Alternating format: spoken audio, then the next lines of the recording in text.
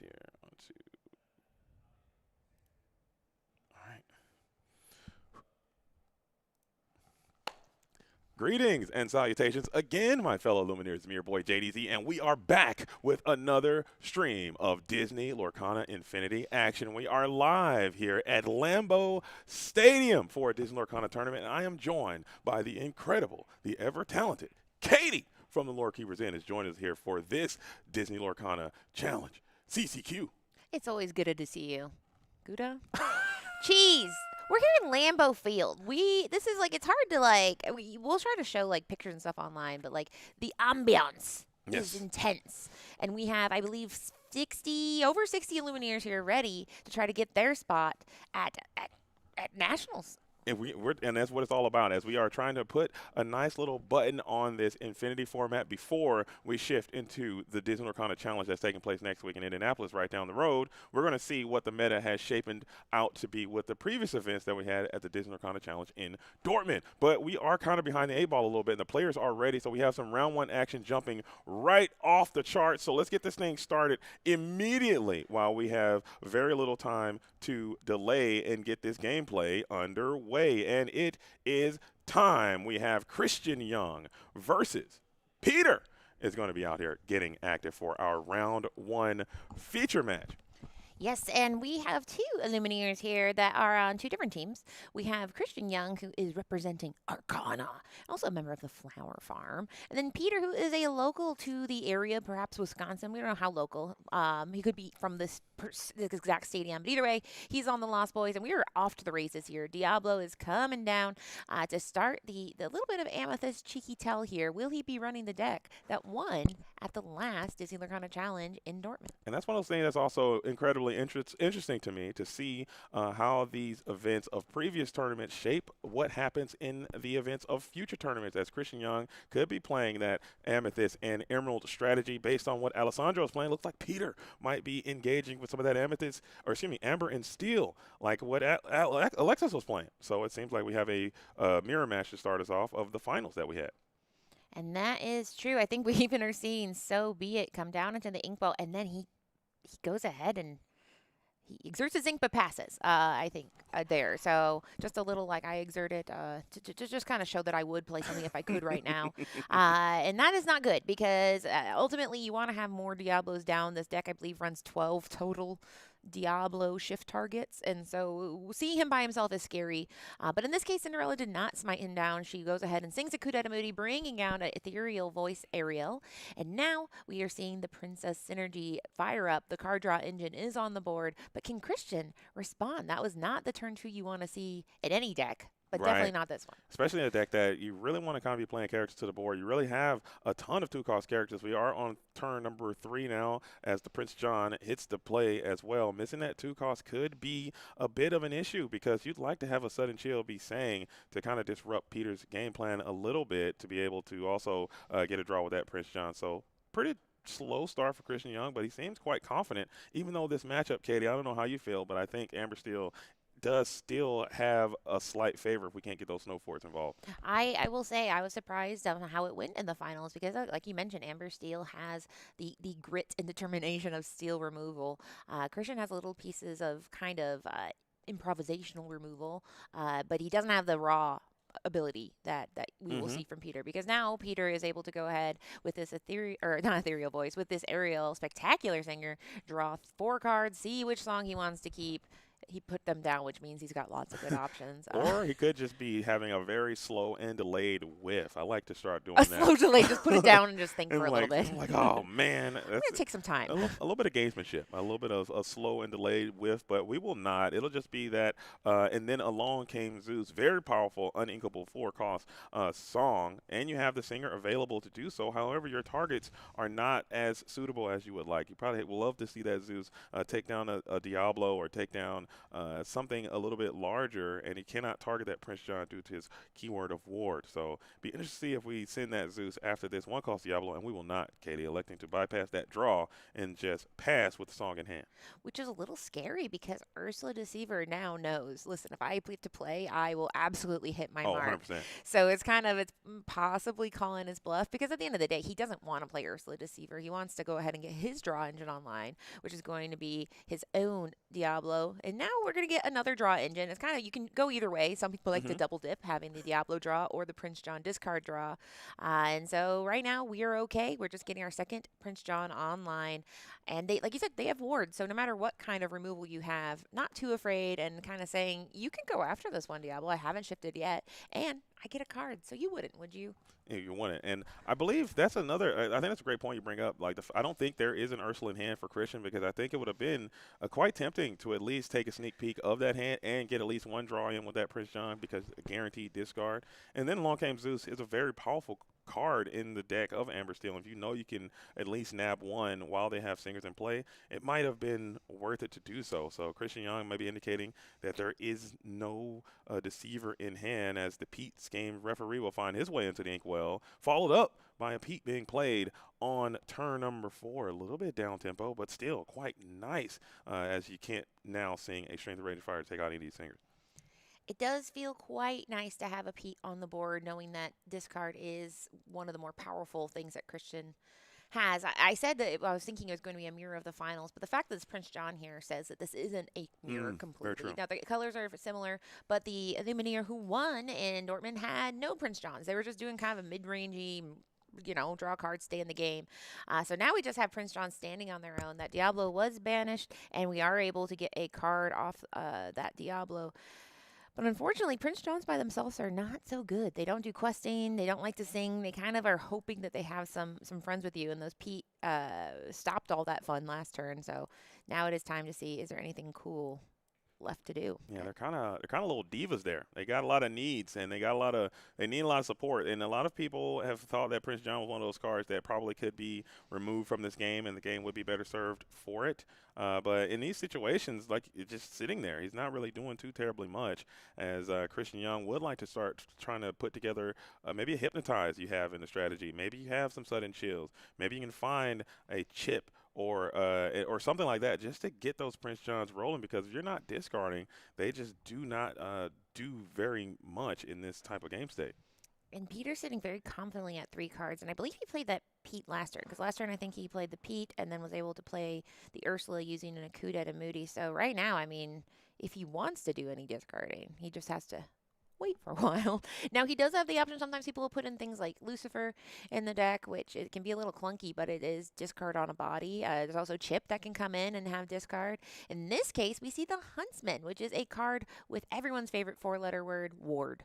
Yeah. He's a nice, sizable 4/3, and he is going to hang out on the board and you have ward, and that's everything you want against Amber or Steel's song is to say, hey, I know you have songs over there, but don't come at me with them. Yeah, hang out on the board and have Ward. I think that's good enough. I mean, 4-3 stat line, he is a another term a lot of Lumineers use is the French vanilla. Like he doesn't really do too terribly much that you really have to concern yourself with. But the fact that he exists and the fact that he can't be accosted with and the fact that he has 4 strength, I think is going to be good enough from time to time.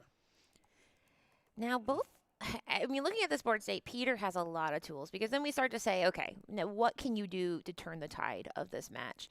And Christian, unfortunately, his thing is getting to the discard part, and he hasn't been able to get there yet. Unfortunately, also for him, there's a draw engine online. We have this ethereal voice where we can go ahead. Every time we sing a song, we're able to get a card off of Ariel's ability. So as long as he has a song in his heart and some songs in his hand, he's doing okay. So definitely Peter is in the driver's seat right now because Christian also knows if he turns any of his cards sideways, they're completely vulnerable. So I do think momentum's in Peter's favor, but Christian's not out of this. He still has Yeah. at least 3 cards, possibly 4 in hand. So he's still feeling not out. Right, and I think the amber, the the amethyst and emerald strategy is one of those very similar to the emerald and steel. It's going to take a little bit of time to set up. As the bare necessity, I'm going to discard you instead of you discarding me, and the sudden chill is going to be nabbed. We also have that chip as well that we spoke about, so you will be able to get some draws next turn. And you're trying to just maybe you're trying to save up for a big discard play and get some maximum value as the shift. Cindy is going to engage in the play now. It's about to get very physical as we have the Beyond the Horizon as well. So when it rains, it pours. And now those Prince Johns we talked about with that ward keyword, Katie, now is very susceptible to a challenge with this shift Cinderella. Let's see if we are going to do so.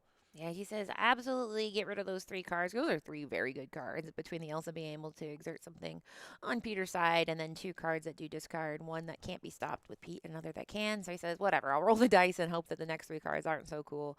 And then, yes, he takes advantage of the stout-hearted ability of going able to challenge into ready character when song is sang. And then we also have another song trigger of Ariel Ethereal Voice. And that is a lot of things that were done. And I think that's why Amber Steel players like to play this deck because you're able to do so much. I look away and I'm like, oh, we can't still be on his turn, but we are because you're able to do so much with singing. And he still also has 5 ink, so really the world is his oyster. But I do have a question deck. for you though, Katie. And Mm-hmm. I was kind of doing something with the stream, just trying to do the production as well. Did he take those draws with that Beyond the Horizon? Did Peter discard as well, or was that the last card in hand? I can't quite I think recall. it was his last card in hand. Okay. I think he had completely emptied his hand at that point. And so I think he drew his 3 cards and then he got his triggers. Okay, perfect. Okay, I was going to say because that is a sneaky little fact of Prince John. Typically, a lot of times players might miss that, even though you discard on your turn after they discard, it still will trigger that Prince John's effect. So that does happen from time to time. As Elsa is going to do a little bit of board clearing, we're going to cash in the rest of those glimmers while we still can before the Stout-Hearted continues to swing that mighty sword as another ethereal voice is going to hit the board as well. Let's see if we got another song here that this Ursula can sing.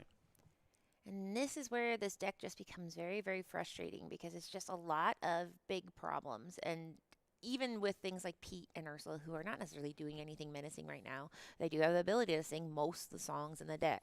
So in this case, a song will be sang. It's Along Came Zeus, headed right straight forward, the only character on poor Christian's board. And so Christian has lost his hand. He's lost his board. And now he has to rebuild. He got 3 cards off of Beyond the Horizon. He'll get the card at the beginning of his turn, but he has a very, very wide board of the top hits of Amber Steel time. Yeah, On the you other might. side. I mean, you might have to just take it maybe card by card, turn by turn. You are on a severe clock here with this Cinderella style Hearted questing for 3 as well. So that's a problem. And we're just going to take it right on into Scoop Town as Christian has seen enough. And Peter is going to get it done and take over game number 1 in this situation. And wow, what a game it was. Very fast, very furious. Amber Steel came out, hit the gas pedal. Peter didn't necessarily find those very critical pieces you need in these discard decks. A lot of times they kind of play similar to a combo deck. You need you need the Prince John, you need the discard. You need certain things. You need the Diablo, you need the shift, you need the songs. You need a certain order of things to happen in a right time. If your deck comes disjointed, you're just going to, you know, get banished, as was demonstrated there. I don't know. I was banished. I was discarded. Yeah, and I did get a chance. I talked to J-Bomb, who will be joining us in the booth next round, and he said that Christian is somebody who is famous for his mom is very supportive and watches all the streams, but doesn't know how to play Disney Lorcana. So I think you did a great job kind of explaining what went wrong there in that match, is that his job in his deck is to do 2 things. Discard his opponent's deck and make sure he has a draw engine. And unfortunately, Diablo never took off, and Prince John never was able to do what he can. Those are his 2 ways to draw cards.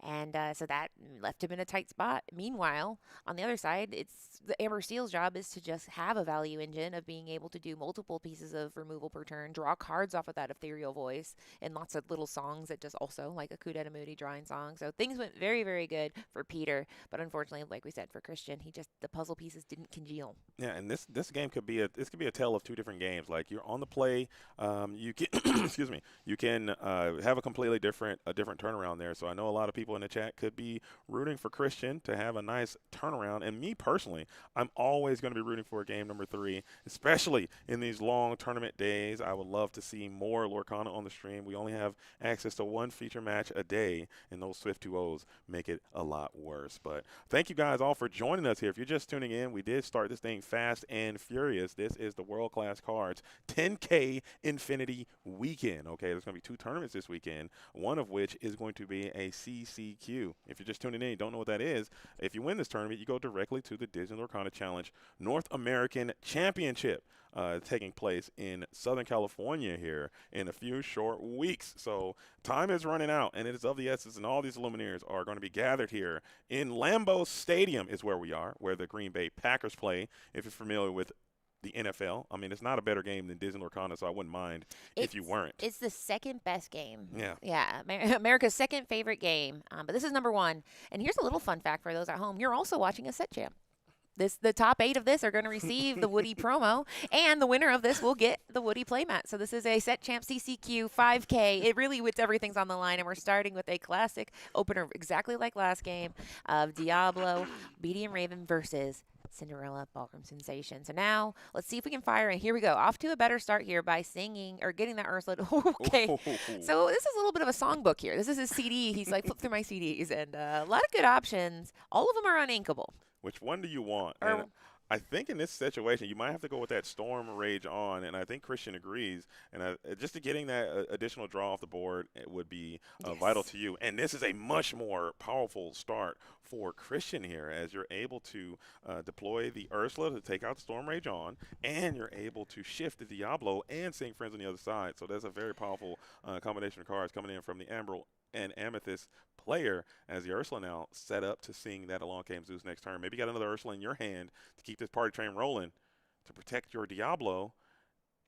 I love that play of having Diablo sing friends, not once but twice, because that's one of the things that can be very frustrating about a discard deck is it's very expensive as far as cards go to get your discard engine online, because you do have to discard to shift this Diablo, one of the few alternate discard shifting alternate costs. We see he says, listen, I know you have more songs, I'm coming at you with this Ursula Deceiver. Let's get that card that messed me up so bad last time beyond the horizon right out of here. But we still have an Along Came Zeus and a Coup Moody's that he has to be careful of, but his board is looking very nice, and he has a lot of tools available to him now that he just didn't last game. Yeah, you'll be able to continue to get another draw with this Diablo, but I would be shocked and surprised to see this Devoted Hero make it through another turn with this Along Came Zeus with Singers available to deploy. You could also go for this Akud Edamudi play afterwards and hope that your deck can provide you with a nice, robust 5-cost character to play. So here's the line. We are going to sing that Along Came Zeus, evaporate this Diablo, the Devoted Herald, and then Akud Edamudi. Let's see if our deck can bail us out here. If you're Peter, you're hoping for an Amari, you're hoping for a Beast, you're hoping for something big that you can play on this turn. Something nice and meaty, because like you said, I mean, looking at this board, anything is scarier than the stats, and this is that's pretty scary. Yeah. 5/5 with resist too. So everything on the other board just started shuddering. But one of the best parts about the deck on Christian's playing is the Diablofication of it all, because not only do you have one Diablo, but you have backups. So we have this chip coming in, discarding a card from Peter's hand, and then he can. Okay, he's not gonna. I did see he had a Diablo in hand, but he would have to discard an action, so he does not have an action right now, but that is a nice little fun backup plan. But unfortunately, we're going to see that chip get chipped right off the board with Let the Storm Rage on, drawing a card and recovering from the discard that he just suffered from chip. And now the question is, who's Cinderella going after? The real question is, what are you going to do when this Cinderella Stout Harder is coming after you, okay? Because she is just going to leg down all your characters here in fast order, and we're coming after the hand as well. So if I'm Christian, I am looking for a We Don't Talk About Bruno or a Wrong Lever, Pull the Lever, something to get this Stout Harder off the board immediately, because she will run rampant through your entire position and close this game out. I think she can do it. I think she's got – her legs are long enough to run this race solo, and Christian is going to need to make something happen quickly to get this 7-cost character off the board. Very well said, because as you mentioned, I mean, the wrong lever can work because we have a pull the lever in the discard already when we went ahead and shifted that Diablo early. He put it on the top to say, I remember it. And then we also, like you said, we don't talk about Bruno. We know he has it in the deck because he inked it. But unfortunately, we have Ariel here looking through her songbook, picking the Strength or Raging Fire, and then just picking. I mean, once you have these songs online, you're able to just, like you said, with the Cinderella, do whatever you want here. We have singing, just getting rid of one of the other Ursulas, and now the Start Harder. She says, I'm not really afraid of those little guys. I will go ahead and quest for a nice, impressive 3. I don't hate that either. I think Peter is obviously a very talented player, recognizing that if I give my opponent more draws in this situation, you're getting closer to that. We don't talk about Bruno. You're getting closer to that wrong lever, and that's going to be the out to break my board right now, because Cinderella Stout Harder is clearly holding his entire position together for Peter, and if it is to be removed, then Peter can now restabilize and get back into the driver's seat. So that's kind of the whole take of the game right now. Maybe this evasive 2-quest and Genie, you could leg it out a little bit faster, but I still think Peter's clock is just going to be bigger at this time if that Stout-Hearted can manage to stick around. Now, I do like the fact that he's just using these Diablos, because sometimes these Diablos kind of are menacing because it's like, oh, would I shift the Diablo? Maybe I won't. In this case, he's just questing and saying, listen, if you challenge him, I'll get a card off of it. Now, this Stout-Hearted, like we mentioned, she can get, we don't talk about Bruno played on her. And the fun thing about that is that both her and her shift target would go back to hand, which is kind of a nice way to get her off of the discard pain of it all. In this case, he chooses to try to keep up with the pressure, questing for 3.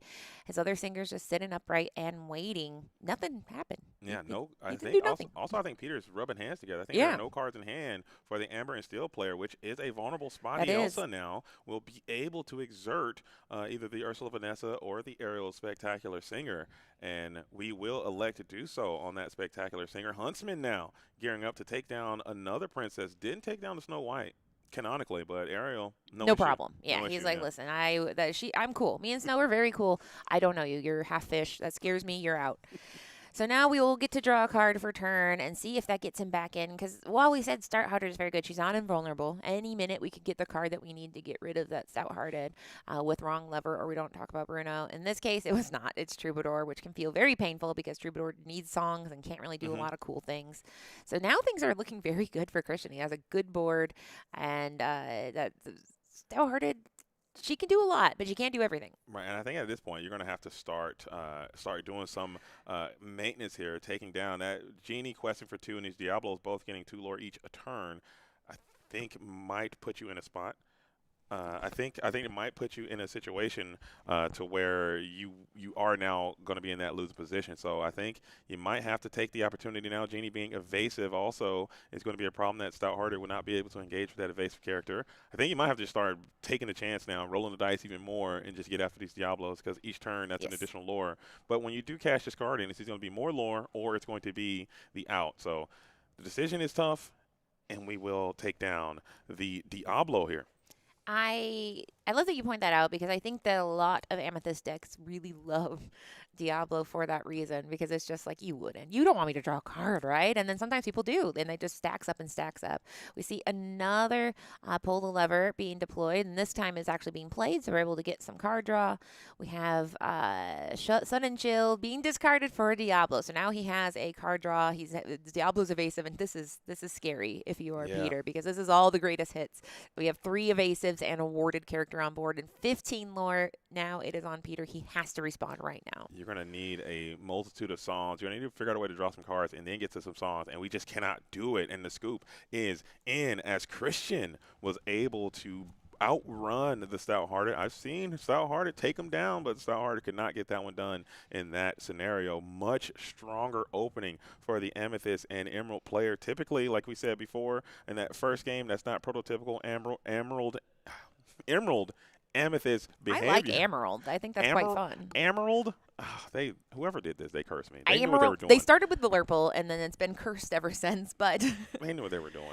But I do think one of the best plays that Christian did there was that Friends on the other side early, because you're just getting yourself options, because we know what's going to happen on Amber Steel's side. Amber Steel is a mid-range deck where it just gets to that point where it has a few characters on the board, and then it's just outlasting you in the middle of the game. So card draw is so important. He was able to get rid of an action that he can cash in later with that pull the lever, and then also take advantage of 2 friends on the other side. That's 4 cards in his hand, and it just feels very good. And then by the end, he had that oppressive board state where, yeah, Cinderella Star-Hearted, good, but she can't do everything. She's just one woman with a sword. She did a lot. She did a lot of heavy lifting. She's carrying the squad. Very Aaron Rodgers-esque, I would say, back when he played with the Packers here. We are live in Lambeau Stadium. And when they told us that we were going to be here in Lambeau Stadium here in for the World Class Cards event, I was certain that it would be adjacent to, next to, like beside of Lambeau Stadium, like maybe in the parking lot, in a tent or something. Yeah, like Lambeau, like a sign of Lambeau. We're in a street. No. We're in it. We're actually in the actual Look at that mahogany stadium behind Christian. Like that is a wood sign. That's not veneer. And I think that is so cool. I don't know whose idea that was, but maybe we can get like some Disney Lorcana challenges. I think they could fit a DLC in this venue. We were talking about it a little bit earlier. If they take that whole, that'd be so cool, and that'd be very special. It feels so cool. Like this morning, I was like, which door do I go through? And they're like, the main one. And I'm like going past the gift shop, which shout out to production for our cheese hat. I took it off during the match because they can't see it right now. You can even say anything. People can assume that I've been wearing the cheese hat I woke up wearing it, actually. But no, shout out to production who went down. She waited to the store open and said, 2 cheese hats, please. Put the cheese hats on the shelf. Place the cheese hats in the bag and nobody gets hurt. But and look, it's a hidden Mickey in the cheese. There, you guys can't see that. Hidden Mickey. Oh, yeah, it's got a little nose. Yeah. Oh, wow. But anyway, so this has actually been it was one of those things, JD, my summer, your summer, packed. But yes. I got this offer, and I said, yeah, definitely. Because it's just, first off, world-class cards. They put on very, very cool events. I mean, look at these playmats. Look at that. Old Disney Imaginary. That's really cool. And so they put on very fun events, and we're in Green Bay, Wisconsin, in Lambeau Field. I waved to Vince Lombardi's statue. He waved back. And a little magic happened there? We have a lot of photos to take after we're done. This morning we're about setting up, but as I walked in, I said, "We're doing some photos on the way in here." Yeah. And I was a bit shocked to see the city. I've never been to Green Bay before. This is the first time for me. It's so I didn't normal. believe it's you. like a neighborhood. You said I went to Target, Best Buy, Barnes and Noble, and Dave & Buster's. Dave & Buster's, Box Lunch, Spencer. We Hot went to Topic. the mall. Hot Topic. I was on a quest to find some Disney Lorcana packs. Okay. He found them. I had to work hard. Okay. Wild Unknown is almost impossible to find. I'm having a hard time finding it, and I had to literally circumnavigate the entire city of Green Bay, which I did in 8 to 10 minutes. Because it's very close, but it's very big. nice. Because he said he did all these things, and I literally responded, "In Green Bay?" ? And he said, "Yes, in Green Bay." And I was like, "Okay."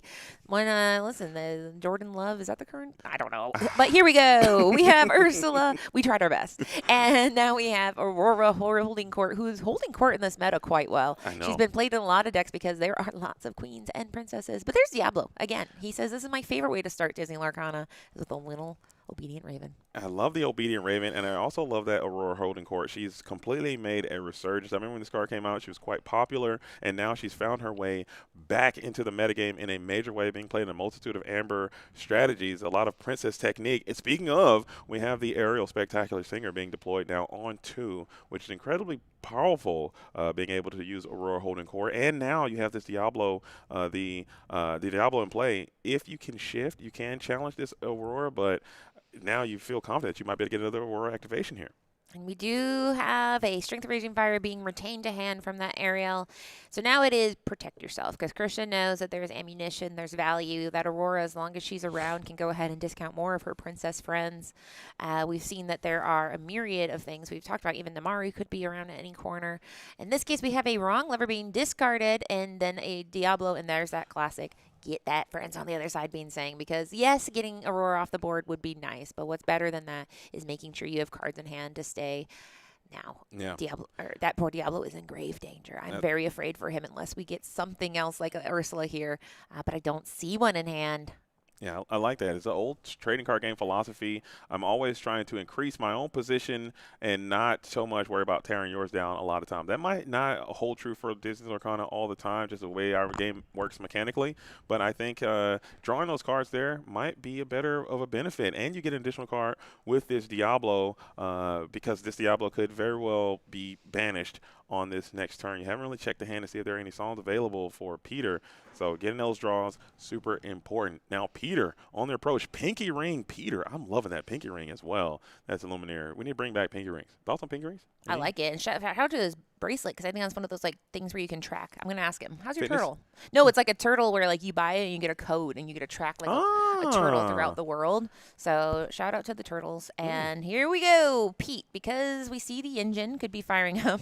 There's some things that are good or bad about what happened there because I mean we see in his hand he has other options. This is what we call hedging your Diablo bets because yes, this Diablo is in great danger. But my favorite Diablo. People say this is my favorite. I mean it. This is my favorite Diablo. This is a spiteful Raven. All We right. need more spiteful cards in Disney Lorcana. But first off, we will have this, unfortunately, this Herald. All right, quick. Name all Diablos. There are Fake fan. Obedient Raven, Maleficent Spy, Devoted Herald. That's it. Stone Servant. Oh yeah, Stone Servant. Wishful Raven. Whatever the ugly purple one is. That's Maleficent Spy. That's Maleficent Spy? Or no, Okay. that's something else. But either way, there's a lot, and they're all bangers except for one. They're all great, and that's why because look, we got to shift right now. So right, like nothing else happened. Right? Did he?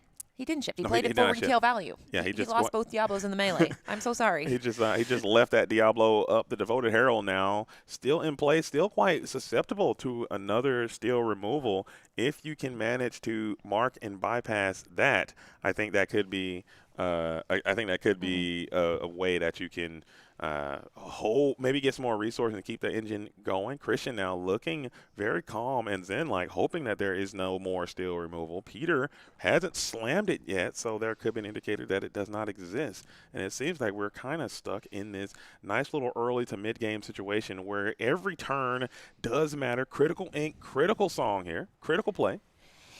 And that is why mid-range decks can be very stressful is because these first like 4 or 5 turns, everything, like you said, is very critical because you're trying to make sure that you're controlling while building your board state, retaining your value. There is an Amari single-minded rival headed into the inkwell. And now it's what else can I do to get value? And we will go ahead and just sing a Strength of Raging Fire for 2. We hate Diablo that much that we're going to go ahead and do all our resources. We'll get a quest out here. Now, technically, that quest with that Aurora could do a discount, but we don't have anything left we can do. So we will just go ahead and keep our cards for now. But I do think Christian might move into a discard strategy here because we do have a chip coming in. I love the chip. No Prince John on the board now. Maybe you could have had. Did we have Prince John in hand? If there's a world, no, we did not have access to Prince John. So Prince John is the chip would have been a nice line that you could have followed. I'm interested to see what's in Peter's hand because there was a lot of thought from that Sing Strength of a Raging Fire Inc. Namari play. Maybe we're worried about setting up this beast or having that Pete potentially, as we are going to establish beast now. Very good beast. Hand is empty if you go Ink Bruno to clear that beast. We're going to have a long game here, Katie. Yeah, and while he had 2 face-up inks there, I think he must have forgotten to. I don't believe he inked twice there.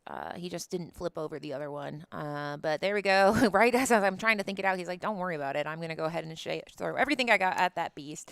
So now we have a Ursula into just 3 little guys. We have Pete, Aurora, and Ursula. And it's now about hand size. Poor Peter has no cards in hand. Meanwhile, Christian is able to draw 2 cards off of this, pull the lever, and now he has access to a lot more devious things. Another Diablo, the 3rd Devoted Herald, just coming down on the board. He's not exerted yet, but he will be.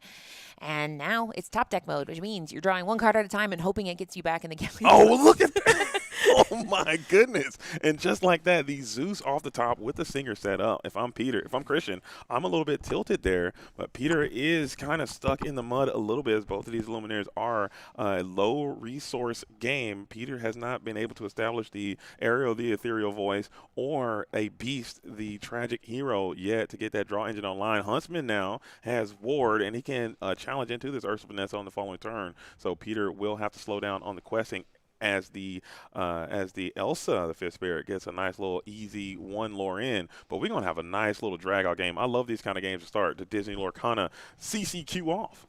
Yeah, and as we know, there is a Beyond the Horizon in Peter's deck, so at any moment he can get back in pretty quickly. So there really is a Hmm. situation of what? Okay, well, he can't get back in with just a single Cinderella. Unfortunately, this is where Amber Steel can be one of the most frustrating decks to play because it can do some of the most powerful things in Disney Lorcana, or you can top deck one or two cost singers, and that feels miserable. But this is the tools you need because if he gets something, he has the singers to get back in with whatever he draws. But it just feels kind of cruddy because in the meantime, Christian has at least three, I think possibly five cards in hand at this point, and he really has a lot of arsenal of tools available to him. Unfortunately, discard not so scary anymore for Peter. Yeah, That's one good thing. my favorite is when I draw the bare necessities when they have no hand. That's just so Yes. good. I love that. As we are going to use the So Be It just to increase the strength. That does have an effect to do that. So Be It will increase all of your glimmers by one strength while also destroying an item in play. There, so a little twofold utility, getting some actual value out of there, cashing in our Ariel, or excuse me, our Elsa the Fifth Spirit while we still could before it was banished by some of that steel removal. And the Huntsman gets a quest in for one and another Zeus off the top to take down the Ursula Deceiver while the questing has begun. Peter now sitting at 7.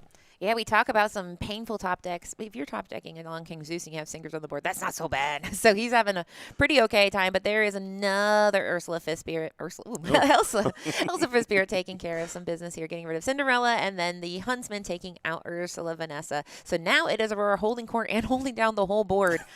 Wow. And we are going to be able to tank the Storm Rage on in this scenario. So now putting 2 more damage on the Elsa Fifth Spirit, drawing a card. Is it something good? And can you find a way? Well, I guess you used all your ink for this turn. He still has two. That's 2 left. Yeah, I guess but you can exert this Aurora and play Elsa or play another Ariel. and I think it's very tricky because you are against a discard deck. So Christian could say, "You have one card, I'm taking it." So he does ink it, and has it feel. And it makes sense though, right? Because Aurora's not holding damage; she can hold up to one, and there's nothing she could take advantage of it. So it is safer to ink it when you have it. And there's Ursula, the Sea Witch Queen. This was a set champ promo, and she comes with a slew of good things that are good against Amber Steel's song Yeah, primarily. the fact that Yeah. they can't sing. Yes. I mean, that's just a whole. Singing is good. You need to sing Amber Steel's song. Well, guess what? You can't sing. And I love this matchup. There's a lot of Ursula. Ursula's really getting a chance to shine in this matchup with multiple copies in both of these Lumineers decks sometimes, as we are getting a super quest in. That 3 lore, she does that as well. And when you play this character, you'll be able to exert something too. So this is getting out of wits for Peter, who hand on hand is just feeling bad. And the Bruno is going to get the card. The handshake comes in, and Peter is going to go down in round number 1. Christian Young with the Emerald and Amethyst strategy is going to take it down. Very cool on the back of the Ursula Sea Witch Queen. I love to see it. A clean win with the Sea Witch. I tried. Clean. Edit. Have that move. Take it. Yeah, take we'll it take back. it. But a shout out for Christian because he has impressed the Flower Farm. He's impressed Arcana and his mom. So shout out if his mom is watching. That's good. You do want to go ahead and win, and he got his 2-1 in round 1, which gets him one step closer to that CCQ invite to nationals in Disneyland. I know. That's very cool. If your mom is out there, Christian, let's pull some chat up really quickly. I haven't had the chat up this time, but now we have the chat available. Let's see if Christian's mom is out there. If you're there, Christian's mom, please let yourself be known. It's like we're doing a summoning in circle. The chat as well to cheer on your son. We're going to try to get Christian to come by the booth, and let's see if we can get to know that Illuminator. We'll get J-Bomb in here as well, and he'll do the interview. We'll both leave. We can do like the in Muppet Christmas Carol. Come on in and get to know me better, man. Yeah. So how we'll do it, J-Bomb? If you can grab Christian, you'll do the interview with Christian, and then we'll switch in for the next round. All Yeah, we're gonna do a little. You guys get to see something. There's the Lambo Leap. This is gonna be the Stadium Shuffle. We're gonna be doing. I could probably throw it to the Be Right Back screen. People and then like to see the shuffle, but yeah, I don't know. We we don't can want ask to scare people. people. If they want to see the shuffle, they can see the shuffle. Listen, people don't know what. They never get to see what pants we have. They never get to know, and so they'll get to know. But we'll see. We'll see what feels natural because honestly, my goal is to spend as much time with you guys as possible. Oh, let's see. Let's get it. So J Bomb I think is. we might have to do a little bit. If you Yeah, can. we do. I kind of look like I'm like, oh, JD's got cooties. No. His cheese is Okay. melting. All right. So what we're gonna do? We're gonna throw it to a quick Be Right Back, and then we're gonna have J-Bomb and your round 1 feature match winner Christian is gonna talk to you about the strategy. Keep it locked. Don't touch that down. Live from Lambeau. CCQ underway.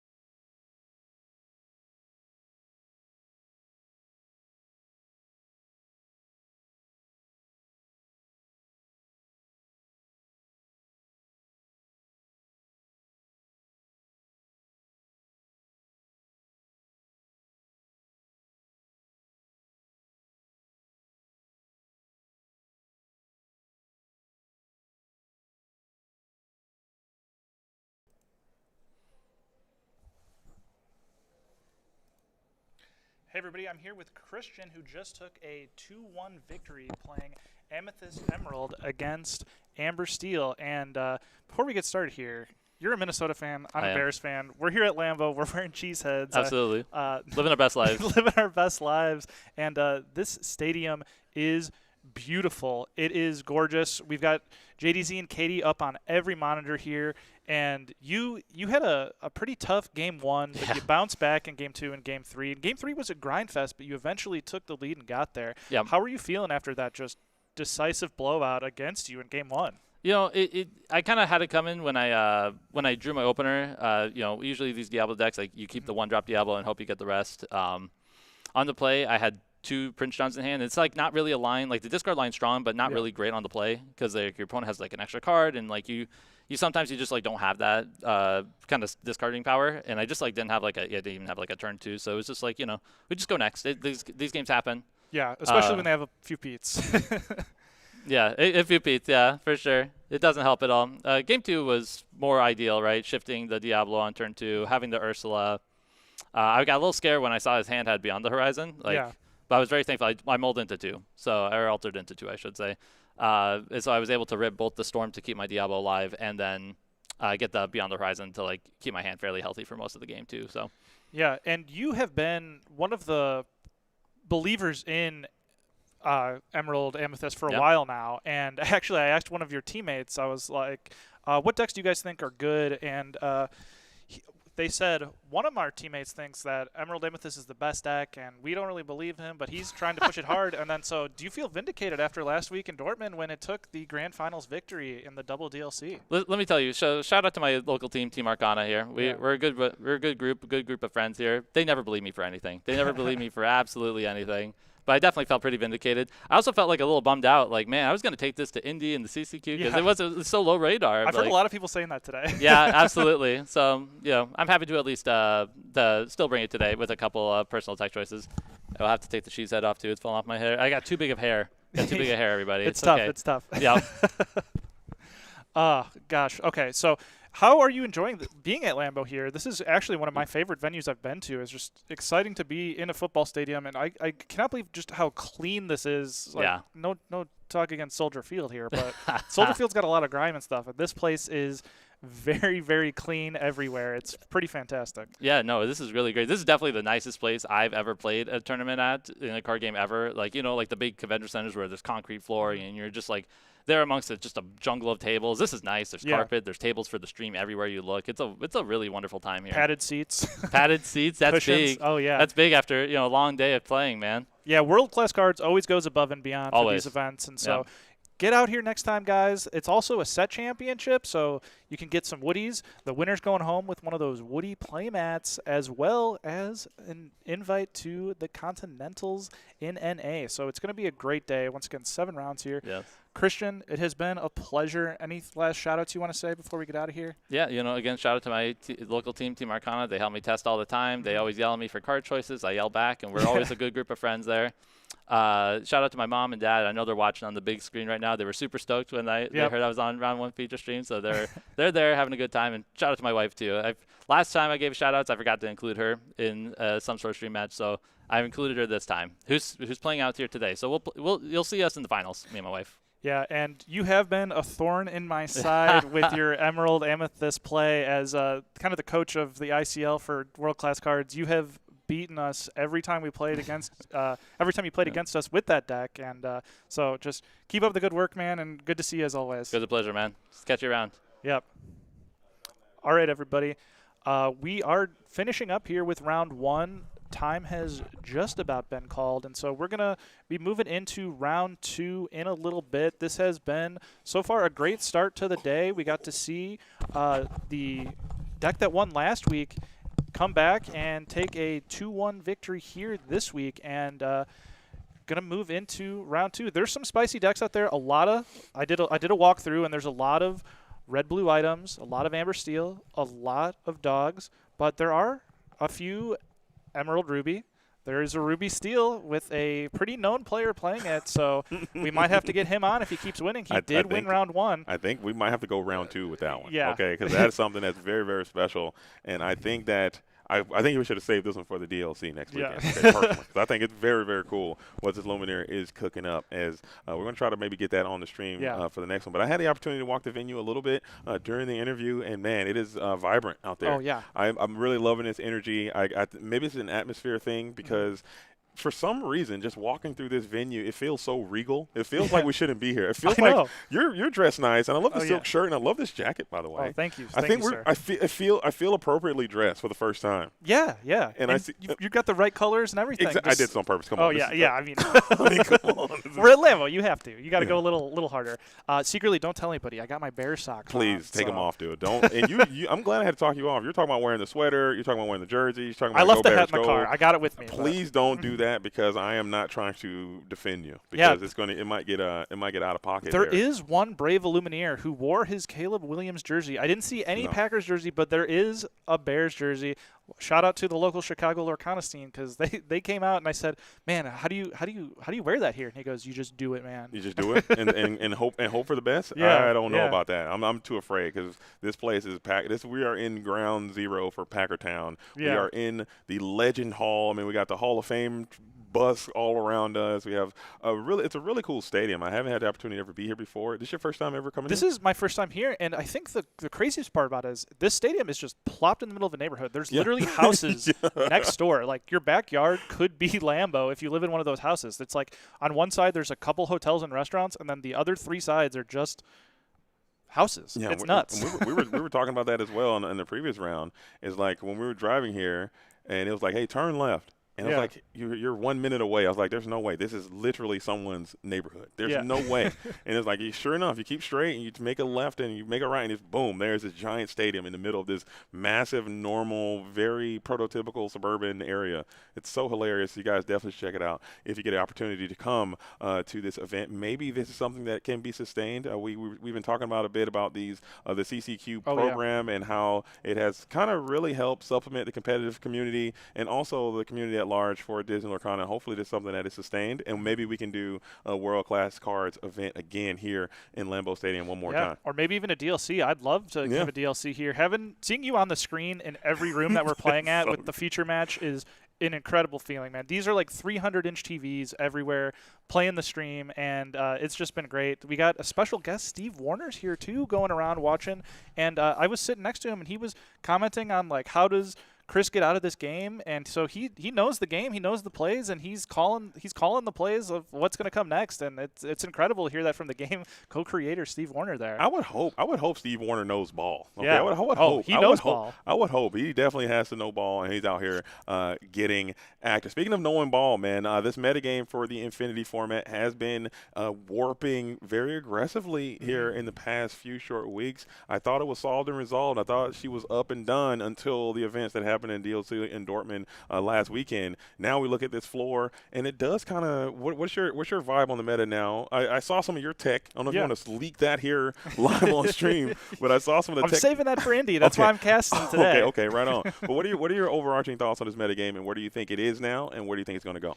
I think it is a creator's paradise where the metagame is so large and there's so much to attack and there's so many cards in the card pool that you can really play whatever you feel comfortable with and tech to beat what's good. And because of that amount of choices, it's really a deck builder's dream here where you can do really whatever you want. And I think we come back to just as long as you can pilot the deck and not make mistakes, that's what you're going to win the most with. And so you can net deck or pick something, but if you're making mistakes on it, it's not going to be the best deck to play. You want to play your comfort pick. You want to play with what you're never going to make a play error on. And that's what's going to get you the most wins because you can play the best deck, and if you're making errors on it all the time, you're going to lose because those tiny errors, they cost you. You have to play perfect and perfect. In 12 rounds to make the end of the DLC or even the CCQ, the field's tough here. Right. You got to play. You got to ball all day, man. Ball so hard and just never give up and never give a hope. Keep playing, and I think that's a very very solid point. You don't hear too many people talking about that. I really like that insight, man. And playing, even if it's not the most overpowered deck, if you can play it better than someone on a better deck, you could have Yeah. more success. So that could be an indicator as to why people may not be playing the dog strategies, maybe not be leaning on Amethyst Steel, or maybe still playing a deck that they might feel might be underpowered, like Sapphire Amethyst. We saw. Shout out to Jacob Frank at the Disney Lorcana Challenge last weekend, getting another invitation, getting another Golden Mickey, playing a deck like Sapphire Amethyst, which a lot of people have thought maybe in this format its time has passed. You know, it's not as powerful as it once was, and still able to do that. According to the Dave chart, the attack for 2 chart, the Blurple deck is lurking, and so he's never been wrong so far. So if Blurple comes out next week and does pretty well, I'm gonna just have to start listening to Dave every time, because that chart was perfectly accurate for Dortmund this last week. He had the green purple lurking, and it won. So yeah, shout out to Dave out there. I like it. That's a solid point, man. Yeah. Anything can happen here in the Infinity format. So you guys are not missing anything at all. We are still waiting. We have players. Round number 1 timer, I believe, has just come to an end. We have our feature matches should be getting set up as we have a Steve Warner invasion. Hit the music really quick. Hold up for a second. Hold up for a second. Let me hit the music. Well, we got. Oh, he didn't let me hit the music. I'm trying to. We're doing very well, sir.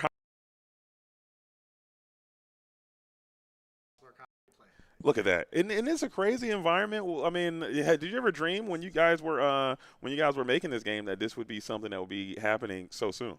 No. I mean, we had our optimism, right? Mm-hmm. Everyone does. But we also had our reality, right? Like, it's very hard to do a card game and get it to people that really love it and keep it going and growing it. And Lorcana's just been continuing, and it's been amazing.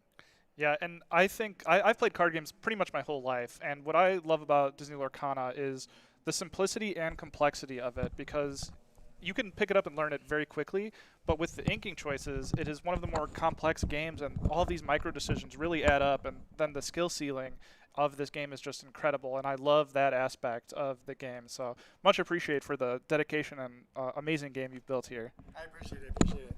We refer to that a lot as sort of opt-in complexity too, and strategy. So if you just want to throw some cards together and play, like, you can totally do that and have a blast. And the deeper you want to go, the more you can, and we really love that. Yeah, oh yeah. It's a like a pick your own adventure kind of thing, and that's kind of the part that I enjoy, because me as a semi-casual, semi-competitive player, I love doing theme decks. I love doing like for fun and like deck building challenges and things of that sort. And obviously, if you go against full-powered meta strategies, you're probably not going to have much success. But if you play against someone who kind of tailored their deck to be around your thing or playing like multiplayer stuff, you're going to have a really good time. I mean, I think that's a really cool thing. Oh yeah.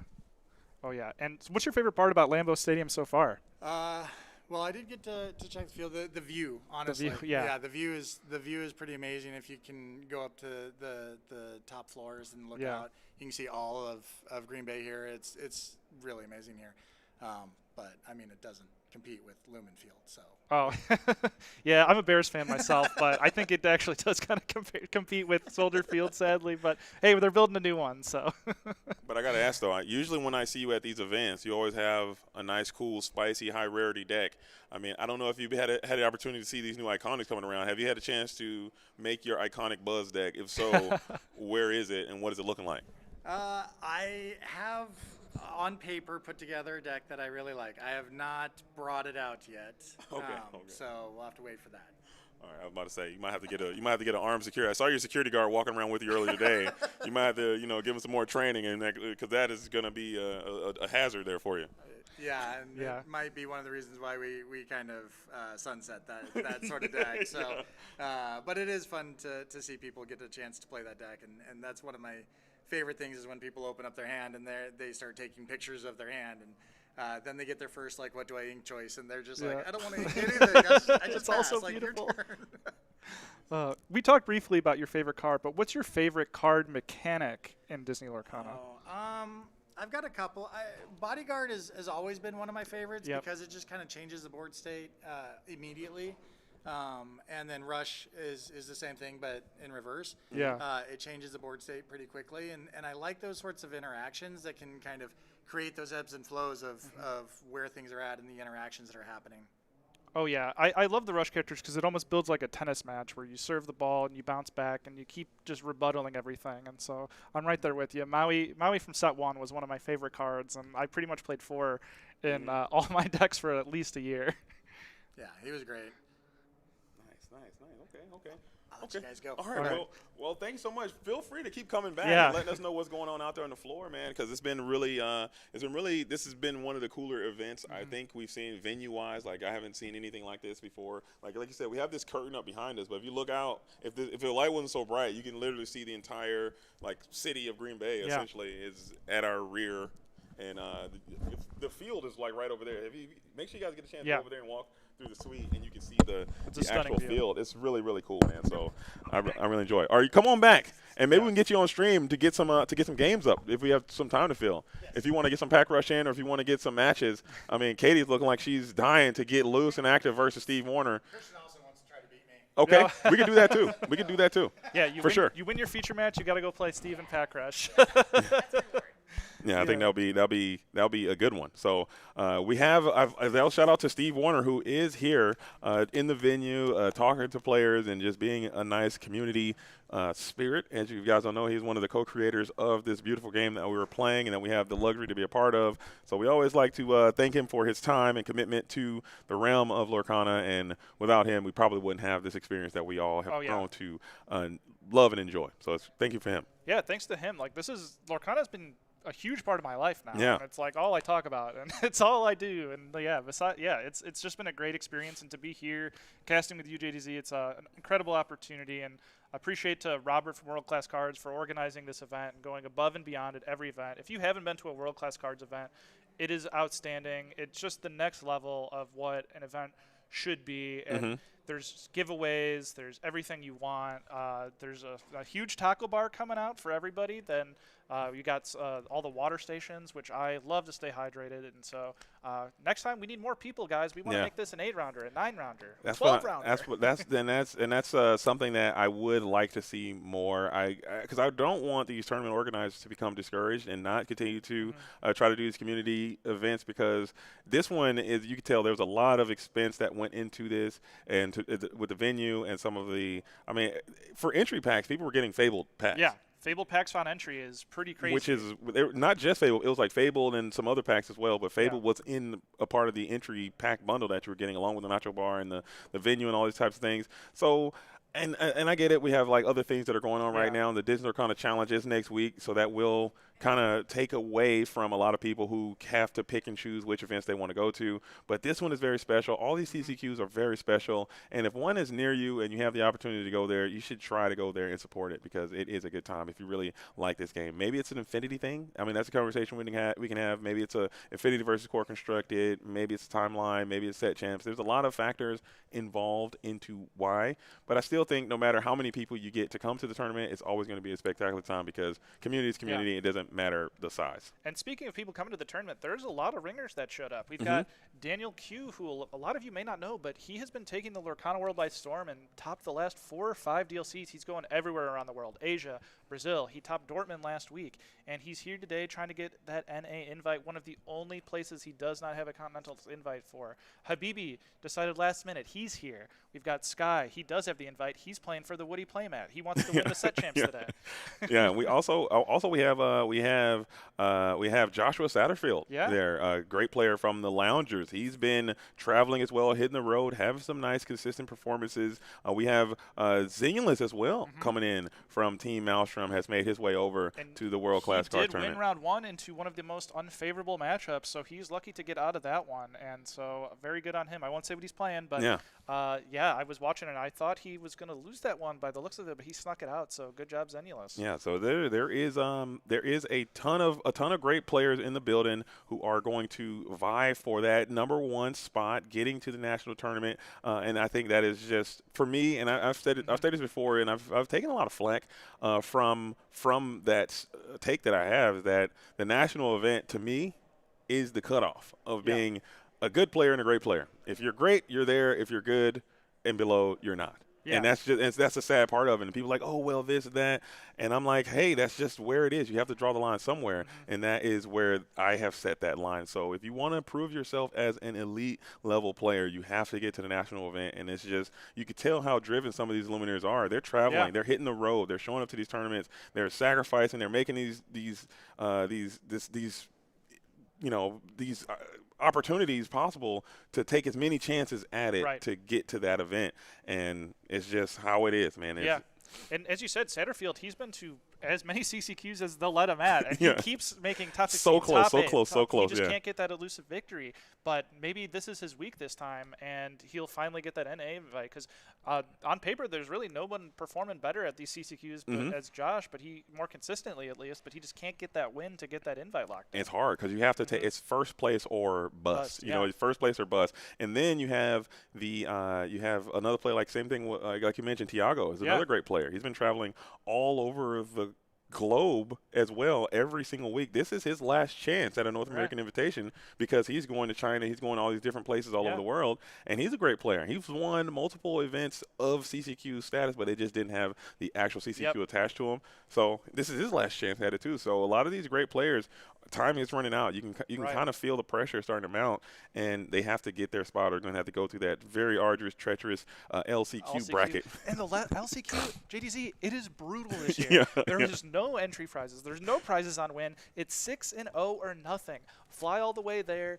It's a lot of money this time, and it's 6-0 or nothing. But if you make it, it is going to be the best feeling in the world to make that LCQ and win it, because you get to play with the best of the best to make the world championship. And if you can make the world championship, you are at the grand epiphany of the top of the mountain. That's it. The World Championship, I think that is just a dream. I mean, the Illuminaires who were at the Disney Lorcana Challenge World Championship last year, they had such a great experience, and the people who were able to, watch that at home, and I could just feel the energy from the rest of the great. We have a ton of elite players in our game, great players in our game, and all the players who weren't able to go to that tournament, you could just feel it like, hey, next year, I'm there. I'm there. I'm getting in. I'm going to make it. And you can kind of feel that energy is kind of around the community with that. So I would love to see it. I know it's a very difficult tournament to be a part of. If you win that DLC, we have DLC in Indianapolis taking place next week. Win that, and you're automatically going to just be in. But it's a very tough road to get into. I don't think I could play for 1,000 years. I'll probably never make it to that tournament. J-Bomb. And some of these players, they've won more DLCs than people have made the top cut. You've got your Zan Syed. He's won 3 DLCs. You've got Ed, who has won 2 DLCs and the North American Championship last year in second place in the world. No, Ed is also did he win 2 or 3? He won 2 and the NA Continentals last year, and then second in Worlds. You've got Jonathan Lamb, who just came off a fresh victory in China last week. And so World Class Cards, 4 players qualified for Worlds right now, with Frank Carson also winning his second DLC earlier last year at Milwaukee. Yeah. And so the skill level in this game is extremely high, and the consistency of these top players just proves that, because they just continue to win. But J-Bomb, with that, we have another win situation coming up. As round number 2, the players are seated, and it is time to quest. We have Gary versus Sky is in the building. If you're new to Disney Lorcana, you got to watch out for that Illuminaire on the right. He is one of the greatest and best players in the game, I believe. I'm a huge fan of what this Illuminaire is all about, and I hear reports are saying that he's on some absolute uncut spice, is out here getting active. So Gary is going to have to do some serious, hardcore, heavy lifting if he wants to usurp this Illuminaire who's already nationally qualified as well. Yeah, and if you haven't paid attention to Sky, he is more likely than not to play something not the meta. He is a big proponent that he does not believe what other players are doing is the most correct thing. He wants to try every single rock, turn over every single option, and find all of the different exact cards he can do to just play the best deck for that week. And so he is trying the color combinations that people aren't trying. And so today we're actually going to see him on Ruby Steel, Oh, which is you spoil the lead, man. You got to let it happen. You can't No. just leak it. You got to let it happen, man. You can't just you got to let it show. Let it show but don't tell kind of Okay. thing. You broke the first rule of broadcasting there, J-Bomb. You got to show. Let them see it. Don't tell them. No, I'm kidding. Yeah, I'm yeah, kidding. okay. I'm kidding. I'm joking. I'm giving you a hard time, but yeah, he has been he has tried. He's taken Ruby Steel to Started CCQ inking, before and had a nice level of success with that strategy Yeah, there. he started 5-0 there. Yeah, and now he's back at it again, but this one might be a little bit different as you are going to be on the draw against the lady is down. So we got some dogs coming your way, and that might not be a good thing for anybody seeing those dogs hitting the board so early. No, but I think if you're going to be bringing this deck, you're going to have to be confident that you can beat this matchup. And so this will be a perfect exhibition of what Sky's deck can do into attacking the meta. And we're going to start off by seeing a card that is unseen a lot, and it's actually the Judy Hops, where we're actually seeing our opponent. He has to read it. Similar to the other, like Angel, this is a card that discounts itself if you are on the draw, and the second player, you can reduce its cost to 1, play it, and it is got resist 1. And so Gary's going to come back, playing the Willow and the Webby. Webby is going to boost that lady, allowing it to cheat up to 3 strength and quest for 3, starting off very strong for Gary, questing for a lot, and we're going to go back to Sky and see what he can do to get out of this situation. Yeah, this is a nice start for the dogs player. You got your tree down, you have your lady on 1, you have your grandmother Willow into a 1-cost character, and now you're really playing into this very aggressive Elnor line. Talking to some of these dog advocates, I believe they had this very patent approved, a very aggressive tramp line, and now they have this even better Elnor line. And some of these dog players are preferring the Elnor line over the tramp line because it is more consistent into a lot more matchups. As now Sky, seeing that both of those lines are quite available, has to make something happen in this scenario. The Olaf now into the Inkwell, followed by the Jebediah Farnsworth. Cookie is on too. And the Jebediah here, he is a 3-3 with evasive and reckless, and so he is really not for this matchup specifically. He's more for all of the other matchups, and especially that green-purple we saw win Dortmund, and specifically to take out the Diablo in challenges, as they can't quest with the Diablo because they'll just get traded down from this Jebediah. And so he is still going to be quite strong here, as he is a 3-3 and can take any character on Gary's board. But again, there's not a lot in this deck that Sky can do on turn 2, so he's probably very happy to just have something to contest this early board state from the dogs. Oh, 100%. And we do see that we have that very powerful new item coming in from Wild Unknown, or the Winter Spell, excuse me. The Snow Fort is in hand, and that is a complete the Exodia puzzle sometimes for this Amber Emerald strategy. The Snow Fort decks have been so popular. Mowgli is going to find his way into the Inkwell, and I think we're going to take some time to set it up right now, and we do so. So that is a problematic situation. Sky hates to see the Snow Fort down. If I'm still and I see that snow base over there, I'm a little bit miffed, but Sky seems cool, calm, and collected in this spot. And that is Sky for you, always cool, calm, and collected. And when you play a steel deck, Snowfort is one of the scariest cards that opponents can play, and that's sort of the beauty of the Dogs deck, is they're not really tied to one specific metagame. They can do it all. They're what I consider like one of the first major toolbox decks of Lorcana, where they want to play entirely aggressive, they can. If they want to play a medium slow tempo game and just discard opponents' cards with Mowgli and Ursula, they can. If they want to build up a huge board and then add the Snow Fort to just protect everything and make your opponent's trades not very good for them, and you just gain card advantage that way, they can. If you want to finish it off with Go-Go with some extra burn, they can. They can just do it all. Yeah, I agree. I think that's another why I believe firmly that this is probably one of the best decks in the entire format. A lot of Lumineers will agree with me, as we will elect to take the Tramp line over the Elnor line instead. Tramp did make himself readily available, as the Street Smart Dog has made his first appearance at the World Class Cards Infinity Weekend. Sky now, Singer 5, Max Goof, up and active. And I'm trying to see if we can get this party train rolling, because when this deck starts to pop, it won't stop. Winter Spell is going to be deployed. Just being able to draw a card. Winter Spell, just a cycle, draw that card. No effect for the location. Another Winter Spell, so we are just looking to cycle here. Obviously, we don't have a location for it to get the full effect, but if he is playing this go the distance now. Oh, could this be? Are we going to see the dreaded Freelo, aka Free Lilo? That's 3 actions. And so if you don't know, if you play 3 actions, you can play this Lilo causing an uproar, and that'll cause you to ready one of your characters. And so we'll see if Sky has it.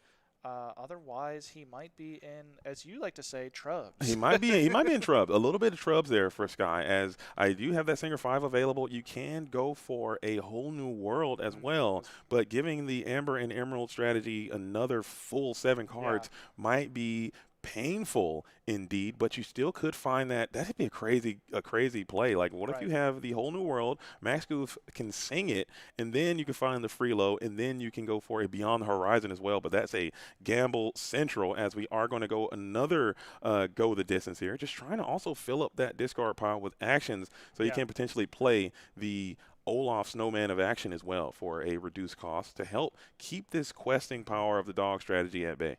Yeah, and this is one of those decks where it's not really a gambler's deck, but you may not have a Lilo in your hand, and you can just sing the whole new world, and then all of a sudden, now we have a bunch of Lilos, and all of a sudden we win the game. And so that's the beauty of a whole new world. Unfortunately for Sky, a whole new world is not something you want to be really doing versus dogs, because dogs have so much ways to cheat out the ink via the Willow, and they can just, and the Tramp. And so if you give them 7 cards, they're going to use those 7 cards very, very, very well and just swarm the board. And with that Snowfort out, that is going to be quite painful and hard to get by. And as we can see, Gary's just taking this slow, continuing to develop the board, and Sky has just basically cycled. He said, I didn't like my hand. I cycled 4 cards with these cantrips, and now we're just sort of, what do we do here? So Yeah, I'm a gambling man. I think that's my problem. That's why a strategy like this might be very difficult for me to get the most out of, because I like to risk it for the proverbial biscuit a bit too often, as the Max Goof is going to rip and dip. We are singing the whole new world, a brand new place I never knew type beats, as we are going to check 7 here, and you're going to need to find some of these freeloads. You're going to need to find some of these Olafs to really, really start applying some pressure, because the dogs are about to get after you. But looking at Gary's hand, it appears to be quite slow there, as we have another Grandmother Willow. We have an Under the Sea, which this deck is not very under the seeable as well. Yeah, it would only get that Judy Hopps, which I don't think that Gary wants to take the time or effort to sing the Under the Sea to take out just a Judy Hopps. And so that's really going to be quite a dead card for Gary, unfortunately. But let's see what Sky can do with the extra ink he has after that whole new world. Lilo is active if he wants to play that, and it can ready a character and allow him to sing again, causing a sort of chain reaction if he just wants to keep going. He is just going to play another winter spell, see if he wants to cycle another card, as he does not have an easy play to play here. And we're going to see what can Sky do to come back from this devastating board that Gary is just slowly building. Yeah, you can go for a ton of free Lilos. I believe you have the ability to go for another Olaf as well if you can find it. As there he is, Olaf Snowman of Action is hitting the play for free, reducing that lore on impact. Freelo now has hit the board. We are going to be able to ready the Judy Hopps. Here's another one for your good measure, as Freelo number 2 will ready the Jedediah Farnsworth, and just like that, that board is massive, and we got a lot of questing power which has now been generated. Jedediah Farnsworth is going to sing a Keep the Ancient Ways. Max Goof, another whole new world. So Sky just says the slot machine is hidden today. And guys, this is only turn 4. The amount of ink on the board for both players already is absolutely disgusting. And this is why Infinity is just so exciting to watch, because we are cheating ink after ink here. We've got so many Lilos here. If we draw any more Lilos, that board is going to just be very hard for Gary to deal with. If we get any more Olafs, this board is going to be very hard to deal with. And that's the crazy part about these Lilos, is you're allowed to ready your character and then just sing once again, and it's just a big like boom boom chain reaction. Just like, I hope you went to science class, JDZ, because we're learning some chemistry and synergies here. We are at 0 now, and this dog strategy, they really have they can clear the board. They do have cards like Under the Sea. Obviously, it's a very powerful card in the metagame. If you guys don't know what it is, it will send all 2 strength characters or lower to the bottom of that player's deck. But these characters are quite strong. Unless you have a Kita into an undersea, you're going to be in problem. And we have another Lilo causing an uproar. It's on the board. So right now, huge turn. There's been 2 whole new worlds have been played. Chernobog, I think, could be a problem for you if Gary is going that route. And Gary is looking at his board like, what is even happening right now? How are you doing all this? Yeah, and this is one of those hands where Gary, at the end of his turn, was probably feeling extremely confident. I'm against Ruby Steel. They don't really do anything. And then Sky decided, you know what? I'm going to just do everything that my deck can do and just put on a full show of what Ruby Steel can do with these actions and discounts. And so hitting 3 Lilos. Look at that. That's 2 Olafs and 3 Lilos. How much is that? That's 2, 4, 6, 8, 10, 11, 12 lore in play in one turn, and you said tramp who? Lilo is the answer, as Ursula, the deceiver, will hit the board, and we will get a nab to grab your swords, which would have been very good on the following turn. Ursula now will be able to hit either I think grab your swords is going to be the only option you can go for here. Yeah, but look at that. He has Hercules in his hand, which is one of my favorite cards because it allows you just to take back more. And you know what's crazy? When you have this many singers, you can just take back a whole new world and just keep singing more things. And that's kind of the stun. This deck is almost like a stun deck as well because you can play a card like Pete or you play a card like Keep the Engine Ways and then keep spamming whole new world and they can't do anything. You just keep blowing up their hand over and over again. So we also have the Pete and the Hercules together, or you can even go for this Hercules to bring back that grab your swords. And how many characters would you clear? You would only clear the tree, the Grandmother Willow and the Vanderquack, the Webby Vanderquack would both get banished by the grab your sword. So I'm not confident. Actually, neither of those because of the snow fort. Yeah. So maybe you just go for a whole new world and keep spinning it. I mean, I don't know if that's correct or not, but I'm addicted to the spin as it may be. As we have the Lilo, another Lilo, the Escape Artist is going to be played, and the Nala as well. So a nice little rebuttal coming in from Garrett. The board is still wide, but your lore is compromised, to say the least. Is it time to start questing? I think it is time to start questing, JDC. The amount of lore from Sky is he could pretty much just, if he wants to, turn sideways, let Gary take some unfavorable trades, clear his own board, and then Sky would just be in a position that I believe is pretty unlosable from this state. Now, I've been wrong before, even with you on ICL, but I think this is just a board state that is just going to be unclawbackable, as they say. Unless you can find a card like Dale. Okay, Dale does. Dale, ready for his shot, might be a guy that could turn this Nala into a nice challenger, turn this Tramp into a challenger, get that lady really moving and grooving, and maybe get some going with this Ursula as well, to try to just get as much as off the board as possible. But Sky, having that Hercules in hand, you can just guarantee yourself either another Olaf or some more free spins on the wheel if that's what you want to do, as the Max Goof finds his way down into the Inkwell. Yeah, and Sky really taking his time with his turns because when you play a slot machine deck, any slight incorrect sequence will cause devastating results. And so he just wants to make sure he gets it right. And I'm glad you brought up that Dale because I have not play-aired as much into Dale since set 1 Rapunzel traps, and so it's basically giving me some PTSD of those early gameplay Rapunzel traps, because there's one thing, like, you're calculating all of in your head, and then you're just like, oh, the Dale changes all of the math, and if I quest with anything, I just lose it all.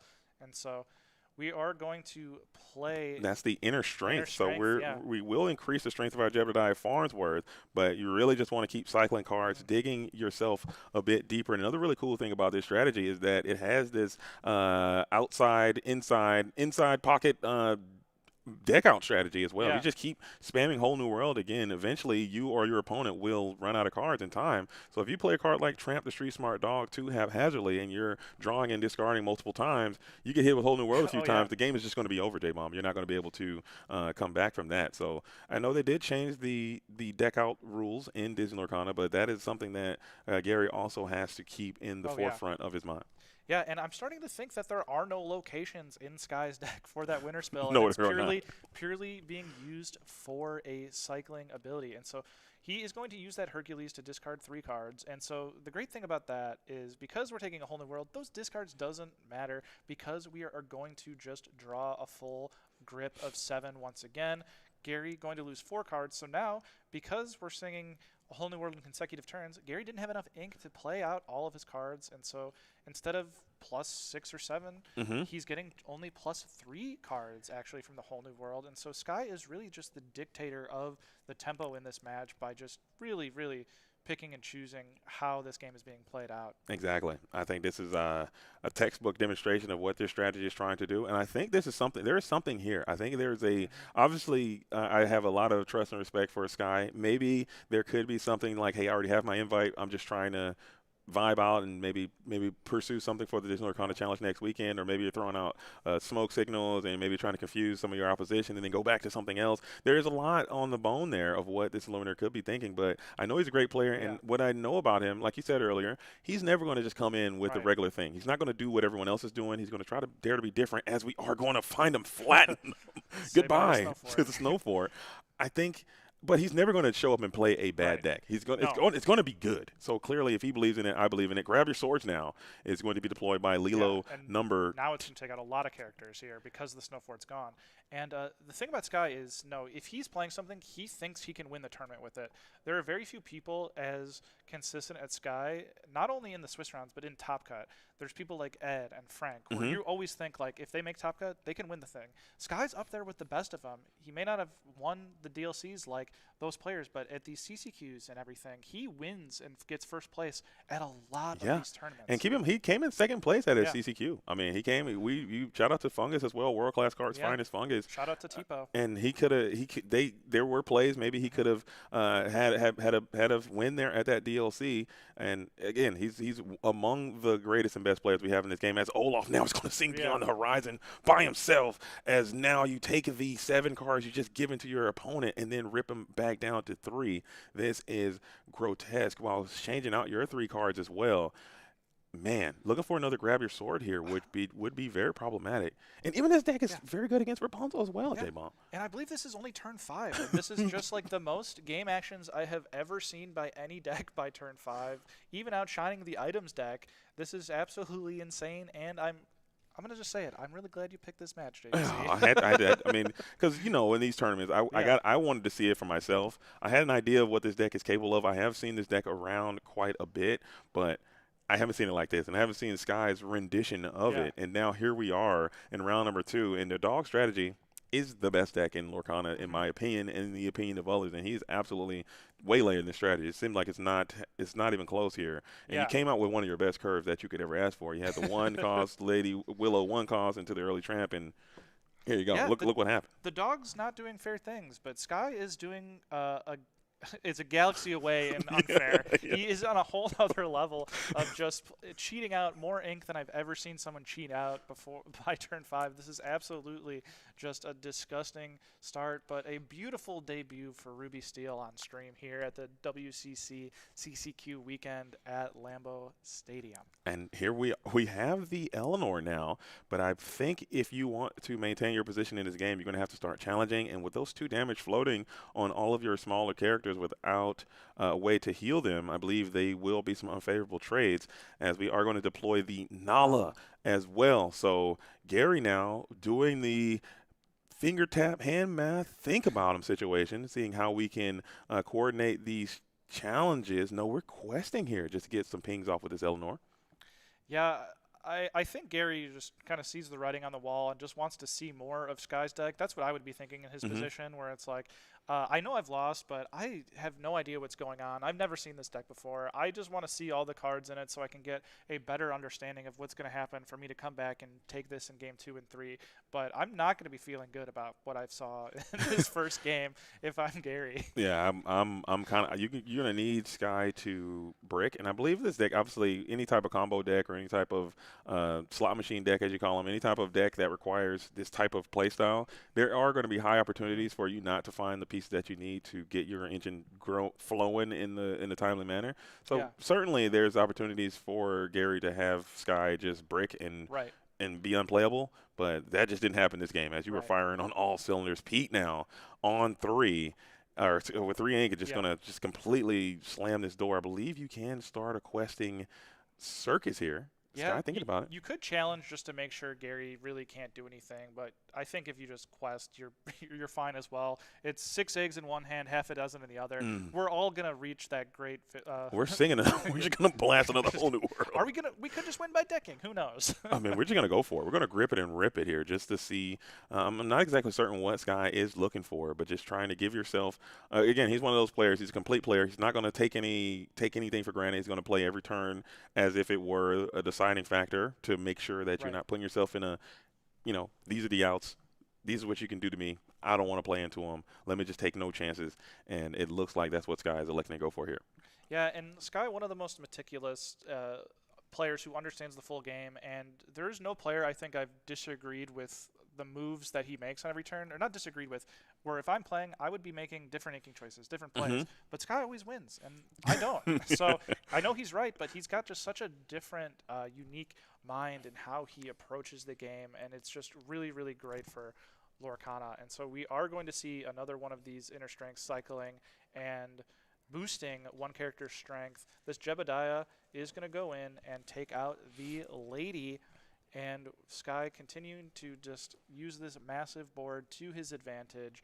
And it looks like, I believe that is the Judy Hops that is going to go in and finish off the Ursula and continue to shuffle the hand here, figure out how we just want to make sure that Gary is 100% out of this game and we can close it out in the next 2 or so turns. Yeah, I think just trying to absolutely run it all the way through the finish line, run it all the way through the touchdown. I played a little bit of football myself growing up as a youth. I wasn't a Green Bay Packer or anything like that, but one of the coaches would say, hey, don't give up. Run it all the way through the touchdown, man. Run it all the way through the finish line and don't just stop. And, when you got it, you gotta completely finish the drill. And Gary now is saying, I've seen enough. Let's get up out of here as the game is going to come to an end. So Gary goes down in game number 1. Sky's deck comes out, and it is firing on all cylinders. And J-Bomb, man, what did I just see? Please break it down for me. I think we saw the perfect debut for this deck of if everything runs perfectly smooth, perfectly on time, the train's on schedule, that is what this Ruby Steel deck can do. And that is what Sky is trying to do every single game. And so if that can happen, this deck looks pretty much unbeatable. But we could have just as easily seen Sky play that first whole new world and not hit any Lilos and not hit any Olafs. And we'd be in a whole different spot because then we can't chain reaction sing all of these cards. And so there's probably going to be times where that can happen. And with like a deck of just pretty much all actions, sometimes what if you don't draw those Lilos? You're kind of just going to be running out of tempo and not being able to do these crazy powerful turns. And so that's kind of the other side of this deck, where Dogs is just always consistently doing the same thing. The entire deck is just these low-cost characters. We're going to dump them out. This deck is a lot more combo-oriented around specific cards. And so what I did love to see from Sky in this last game was he really thought about it. Like, there was like a 99.99% chance he wins that game, but he's still thinking about the perfect plays in all those situations. And for newer players, that is a great habit to get into. Just because you think you've won the game, don't get sloppy. Don't allow your opponent to have these sneaky chances to get back in because you're not playing perfect because you think you just have the game. Develop these habits of just making sure you're always picking the correct lines, always doing it. Right.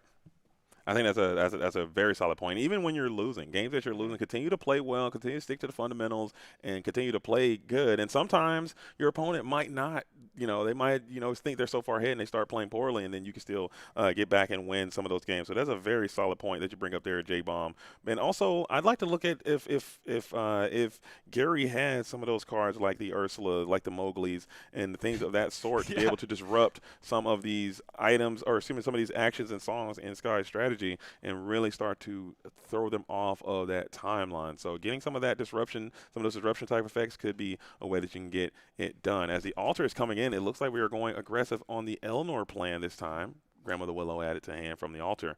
Sky with a big altar there. 6 cards. Maybe you're looking for those combo pieces you need. If I'm Gary and I'm learning on the fly, I'm probably taking this matchup similar to how I would take Amber Steel, where I want all the Ursulas, I want all the Mowglis, and I just want to disrupt them and make sure that they can't play their game plan. Now, the downside of that is Herc can just take it from the discard and play that is true. Play that again. is true. But if we can just stop them from doing that early enough and starting to chain these whole new worlds, that's where we're going to get them into some trouble. Yeah, that will be very scary. Like, you bring out the Ursula, you rip the whole new world, and then they set up a Singer, and then they get out the Herc and then just do it anyway. And then you just kind of sealed your own fate there sometimes, as we are going to be on the play again. Gary, now Amber and Emerald is one of the best decks in the game. I can't say that enough. I can't mention that enough. And you were on the play last time. It didn't work out for you. And you had a good curve last time. You got an even better one this time, it seems. So let's see if Sky can negotiate these treacherous obstacles one more time, or will Gary get a chance to demonstrate what this Amber Emerald strategy is all about? Yeah, and I briefly got to watch Sky in round 1 where he did an absolute dismantling of Blurple world-class cards player Cameron. And I asked Cameron how it went, and he just laughed, and he goes, I don't know what happened, but it didn't go good for me. And so we're just going to start. We're going to keep the Ancient Ways, which, of course, blocks all actions and items from Gary.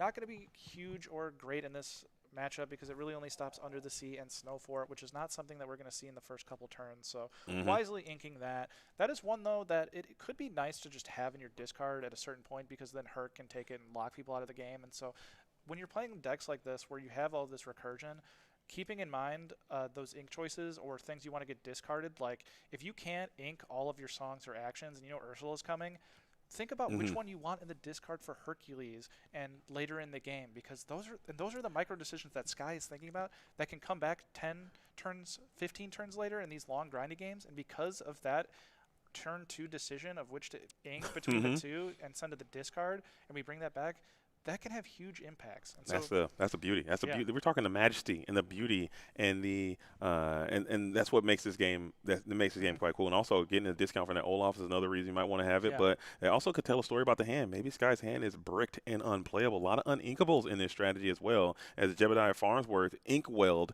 for a Jebediah Farnsworth. Now we have some abilities to challenge into this lady who came out, got that cheeky and sneaky 3 lore due to that tramp being deployed for free as well. Both of these luminaries cheating lore quite effectively. Think about that Mulan going to the inkwell to set up the queen.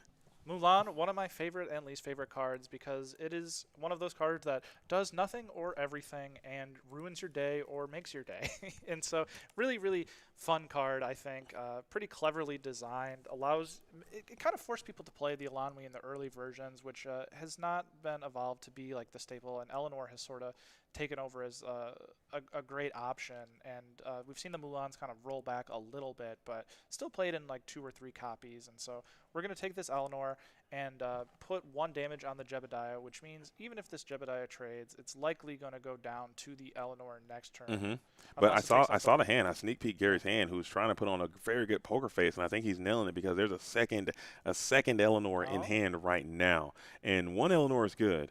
2 Eleanors is great, and that's going to be a fire to cannon. So if we go for a Jebediah into the lady, which is good, you would have to probably try to find another way to either get this character buff or healed in some way. I don't think you have any healing effects in your strategy, but I think that would be a good use of your opportunity to try to take down 2 of these characters this turn. Or maybe you can ready the Jebediah with one of your songs, take down and swing again to clear the lady. And it looks like we're just going to sing the I can go to distance here. Yep. And so this could be interesting because if we can play 3 actions, then we can take out the lady. We can then play the Lilo, ready our Jebediah, and take out the Willow and or the Tramp. And so then all of a sudden the Eleanor is not going to have as easy of a time getting its ability off. And I know you said that it does a fire the cannons when there's 2. Yeah. But it also does friends on the other side and gathering knowledge. Gathering wisdom and knowledge, and that's an insane card. And I can't believe that so many great players missed out on this Eleanor technique. Shout out to the Slap Sharks at the CCQ and ETB who really put this glimmer on full display and really showcased to the world what this card can be. As we have the Fan the Flames, and again as the Olaf Fan the Flames. And there's Lilo to ready it again, and you can see the look of Gary just being like, what is going on? How does this keep happening? I had the perfect curve. What are you doing to me? How are you dismantling me this bad? And so this Jebediah, it just became a full board clear, basically, besides the Eleanor, which is just I'd send him in again. Devastating. I'd send him in again. I'd send him in, too. I'd keep him going. The trick to beating dogs is just don't let them get these Eleanor effects off. Don't let them have enough for the Tramp, and all of a sudden they're just sort of stuck with not a lot of options. And so, gosh, what – like for this game only being on turn 3, so much has happened. Yeah. It's And that's one of those things. It's like, how do we? A lot of people around the different variety of communities will ask, how can we beat this Eleanor Open? It's a very difficult Open to defeat. yeah. How do we beat the Eleanor start? How do you beat the Eleanor start? What do we do when they go 1, 2, 3 Eleanor? It's very hard to beat. That seemed kind of good Yeah. against that. I mean, the Jebediah take down 3 characters, and it seemed quite all right. And now Sky is just trying to drag the initiative back. Lilo in play, Max Goof in play. You have another Eleanor available. She's still in a third Eleanor. Now we're pod racing here as Gary picks up the speed. If you can land all 3 of these Eleanors, Yeah. that's going to be impossible to defeat here. Oh, yeah, definitely. And so I've had a lot of success against people who draw 3 Eleanors in their opening hand. Not usually when they can get to 4 ink and play these Eleanors. So quite the difference. But I'm going to be curious if he decides to quest because A although hold. Yeah, you gotta I'm hold. You I'm have a to hold here. You got to hold Yeah. the farm here and get. I'm doing everything I can for this triple Eleanor Yeah. start. As Gary is thinking about it, 2 cards does seem irresistible. Fire the Cannons does seem irresistible, but I think 3 Eleanors, and that's a smash. That's a Finders Keepers, and that's a card that doesn't even exist. Oh, actually, do you want to build a snowman? Deferred. Yeah, we're getting a lot of cards. We're getting a lot of lore, and we're taking out a decent sized character. Not the Lilo, unfortunately. We're gonna need the 4th Eleanor for You that. can get that Max Goof Yeah. though. Rockin' Yeah. Teen, you can take him down, and 3 damage on a lot of different things, and that's 3 cards that you're drawing. I think that is just so irresistible, and I love the patience there for Gary to hold in that spot as we are going to grab them up. Give me them swords. Can't go double grab your swords. Oh. I scoop. Please, not like this. Oh, And- he's gonna hold the word. Okay, so he's pre-setting up the damage. Which is gonna allow Gary to Rapunzel, but I don't think Sky cares because he's just a deck that loves to just continuously whole new world. So he says, Gary, you can have as many cards as you want as long as your ink total doesn't get high. You can't play them all, and I'm just gonna keep chaining these whole new worlds. And so Sky did sing that whole new world. He's got all of his ink still open. Inked that Find 'em Platinum, which You can only you can mainly play a whole new Yeah. another fan the flame. Oh no, please not! Don't grab him up again. We're not grabbing again, are we? That's 4 damage. That's a board clear, and these Eleanors will fall. Lilo causing an uproar, ready to Max Goof. ready at all. Please, not like this. We're singing Max Goof, please. Not yet, not yet. What are we doing? I'm loving this. Like I've never had such little read on something, but we're just gonna sing the whole new world again. And Gary- we are digging, looking Yeah. for that grab your swords, which will blow apart this 4 willpower board. Double grab your swords here. We are digging deep for it. We can also potentially find another whole new world. Lilo's gearing up to sing. Oh, There it is. And that is the board and likely the game. Gary just gives him the knucks and says, I'm done with this. I don't want to see anymore. Put a fork in me. I am done. Wow, wowie. Oh my goodness. And I think, folks, we got a new deck in the format. Yeah, okay. this was terrifying. That was too much ink played in the first 4 or 5 turns. That was absolutely insanity. And you get to play one of my favorite cards and grab your sword and look at Sky Yeah. with that nice smile, just saying, I did some bad things to you, buddy, and I'm pretty happy with myself about it. Yeah, that's got to be a good feeling. I mean, having a deck that you created, having a deck that you have been practicing or building, or obviously I've seen this deck before, Yeah. but I haven't seen it like this. Okay, Yeah. so this is what I personally encourage some of these top players. I consider Sky one of the greatest players in the game, and I think that having a strategy like this, performing very well, has to be a satisfying feeling because you can imagine how much time and effort has gone into the development of it and making sure the right tech cards in the right spot and having those tech cards be demonstrated on full display for the entire world to see. I think it's just such a special thing. So we're going to get a chance to get that Illuminator to come by the booth along with Katie from the Lore Keepers Inn. They'll be sitting down talking about that round and talking about this strategy and give you guys some insight on what his thoughts were. But I'm telling you right now, if you thought the metagame was soft, that was the best deck. That was it. That was it. They had the good They starts. They had an insane start, and they still couldn't do anything. Compl- Did you see how much lore they got? I think Tramp like who? 5. Yeah. Trent, what? Oh. That thing, you had it all. Like you had and it just didn't. You couldn't do anything. I'm terrified for Indy with a week. With a week of testing possible left, and this deck existing, I am terrified for what that metagame could be. Yeah. I hope if you're watching, start trying to build this thing, reconstruct it, and get them games in because it may be the deck of next week. It might be. I would be interested to see against Emerald Steel. I mean, they have Pete. They have their own Keep the Ancient Ways. That could be a problem with the discard to take apart the combo stuff.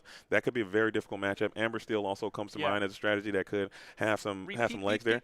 But if I'm Pete, Keep the Ancient Ways, Pete, Keep the Ancient Ways, sing Whole New World, and do the same thing before you can Bare Necessities me, I think you're in an okay spot. Right. I mean, it's granted, all about those Lilos. like Get a couple Lilos out, if you play Jebediah Farnsworth, sing Keep the Ancient Ways, play Max Goof, how are you stopping that Whole New World? You're not. You're not. They're going to blast Whole New World. And when one Whole New World goes off, this thing is just coming alive. Olafs are down. Lilos are down.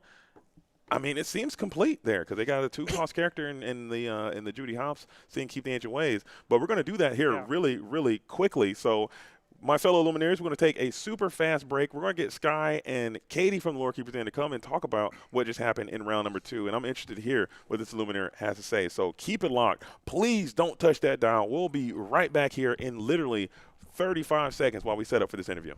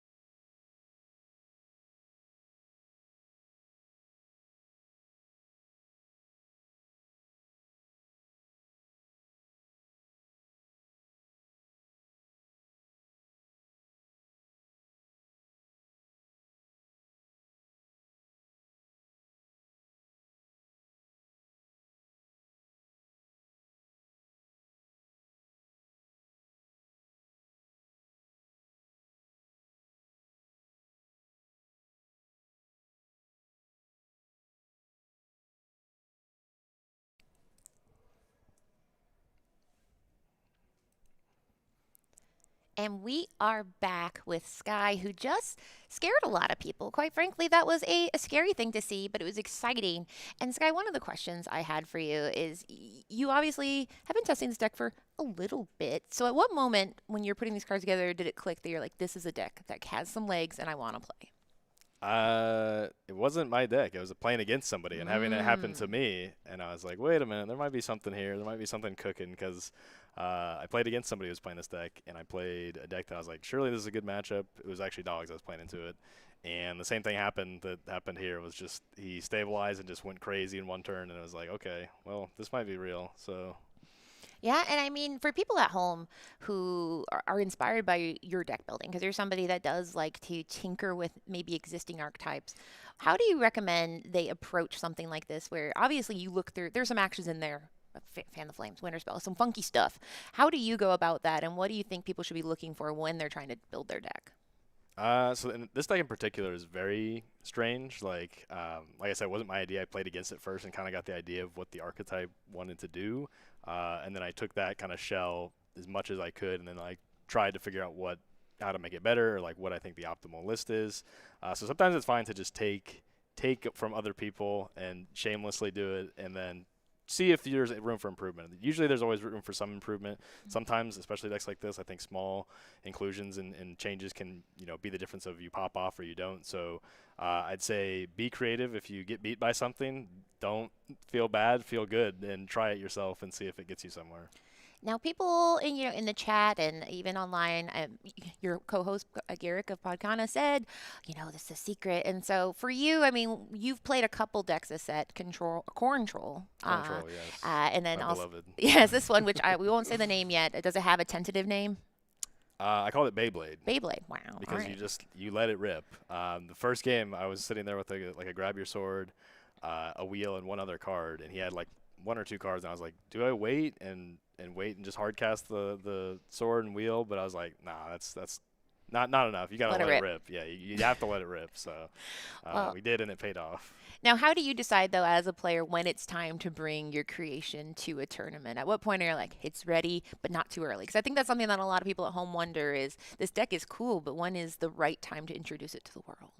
Yeah, I try not to worry about that too much. If I'm going to events, I'm going to try to win. Like, it's very rare that I'm going to try to save a deck or anything like that.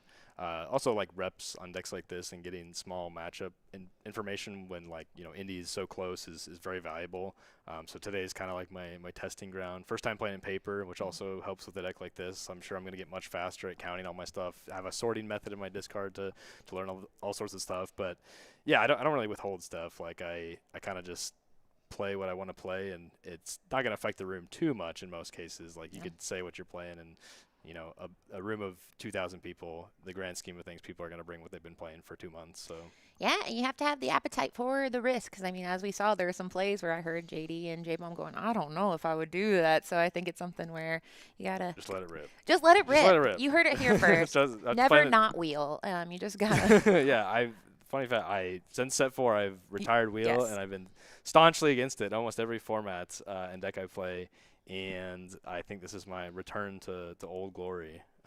Feels good to feel good going home. It does. It feels good to rip the wheel. I busted out the foils that I used to riffle shuffle, and like they're all kind of like messed up from way back in the day. I was like, oh, I remember this. Maybe I should riffle shuffle again. But as a person where I'm like, I think some of those cards might be mine, so don't riffle shuffle the Leelos. Yeah, that's why I had to stop. Okay, because I do borrow by the panic plenty of cards from Katie here. So well, we'll let you get ready because you did a decisive 2-0, so now you get a little time to go drink some lemon water and enjoy the stadium. But before we say goodbye, do you have any shout outs or anything you'd like to say before you get back out there? Shout out to my team Maelstrom. Always great hanging with the boys. Shout out to you for casting, you and JD in production over here. Yeah, and shout out to Robert for putting on the event. Perfect. And my family, my brother. I'm sure they're watching. Oh, I sent out a text and I said, "Get on! We have Sky on." I'm sure they didn't understand anything that's happening, but if there's anything they can understand, is that a lot of cards on your side of the board very quickly. Okay, that's got to be good, right? So it's the ultimate mom and dad spectators game deck. It's perfect. Well, thank you so much for stopping by, and good luck for the rest of the day. And we'll go ahead and I will figure out. JD's gone, so I don't know how to stop this. So we're just gonna hang out. So we'll figure it out. Let's do it. Let's kill some time here. Yeah, for anybody, I got this. What's the player? Oh, and I'll show you. It's Mickey Mouse. There's no player. Well, it's because he's on the team. Come also, on, Mickey's got look at this. You'll like this. Look what I got. Ooh. It's a Packers pen. I got one for JD in production. I got one for me or you, and then I got one for a giveaway. So we're gonna be doing a giveaway of this. You guys probably can't see it. Maybe actually, if I influence her hand. There we go. It's Mickey Mouse doing stuff. Why is there so much Disney gear here? Let me see. Is there anything in the chat? Is it a location build? No. There's no locations in there. I'm just seeing if chat has anything else for you. What spice did you... Yeah, there's Winterspell, no location. So. Yeah, Winterspell, no location. You just drawing a card, man. Yeah. Just drawing a card. So, somebody in the chat says, shout out, but I wouldn't because he said, shout out to the casters. If you weren't here, it'd be a lot better. That's right. It's Shadox. Oh, man, he's trolling. Yeah. You got to, anything that man says, you got to just take the opposite. It's true. But he loves to troll. He did seriously win, though, so that was serious. So shout out to Shadox, Josh. I think Shadox is a family name, Josh Shadox. Yeah, where's that, man? So Habibi came. Canadians came. Yeah. He could have come. That's not even that far. He wins one event and he stops coming to events. That happens. I can't believe it. That happens. But you, I mean, are here trying to get a CCQ because, well, I think, because you already have an invite, so is this really for the playmat? Oh, so here's actually a little bit thing. So for people that don't know, we are actually, this is a set champ. So Sky, this is your only set champ you'll be participating in. Yes. So this is more than ever. You have an invite because you were the first person to get a CCQ invite at Denver Pro Play Game Summit. So now this could be your set champ chance to win a Woody mat. I'm excited. I don't have a chance to get a Woody, and then when they said this weekend there was 2 of them, I'm like, I got to get a Woody. You got to. And those cards sell for approximately $4,000. So They seems do. worth And it. they're on the rise. The mat, I don't know, but I'd keep the mat. Oh, yeah. You got to. Because he's got a candy hat. Woody Yeah. with a little candy hat? That's awesome. I think the last set champs I actually went to multiple and got the mats was the Mirabelle one. Ah. So I just got 4 Mirabelle mats sitting there, and I'm like, we need better mats. We It was have fun. Ed Lorcana saying shout out to the Avengers. So perhaps he's a Marvel fan in the chat. Shout out to the Avengers. Which is a Disney property. So I'm you Iron go Man. on. What is Ed? We gotta pick out. Ed one would for be Hawkeye. He's just up there with arrows. He's just just he's kinda just just no Ed. I don't mean silently doing nothing. You No, know? he's doing a lot. So He's silently. doing. No. Okay, He's not now here. I He's can't. not, he's not He's here. in the He- chat. He could have been here though. That's true. Ed, you could have come. So like. JD, if you want me to stop, I don't know how to stop this. We already did that. So we're going to go to a quick break. And now Shout-outs to the break. we did that's a coming break. up We talked here. about Avengers, Toy Story, Matt. And so shout out to everybody. I gotta go buy some foils. So. Okay. Well, he's taking off his headset. Well, we're going to go to transition. He's just ripping off the headset. He rage quit.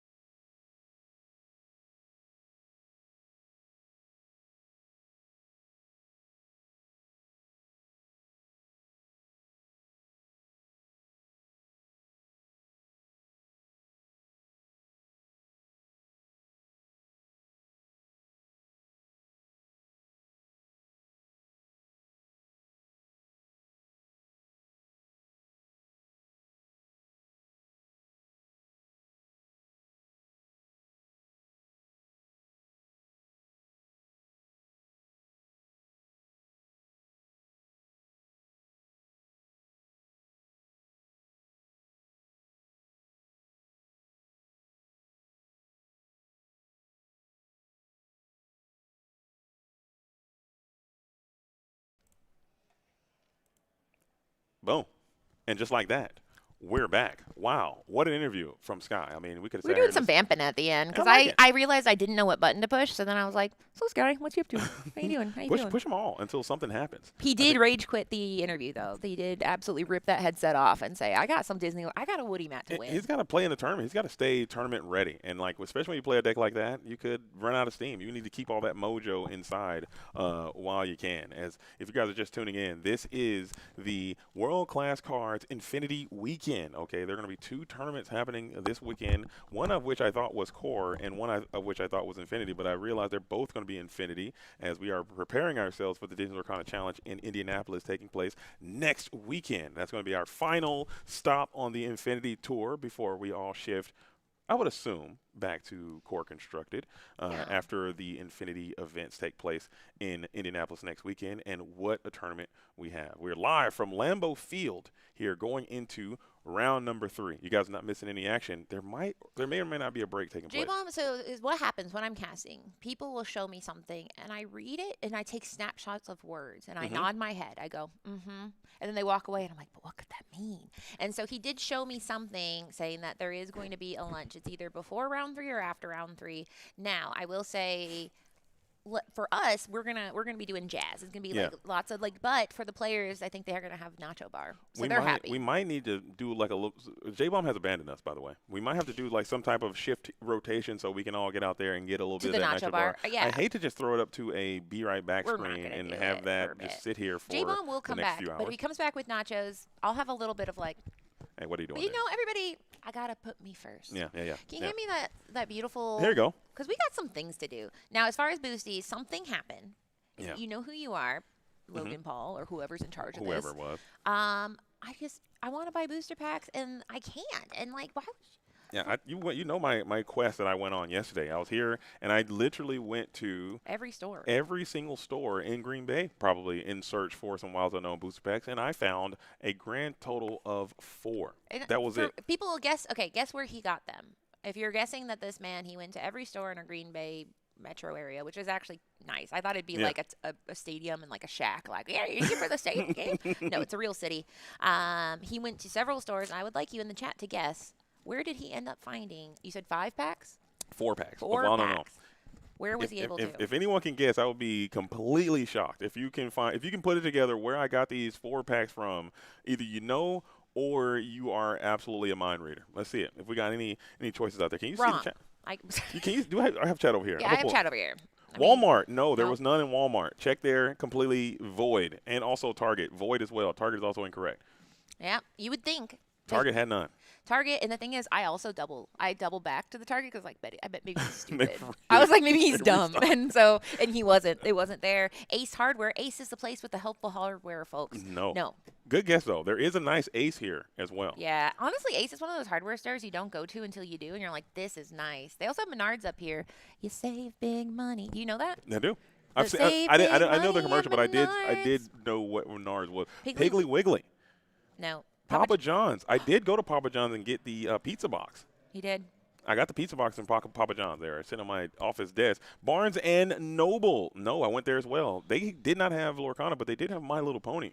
And the guy said, you should get this. And I was like, I thought about it, but I elected not to. You said, I'm not ready to enter my brony era. I think you had to have entered it when you were before 25, because after 25, I think it raises like A little bit of concern. it does. It goes Yeah. okay. And honestly, for anybody out there, the World Class Card Shop, no. If you want local eats, let me know. GDZ Quest. I heard there's a Star Wars themed cheesesteak restaurant called Rebellion Cheesesteak. Ah. Uh, Oh, production. how'd you get them? What'd you do? Production working Wild Unknown magic. Did you buy them with currency? What did Okay, you do with that's it? the How'd you best. get these? You smiled and said, please. See, Shout I out to told production. her. So production was like, "What should I do?" I was like, "You have more power than you know. You have more power in your body than you know." So we have packs. Dollar Tree, no. I think you guys would get it. It's in a mall. It's in a mall. We're going to narrow it down a little bit. It's in a mall. Let's go to the mall. Also, production. So I love. So people, Labubu's. If anybody's at home, sometimes you see a plush keychain and you go, "That's Labubu." Wrong. Labubu is a subsidiary of Pop Mart. Pop Mart makes what I would consider some of the best Keychains. bespoke blind bags and keychains. So these are Stitch kind of Labubu-esque things. So right now, for those at home, I know you guys care a lot. I have Cheshire Cat, Pinocchio, Tigger. I really want the top 3. If I could get Dumbo, Mickey, or Pooh, incredible. Oh wait, box lunch. We are getting warmer. We got it. Someone got it. Somebody got the dub? It Yeah. was Croson. Well, Myco Quest went 50-50. Or no, Croson got it, right? Yeah, it was a hot topic. Yeah. We went to Hot Topic to get Disney Lorcana cards. He Who also would've got thought? these really cool baggy pants with like chains on them. He's been wearing them, and it's like they're loud, but very cool. Cut my life into pizza. I came out with my swoop bangs there. I had to and tell Sky, I was like, there was a time where young Katie was afraid to go on a Hot Topic. To go into a No Hot Topic. chance. Yeah, because Hot Topic used to have like a little bit of a castle theme. And Yeah. It was very dark and it was very more metal centric. And the fitting room was like a castle spire. And I would be like, okay. And like, mind you, I'm like 8. And so like you go into the nature store, you go into the WB store, you go into the Disney store, and then it's time for Hot Topic. And I'm like, they're going to pierce me. They're going to dye my hair purple. My mom going to be so Gonna mad. get bangs. You're Yeah. gonna be sad. Lip piercings. I'm emo. Hot Topic. Give me Lorcana. That's my song I wrote there in that Hot Topic as we were leaving. I want those bonus coupons. My mom said no. Where are you, Buzz? I need you, Buzz. Type of beat in Buzz there. off, mom, and buzz in my back. Anyway, so shout out. We have my sister in the chat that said my sister senses told me to log on to Twitch, and I'm just here in time for a blind box unboxing. Let's do it. All right, so I'm gonna keep my eyes closed from this point forward because sometimes a card falls out and it reveals it, and I get so mad and I have to pretend like I'm surprised. So you guys get a look first. Is there an iconic equivalent pool? The rarest one is there. The chase is Minnie Mouse, and that's 1 in 108 shot. Everything else is 1 in 9. So okay, back to closing my eyes. There we go.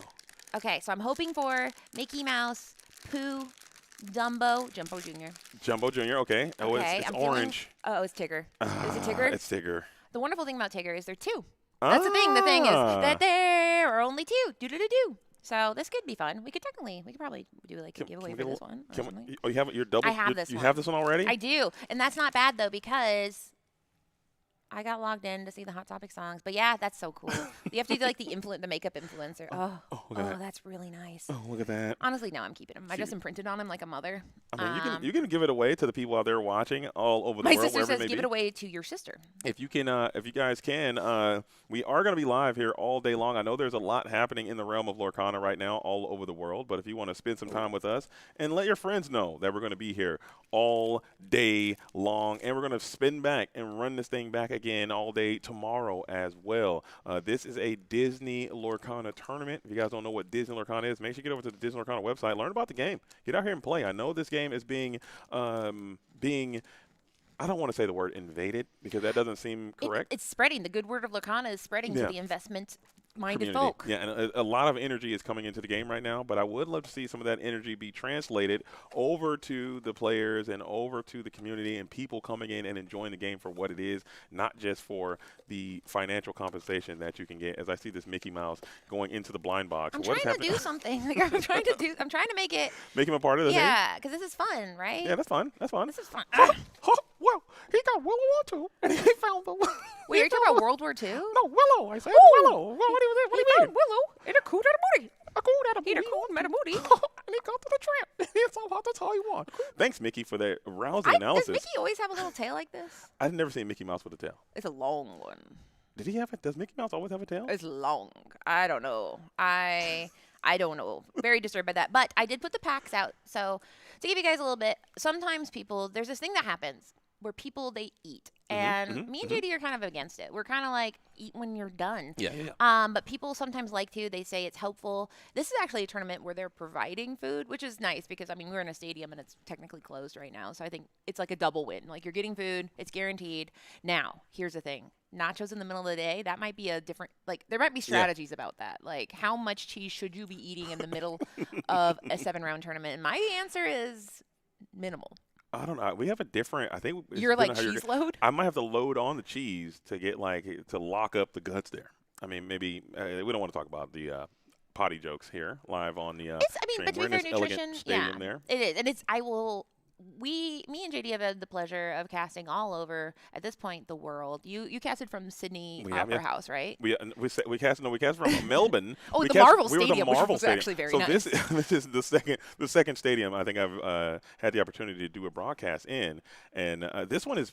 I mean, every event that you go to, I've had the opportunity of doing events in an ice skating rink. I've had events in a skating rink. I've done restaurants. We've done auditoriums. We've done all sorts of different places where a Disney Lorcana tournament can happen. We've done in a multitude of different places. This is one of the cooler places. I do like the Holiday Inn from last ETV that as was well. nice. It's going to be hard to clear that one. It's going to be very difficult to clear that one just because of the proximity and all Only those types of things. downside was trying to get Garrick out of bed because we would be like, "Hey, it's time for an interview," and Garrick was like, "I'm in bed," and that's something we haven't had as a team to deal with before. Is like somebody scurrying away. So, Mr. Bomb, we have J-Bomb. Mr. J-Bomb, you showed me a picture and I looked at it. Is the lunch between 3 and 4? Like, are people eating right now? The lunch is right now. And how long? I believe, I don't know. Okay. Okay, right on. Okay, so we infinite amount of time for lunch. Shout out to J-Bomb right there, field reporter. Dun dun dun dun dun dun dun dun. J-Bomb. Have you had a chance to partake in it? I had a few tacos and some hot cheese. That's Okay. nice. So he's already had his lunch now. do you want to come in here and engage with the stream while myself will go partake in nacho cheese as well? If you want, you and Katie can do close-up magic if you want. Pretty much everywhere it's bad. If you have stuff, it's good. If you didn't buy stuff, it's bad. So I'm gonna Should we? Everybody, close your eyes and think about something. I'm closing my eyes. All right, everyone close your eyes. I'm closing J-Bomb's gonna them. take this seat. Oh yeah, we have to draft our packs really quick. Everybody gets 3. Everybody So gets 3. it's not gonna work out. But I'm driving. I'm taking a Woody. I'm taking a 3. Okay, I'm taking a. J-Bone, grab one. I'm taking a gadget. Okay, you tripled. Okay, all right. Another one. Oh, I took 2. Yeah, I saw. We'll do one community. Okay. So well. Let's rip these 2 together. Okay. And then Yeah. something goes Okay. in there. And something's good, then we'll find the government agency. But so Or give 2 Oh, yeah, that's true. So this is a test. So each have 2 packs. We have 2. 2 and 2. Yes. So these are the 2, because here's the thing. Production sits there. She's everywhere there's a tournament. She is omnipresent. Now, you might think, was she named, like, is her government name on our license? Does it say Production Quest? Because Production Quest is like a confusing thing, but that is how she was born. Well, she married into Quest. Her name was Production City, and then she married Production Quest. And she showed up with 8 packs. And we're just Twitter pated because, as the investment watch you might talk about, it's hard to get packs right now. Mm-hmm. What Yeah. happened? Tell us what happened. It seemed to be like a perfect storm of the. I actually want to say it started with Riftbound with the signatures, where people kind of caught on about how rare they were, and they jumped to that, and then people realized, oh, these iconics in Lorcana are rarer almost, and then they also, on top of that, are like characters that everyone knows, and so once people figured that out, the price just started going up crazy, and then now people without any Lorcana knowledge are coming in and they're like, oh, like, I'm just going to get this, it's going to go up and up and up, and so we're seeing kind of something unheard of in this game where, like, every card, enchanted, iconic now, old promos, everything is up 100, 200, 300, 400% in the last 2 weeks, and it's because there's a whole lot of new people coming to the game who don't know the history of Lorcana, and they're just saying, oh, this is a promo, this is scarce, and I'm going to buy it. And so I believe this next set, is actually going to be really hard to get in stores, because this is the first time since set 1 where pre-orders for this set actually were sold out faster on Target's website than Pokemon. And there was pretty much so many bots that in half a second, every box of the Target stock for Attack of the Vine was sold out instantly. It was crazy. And we're seeing things like, now they're starting to see the scarcity of the prize cards, and so Season 1 prize cards are going up, Season 2 prize cards are going up, and every day there's a new record of the prices on these. Yesterday we saw an Elsa, the PSA 10 of this season's top 32 prize, sold for $20,000.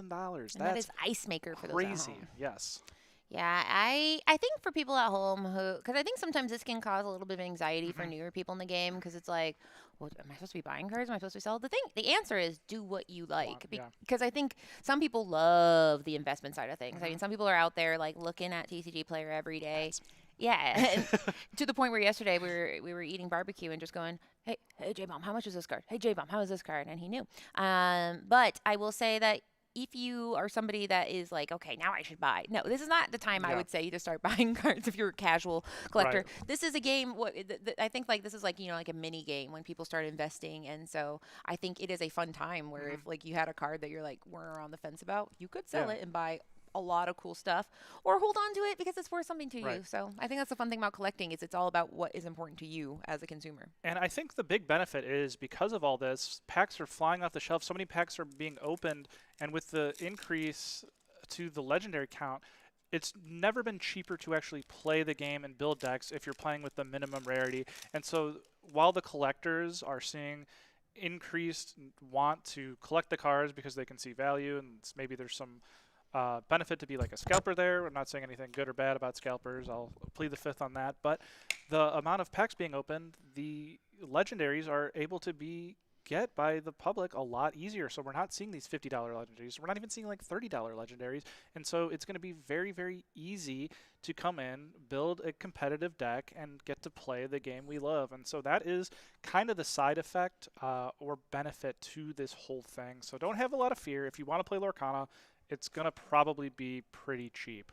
Yeah, here's actually a tip that they don't tell you on the internet. The best way, if you are somebody that's like, I don't want to spend a lot of money, but I do want to build decks, is to find somebody like J-Bomb or myself or JD or Garrick, and then tell them, oh my gosh, these enchanteds are so cool, you got to open them. Then say, can I just buy a playset of all the cards? Because I have at this point what some might call a fiscally irresponsible amount of each legendary. I think I have like 4 playsets of each legendary, to which if you extrapolate that, shows a irresponsibility on my part that I'm not afraid to admit, but I'm ashamed a little bit. But it's that I think that's something that people forget about, is this is a trading card game, and you can network with friends. Oh yeah. A lot of times, like for example, bulk. If somebody's like, I need Will-O-Wisp, I got you. Yeah. I'll get you that will-o-wisp. And so I think that's the fun part of it is if there are people like me that buy a lot of cards, I'm not saying be friends. That sounds terrible. I'm like, you could be friends with me and I'll give you cards, but it's true. Yeah, I actually prefer watching other people open packs because I don't know, somewhere I got jaded along the way, and unless I hit an enchanted, it just it disappoints me. So Well, that is another thing. Once I think that is something that anybody that opens too many packs can relate to is you get to a point where you get either a duplicate enchanted or one of them that you didn't want, and you go, oh, and you're like, oh no. Yeah. Like it's like you become the bourgeoisie, you Yeah. become the let them eat cake, and so how dare you not be Buzz? it's not Buzz, and you're like, okay, well, it's an enchanted. I'm like, yes, but it is Yeah. my second syndrome, which honestly that did make me mad because I don't like the face of that. I don't like Syndrome's face; makes me upset. I want the alien. I'm gonna see if I can get a Buzz here. You guys, you can't see. This is Fat Cat Club. I'll keep you guys. This is Kita. You guys can't see it, but like I will be your guy. Oh, there we go. There we go. Augustin. We have Alma Madrigal, the worst villain. Gatan Mollier. Moliere. Merryweather. We're moving into no, that's Eleanor. That's Mom. Here we go. Speaking of Frozone, we have a Frozone into Where is my super suit? That should be a good item. Bo Peep. And Toy Story 5 coming out. Next week. Yeah, watch it. All right, you can go back. You get All a right. Buzz. Because how Do cool would it we be if wanna we opened go a Buzz at Lambeau? Woody or Gadget? Woody's always the better, I think. All right. Because Gadget, I don't even know how she got in to this set.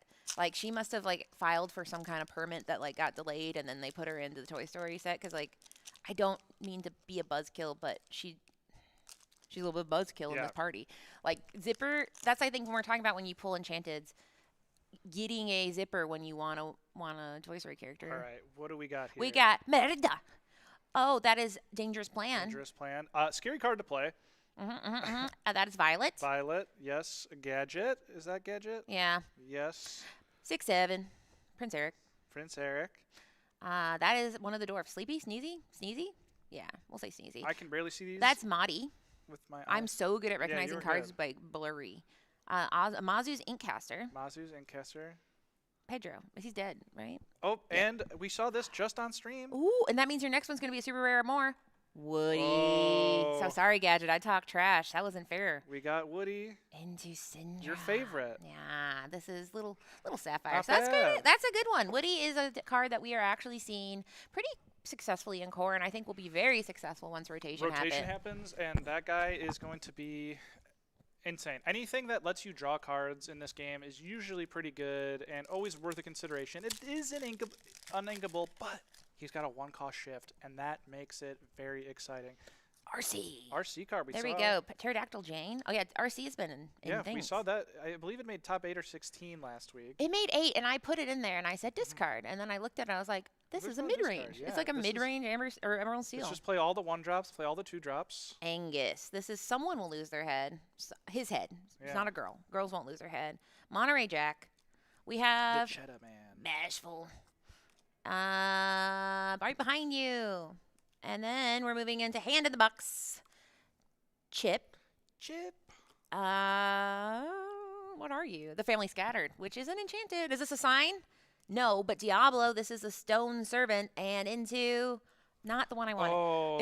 If I got I wanted Alien Enchanted more than I've wanted anything in a long time. Yeah. I want it so bad, and I think about it all the time.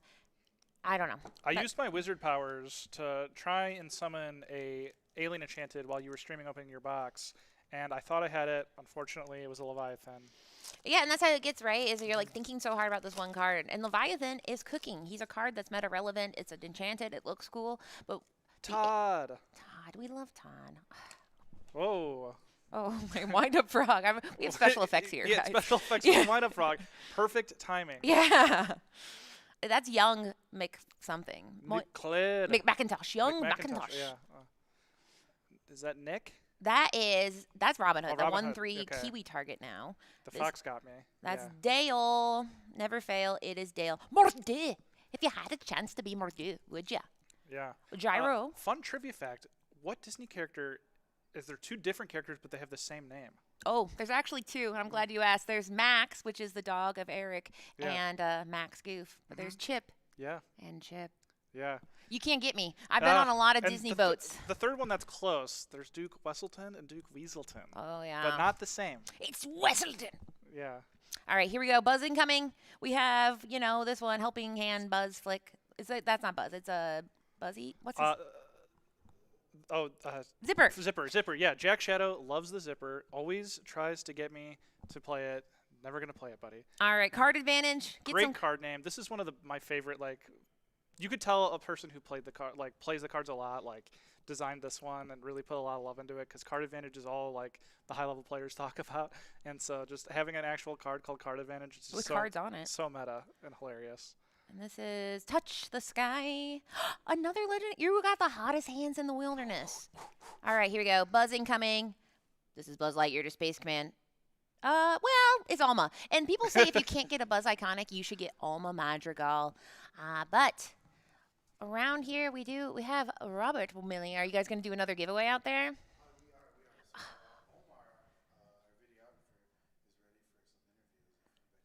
Okay. Okay, cool. Yeah. So maybe we can switch to that, and you can do a couple interviews here. Yeah. Out there. Oh, okay, cool. Yeah, well, I can always hang. Honestly, guys, you can get Katie Jazz, and people love Katie Jazz, or they don't. We're at 156 right now. Let's see how low we can get with Katie Jazz. Let's see. We have JD's 2 packs. Oh, we have the 2 stream packs. This is desperate times, guys. These are 2 emergency packs. It's me by myself. I don't have nachos. J-Bomb went to go do interviews. We have 2000's voice mic or 00 voice mics. I'm at Such Champs. Did Skybring Ruby Steel Mill? Yes. But I'm going to open a couple packs. I'll just show you guys some cool stuff. Okay, so first I got this. It's a Stitch Tigger, and he's looking really cool. They're doing a giveaway in the other room. J-Bomb's doing interviews. This is Mickey Mouse. He's the leader of the club that's made for me. Oh, actually, let's do this. You can sit here. This is fun. This is something. So this is a CCQ, and this is Mickey Mouse. We got him here. We flew him in. Katie Jazz for top tier comment. We have lost 5 people. For every person we lose, I cry 1 more hour tonight. So we're up to me crying for 5 hours. So please don't do that. We could start a hype train. That'd be funny. JD would come back and he'd be like, how funny was that? But I don't think I have anything hype worthy for you. I don't know how to use this computer. I can't really do a lot. But what I can do is keep opening cards. We have Sabotage, Preston Whitmore, Pork Chops and Applesauce. We have Incrediboy. Here, if I put it here, it focuses. Madrigal, Mirabelle, Dolores Madrigal. We have Sneezy, Take Some Claritin. We have Peter Pan, Into Gadgets Goggles, Into Youngest Macintosh. So now we have Don't Be Cheeky, Don't Be Nervous, Don't Be Cheeky, Into Escape Plan. And the last one, it's an epic. Okay, I'm not upset. Here's the thing. This is why you shouldn't open Infinite Packs, but it's Lyle Tiberius Rook. He's a very mean guy, and I will let you guys know. This is a little trade secret. I saw something shiny, and I was like, oh, this could be something really good. And I'll be honest, I was thinking maybe Enchanted.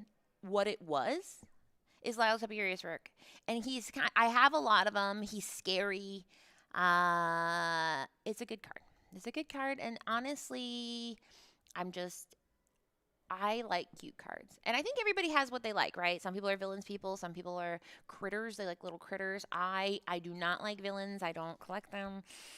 So that's kind of a bummer. But I do have 1 more pack. And then JD will be back after. He's at the taco bar. It's a taco nacho bar. Choose your own adventure. The tortillas come in different shapes. It's up to you what you do with them. And I like that. This is America. We have choices. And shout out to Mexico for providing the cuisine of the lights just changed. But here we go. We have Spartan Sickles in the chat. Hello. We have the real Pookie Duke. I don't trust a taco bar in Wisconsin. It is at Lambeau Stadium. So this is a taco bar provided by people who provide sports, like fun food for sports fans. So if I'm going to eat a Taco Bell. I like Taco Bell. If we're going to have a taco bar in Wisconsin, I would like to have it at Lambeau Field. However, I would like a brat. A brat bar would have been really cool. But anyway, moving on, we got Buzz Lightyear, Jingle Joe, Plunger Crossbow, Syndrome. That is Julieta Madrigal, Louisa Madrigal, Hubert Hamish and Hamish. Hamish, Hubert, and Harris. We have Daisy Duck, Escape Rope. Moving into the rare slot here, we have the Prince. He doesn't need a name. Dash Par into Edna Mode. Wow. So, we're hanging out. what are my hits here? J-Bomb kind of cleaned up. He got a Woody and a Snow White. Now, I did get an Epic. So that's nice. But yeah, as far as what we've seen on stream, we had the ability to watch round 1. It was a Amethyst Emerald discard deck versus Amber Steel. Round 2, it was Dogs, but versus Ruby Steel. Now that Ruby Steel deck was piloted by Sky of Team Maelstrom, and that deck was a little bit different than Ruby Steel. If you guys, there's a lot of Sky heads out there. You're just big fans of Sky. He ran Ruby Steel in Ink during Winter Spell, and that was a very, very, very, very aggressive Ruby Steel. That one was one where he's basically only getting to 4 Ink. He's playing Dock. He's lighting the fuse. Strength and light the fuse was pretty much the gist of it. However, thanks, Mickey Mouse. Someone pointed out that you're not saying a lot, but you know, it's kind of like in the parks. He's a man of few words. I'll give you guys a little breakup of the deck. Is that it is a deck that functions on a it's all based on actions. So the 2 most important cards in his deck are going to be Lilo, stomping around, or causing chaos. Nope, causing a ruckus. Lilo's Causing uproar. causing an uproar. You don't eat your nachos over there. Over here I can bail you out. I told she said I could go to break, but I just feel like people like it. Okay. I only lost 15 people. Imagine how many more we lose if it was a break. Please block that from the screen. We No, don't look at numbers I'm over trying to here. emotionally sabotage people to not leave me. We don't look at the numbers You over just here. threw Mickey Mouse like he was I'm sorry. trash. Like He's he was not trash, nothing. but I feel bad. Where did J-Bomb go? So J-Bomb was told, he said, the boss man came Oh, okay. and said, it's time for some interviews. And I don't know. I mean, if some of my Interviews boss- here? No, Come here. somewhere else for another reason. And Okay. I am here with Mickey just kind of chained. But you have 2 packs. You have nachos. We can take a break. Do you want to break and go get some nachos before they get taken up? Did it seem like the nachos were being It did seem like they were getting in and low scarce? numbers. But then I might get a fresh nacho. You could get a fresh. I don't know if they're going to replenish the notch. right. I'm not sure. All right. But well, thanks for the Katie Power Hour. We need more of that. I enjoyed it myself, but I had to come by and bail out my friend there. Yeah, you just as- walked in here. It was just me. I was explaining Sky's deck. I was getting analytical. I was doing like Please top continue. tier If you content. don't need a break, don't take a break. Well, no, I'm gonna go get nachos soon. But to finish what I was saying with Sky's Okay. deck is you said so it's Lilo causing an uproar and Olaf Snowman of Action. That's Those are right. like the 2 most powerful, and then it's just a lot of little dinky actions. Cantrips is what they'll call them in other games, where you're just doing something and drawing a card. It really doesn't matter what you're doing. You just want to make sure you're drawing a card because Lilo, if you play 3 actions, you get to go ahead and play her for free. And then Olaf, the more actions you play, the cheaper he is. So it's a lot of that. And then in the meantime, people are calling it a mill deck. I did ask Guy. I said, statistically speaking, what percentage of the time are you winning off of mill? And he said maybe 10. So it's just like that's a cheeky way to win the game. Please get a buzz, please. We have Jesse. What? RC? That's fine. That's not bad. That's not bad. That's not bad. That's not bad. You just keeping yourself as an option to have that open. I think is also important. Yeah. To go for that. Like against red blue items, they're just popping off of Oswald and workshops as they can do, and you can just hit them with out of they're digging through their deck already. You blast them with the deck out, they'll never see it coming. The Same most thing. powerful decks in the entire meta are going to have like 2 very good win cons and then like a couple other options. You never want to have a deck that's like, this is the one thing I do, and if it doesn't do it, they're like, well, I'm out. All right, here we go. This is the last pack. Chipadiah. He was big. He's actually a big part of the deck, and I know. Please put some respect on Cookie. Shout out to Cookie, by the way. Shout out to I think Cookie. Car's good. He popped off He that says, last round. what the heck is oregano? That's a quote from Atlantis. We're just putting Mickey down for a nap here. But yeah, when you're good food from Lambo, get yourself a brat. So here's a little thing. There is no football game today, and they actually did not fire up the entire stadium for this event. Now, They should have. the stadium is open every day for tours and gift shop and restaurants, but like they're not gonna you can't walk around and be like, oh, get a hot dog, because like that. That'll be nice. Maybe one day we can get to the point where Disney Lorcana is so big Yes. that we can sell out Lambeau Stadium for fans to come in and watch the game play happen live. Maybe that doesn't provide the most, I don't know, live viewer experience. But there could be pyrotechnics. But you could have explosions going off and like a big jumbotron and people popping off. I think it'd be kind of cool to have that happen. Maybe for the World Championship, that could be something that can happen. The Nationals had a little bit of confetti, and that was very exciting. It was under the stage, and I was standing next to the stage, and they fired it off, and I took a screenshot where like my whole body like, because it was very, very loud, very, very unexpected, but it was very fun. And then people got to be like, I'm gonna go get the confetti, maybe ephemera. That's how they sounded. That's how they. Oh my God, I love the confetti. Oh, were they Mickey-shaped confettis? Nope, just little streamery things. Fake it was fans. Fake fans. Well, you have to pay. It's triple the price for the Mickey-shaped confetti. Spare no expense. Okay, throw it in the bag. All right, we're Yeah, trying to put it in the cart. put it on my tab. Okay, it on my tab. This computer. Mickey, by the way, it came with a towel. With the towels over there, you can see it's a Mickey Packers towel. I want to let you guys know it was $35 for a stuffed animal and a towel, which I don't really Yeah, understand. we might have to get one of those Mickeys as well. Like, look at this towel. It's already done. This is really nice, and like it's a whole thing. I'm gonna go to the freaking beach with this. I think I'm gonna become a Packers fan because they are Disneyed up and they are supporting the Disney program. So shout out to I'm gonna give a huge shout out to Buster as well, who is the event planner, the event coordinator for the Green Bay Packers here, who is one of the vital reasons this event was able to happen in this space. And like I said, it is really, really cool. And hopefully this is something that more people can kind of look at, because finding venues is going to be one of those limiting factors when trying to throw together a CCQ or anything like that, finding a place to do it. And the Packers and Buster and Robert from World Class Cards and all of his staff and team and all the judges as well who came in and make this is a really, really stellar and cool event. So, but what we will do, Katie, I think it might be in our better interest to go and take a very quick break. Because things are going to heat up from here. There's no breaks after this. Right. So I think it would be nice to just go and take a break. You nacho up, I'll nacho up, and then we'll come back with round number 3. So please keep it locked. Don't touch that dial. We might fire it up a little bit sooner. I hate taking breaks, but I don't want to just, I want to make sure that we're taking care of Katie and myself so we can get some food in there as well. I'm going to go find somebody on the nacho bar. I might be scraping up cheese from the bottom. Yeah, we don't want to do that. So we'll take a break. And again, keep it locked. Tell your friends that we're here, and this is a CCQ. This is Infinity Format, and we'll see you in just a few minutes.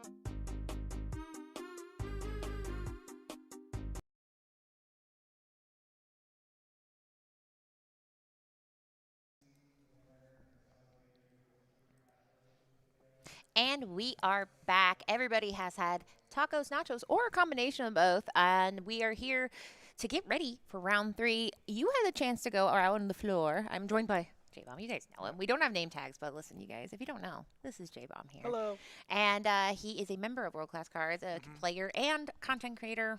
He does it all. And today, how are the vibes out there? What you seeing? Oh, man, it is a blast. People are excited to be here. It may be a small event, but it has a very big heart, and everyone is having a good time. I just had the pleasure of interviewing a bunch of people, and it was come up, do a quick 30-second interview, get a pack, and so just kind of hearing about people's day and what they're enjoying, and everybody loved just this being at Lambeau Stadium. And so it has been a very successful event so far. I talked to people who were 2-0, 1-1, 0-2, and no matter their record, they've been having a great time. And the consistent story of what everyone is saying is the people here make this event great, and why they have stuck to Lorcana so long. It's just, even if they lose the game, they sit down and the players are respectful, they're kind, and they have a fun time playing the game. I think that is a great point because, a lot of people, I think Disney Lorcana has always been fascinating to me because it is a mix of people who this is their first game and people who this is like not their first game. And the people who it's their first game, sometimes they're surprised because they're like, hey, I'm having fun. And then the people who have been here a while are also surprised they're having fun because it's not always easy in a competitive space to have it be a positive nature. It can be kind of, you'll hear it, sweaty. Yeah. And listen, we might sweat because it gets hot. We're wearing blazers, but I don't think, the sweatiness is something where the community just kind of encourages people to have good conversation. We saw Sky playing against that Dogs player. That Dogs player could have stood up, left Lambeau Field, driven home, but he didn't. They talked about the deck, and he, said, like, what's going on over there? And it's just, the players are genuinely nice to each other, and it's fun to watch, and it's what makes casting so fun. And this tournament, I have not ever casted a tournament inside of an NFL stadium. Yeah, and now it's going to be like basically 2 in a week because next week in Indianapolis, correct me if I'm wrong, I believe it's not going to be in Lucas Oil, but it's adjacent at the convention center there. So we can go look in if you want and have a not a similar experience, but not too far off. So well, here's a fun fact: I did go to Gen Con last year for the first time. And I was there with you. Yes, and we were hanging out in the Lorcana section. Now, Gen Con's fascinating because it is larger than anything you could ever really imagine, and to the point where when I got done, there was like a game I was looking for, and I went on the map and I realized there's a whole area of just like the vendor floor I never found, and then I realized you could go to the Lucas Oil Stadium field, and there was an entire other convention there. That's where all of the One Piece and Magic events were, and it's like a 25-minute walk from the Lorcana events there. Like there's a whole road of just pinball machines. It's crazy. I didn't get to find the pin. Sky has not stopped talking about how sad he is that he never found the pinball because apparently Bannable, also on Team Maelstrom, found the pinball, came back, talked about it, said it was so cool. Never saw it, and that's just how big it is because it is like probably 50 different conventions inside of one convention. Everybody's having a very different weekend. Very different. Yeah, we, me and JDZ just sitting in line with Garrick from like 3 a.m. to 9 a.m. to get our first chapter troves, which we did, and that was a great experience. Yeah.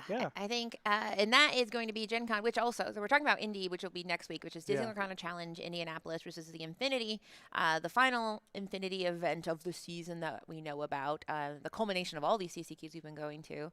And then in about a month after that, there's going to be a CCQ for Nationals at Gen Con. So it's very, very exciting. If you like Indianapolis, you're in luck. Yeah. Got a lot of reasons to go there this year. Yeah, the Midwest has been eating good this season. Yes, and I have enjoyed. I will be. This is my first weekend of 5 weekends traveling in a row.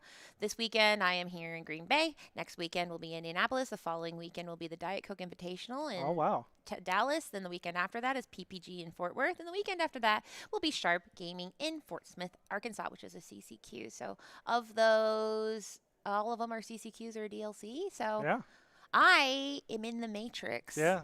I can't wait to work on Monday. It's going to be fine. But it is one of those things, though, that I love it because it's just, I see some of these Lorcana players more than I see people that I know in my day-to-day life. That's what's crazy. Yeah.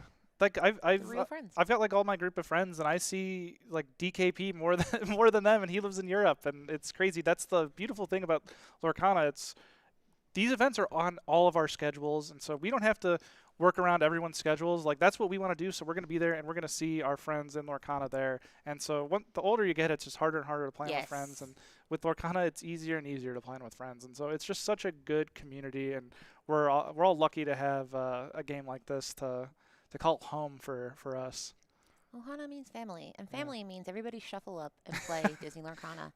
Yeah. But we are moving into round 3, so this is actually kind of an unusual thing. I was messaging with somebody, and they're like, a lunch break. Lunch breaks aren't normal all the time, but this is a lunch break that was included in the price of admission, which is something that is very rare normally at tournaments. If you've been to a large one, you're like, well, it's time to go spend $20 on a hot dog. But no, there's a nacho and a little taco bar.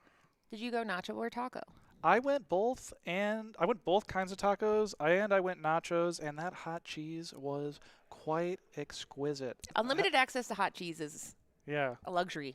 I tried to go get more, but I was corralled into doing a few more interviews out there, so I didn't get as much hot cheese as I wanted, but yeah. Always leave them wanting more, they say. But we do have pairings going up right now. So like we said, we are going into round 3 today. As far as so how this is a structure is going to be, I can't remember. Is it 6 or 7? I thought it was 7.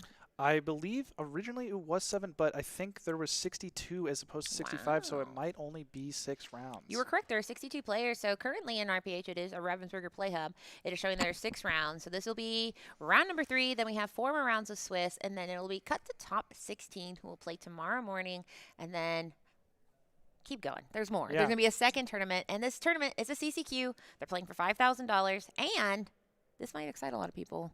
Tell them what the final part of this tournament is.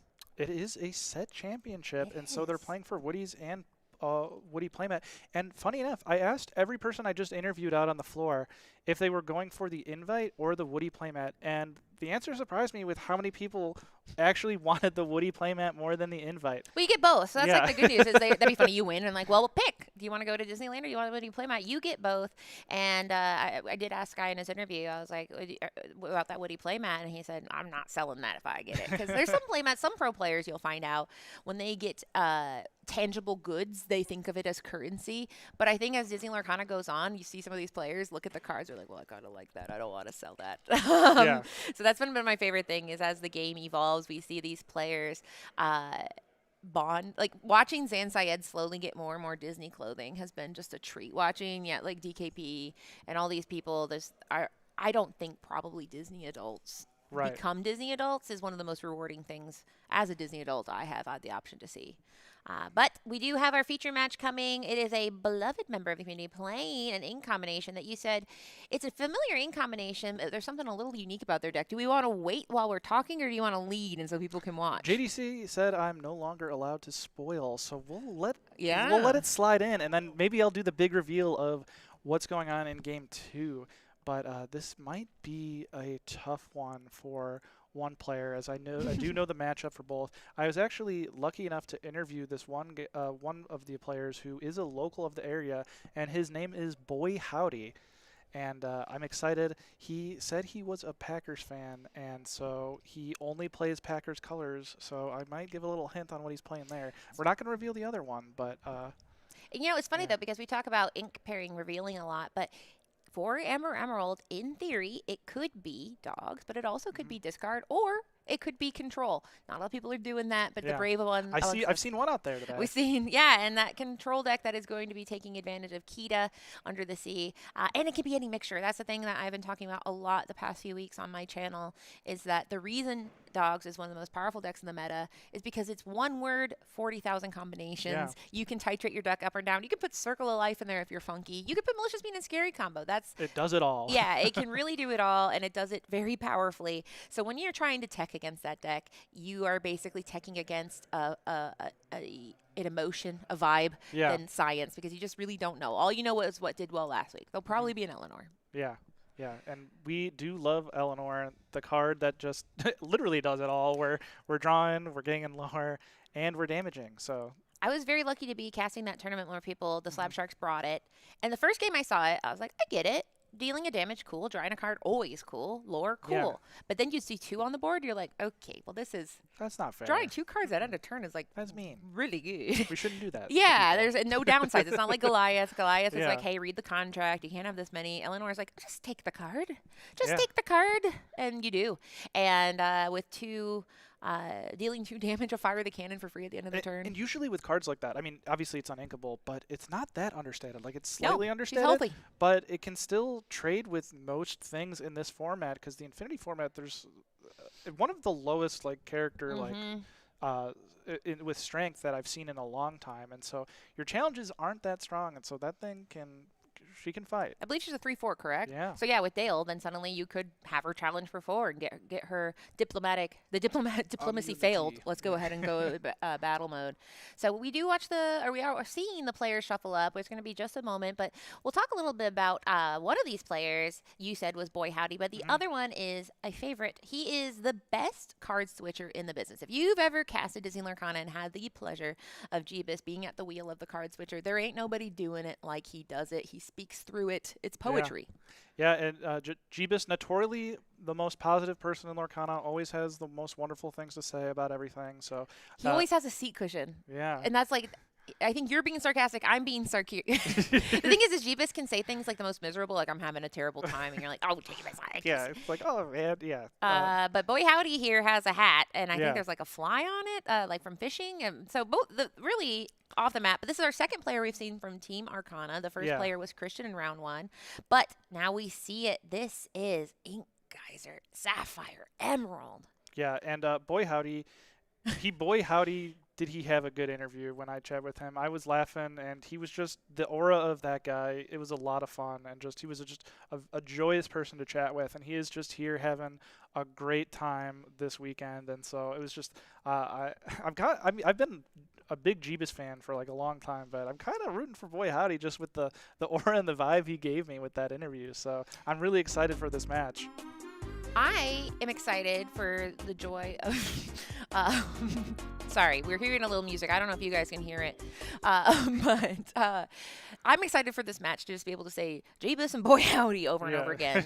We don't, sometimes these names, it'll be like Alex versus Joe. That's fine. But Jeebus out here with these fantastic Winnie the Pooh sleeves, and like we said, he is playing this deck, which is a control deck. Yeah. And I'll be interested to see how it is titrated. There's a lot of different options, but now we are seeing that Little John go down. Lady, Decisive Dog. This makes me believe it is a more aggressive, possibly a Dale might be coming, but Yeah. Moana and Pass.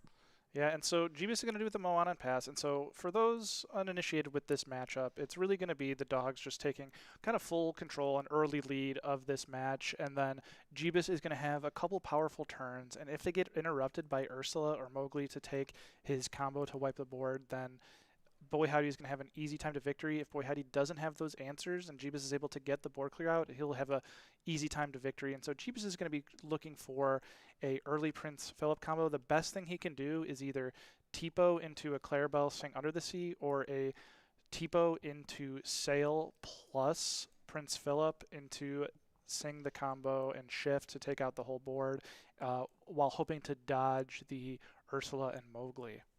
And that is, dodging the Ursula Mowgli is very, very key. So it's making sure you have enough in your hand to buffer from any of that potential disruption. Because, yeah, I mean, it is a situation where time is of the essence for this matchup. He is watching Boy Howdy go as fast as he yippee-yi-yay can. Yeah. And we are able to see that Lady questing for 3 on turn 1. It's very, very crazy to have a 1-cost character quest for 3, but Tramp is very good at helping her with Right. that.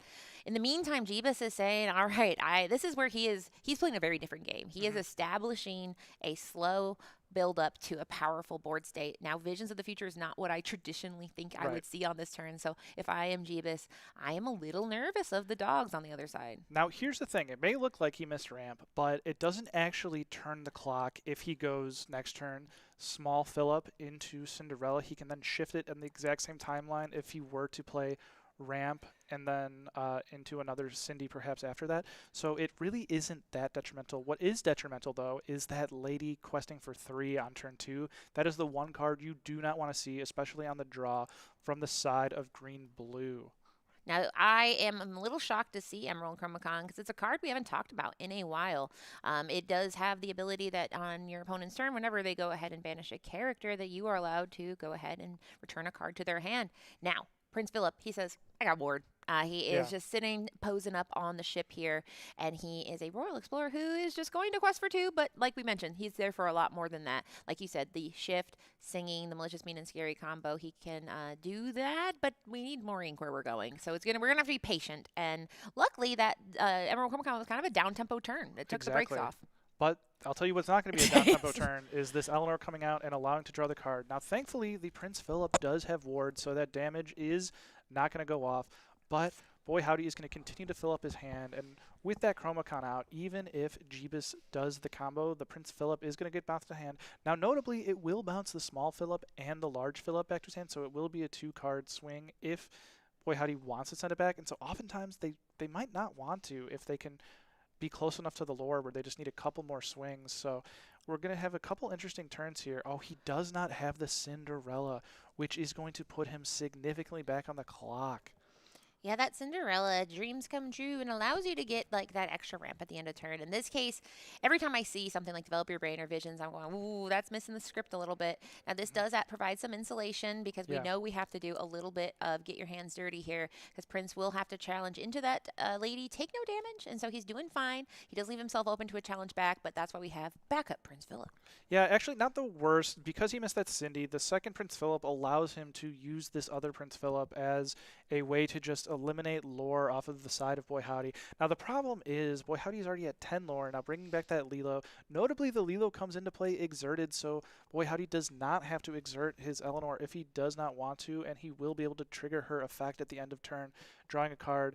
Now, because of the 2 characters with ward, again, we're not going to see the damage, but that doesn't matter too much in this game state, as Boy Howdy seems to be closing the gap and inching closer and closer to that 20 lore. Yeah, and that, speaking of inching, I mean, that Eleanor just helps a little bit more, which is why that card, it's very funny. When she came out, everybody read it. You know, it was a super rare, so usually people give some attention to it, but it was hard to fully realize the power of it. But then we go back over to Jeebus, who is doing another Vision of the Future. Now, Vision of the Future is very, very powerful. You get to look at 5 cards. You get to keep one of them, but it costs 2. So he's using one of his precious ink or 2 of his precious ink that he doesn't have a lot of access to. And then it is an issue of how much can he pull off. As far as how much time he has left, we have a total of 5 on board with 1 extra. So the game is not there yet, but it is so close. And there we go, sail. So it is that late ramp you talked about, where it's better late than never. Yeah, exactly. And Boy Howdy, for taking almost 2 turns off with the Emerald Chromacon and then not really developing anything besides the Lilo, he's still getting very close to that 20. So just imagine if he had a curve where he just didn't miss on anything. Now, notably, Jeebus has missed on both sets of ramp, basically, and so he's really kind of struggling to stay in this game. But he does have these Phillips that are able to help take down some of the board. And I'm going to be curious if he's willing to send this other one in and say, hey, if you want to trade both of them back, that's fine because you'll lose all your characters. But he opts to say, no, I'm going to make sure that I have this combo alive for the next turn if I have it. And so this is going to be a turn where Boy Howdy's really going to want to have the Ursula or the Mowgli to disrupt Jeebus's game plan of malicious, mean, and scary into shift Prince Philip.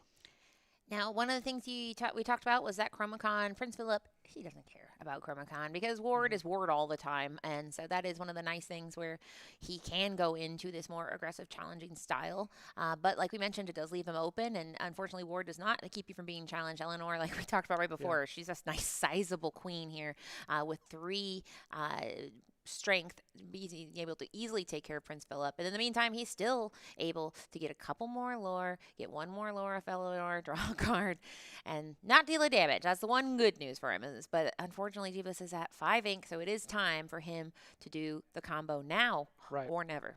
Yeah, lore by lore, Boy Howdy is slowly getting there, and he has almost a full grip of cards afterwards. So even after the combo comes, and it likely will this turn based on how Jeebus has really not done much besides aim to set that up. And it's going to be an easy refill for Boy Howdy. So Jeebus is going to have to just have haymaker after haymaker to stay in this game. And so it is not looking good for our green-blue player at the moment. But Let's see what he goes to ink, and it will be a Develop Your Brain. One of the easier cards to just ink whenever you need to. You'd love to have it as a top deck later, but we are going to come see the combo down, and it's going to be a big decision from Boy Howdy on if he wants to bounce that Prince Philip back or not.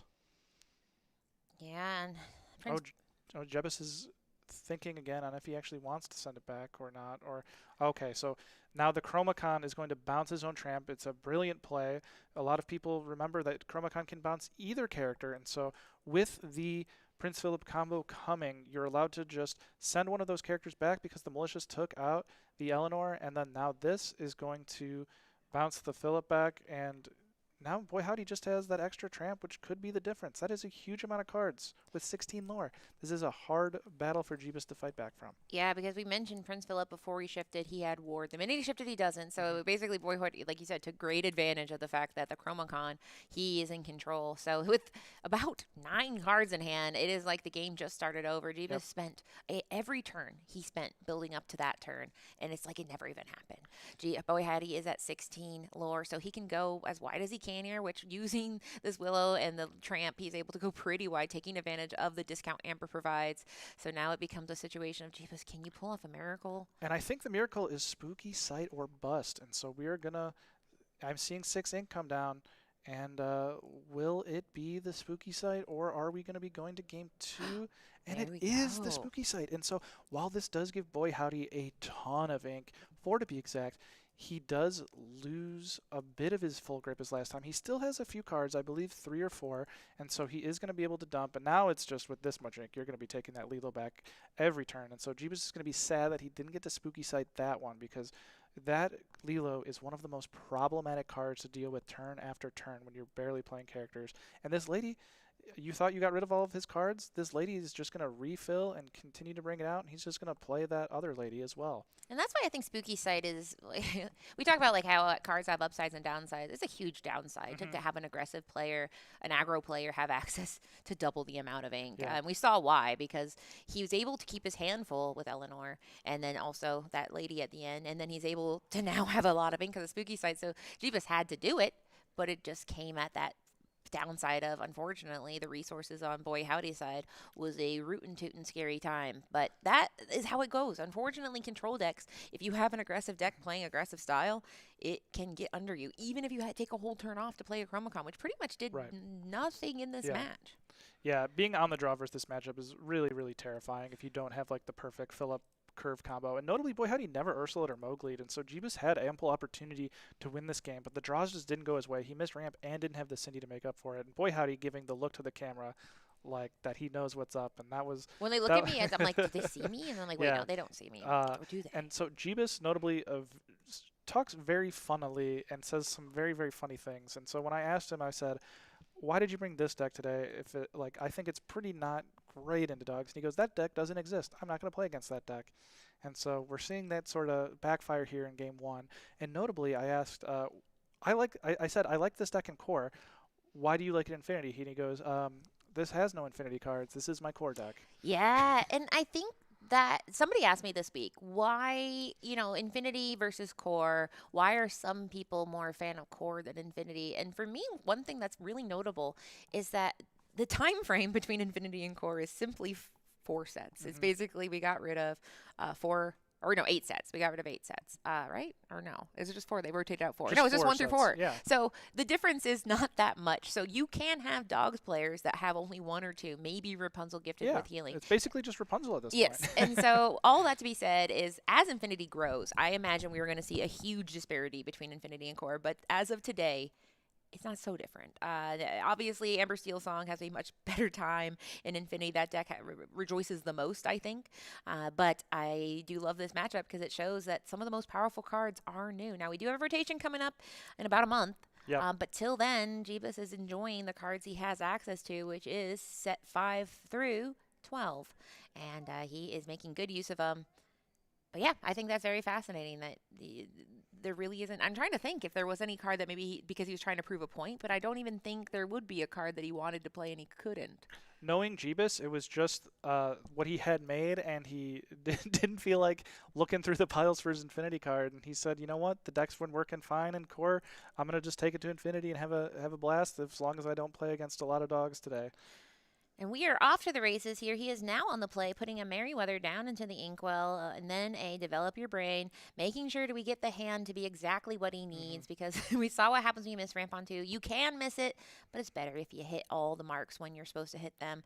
And now we are going to see how much aggression is on the other side with Clarabelle coming down and a Bobby Zimmerbrewski. That is not a card I typically see in dogs, is that one-drop Clarabelle. He must have said, I really just want to make sure that I don't run into some certain scary items and kind of prevent it. And so I imagine if he plays against Red Blue items and that hits a workshop, you just sort of win the game because they run out of cards. And so Jeebus is going to be inking a Malicious, Mean, and Scary. And now what that tells me is one of two things. He either has a very small amount of songs and wants to get rid of them to prevent the Ursula from taking one, or he doesn't really have many other ink choices, and it does not think he can get to the combo without inking that card. Yeah. And so we're just going to get rid of it early. Inking of Your Welcome, too. Those are two huge pieces of removal, and as we know, he needs every piece of removal he can get.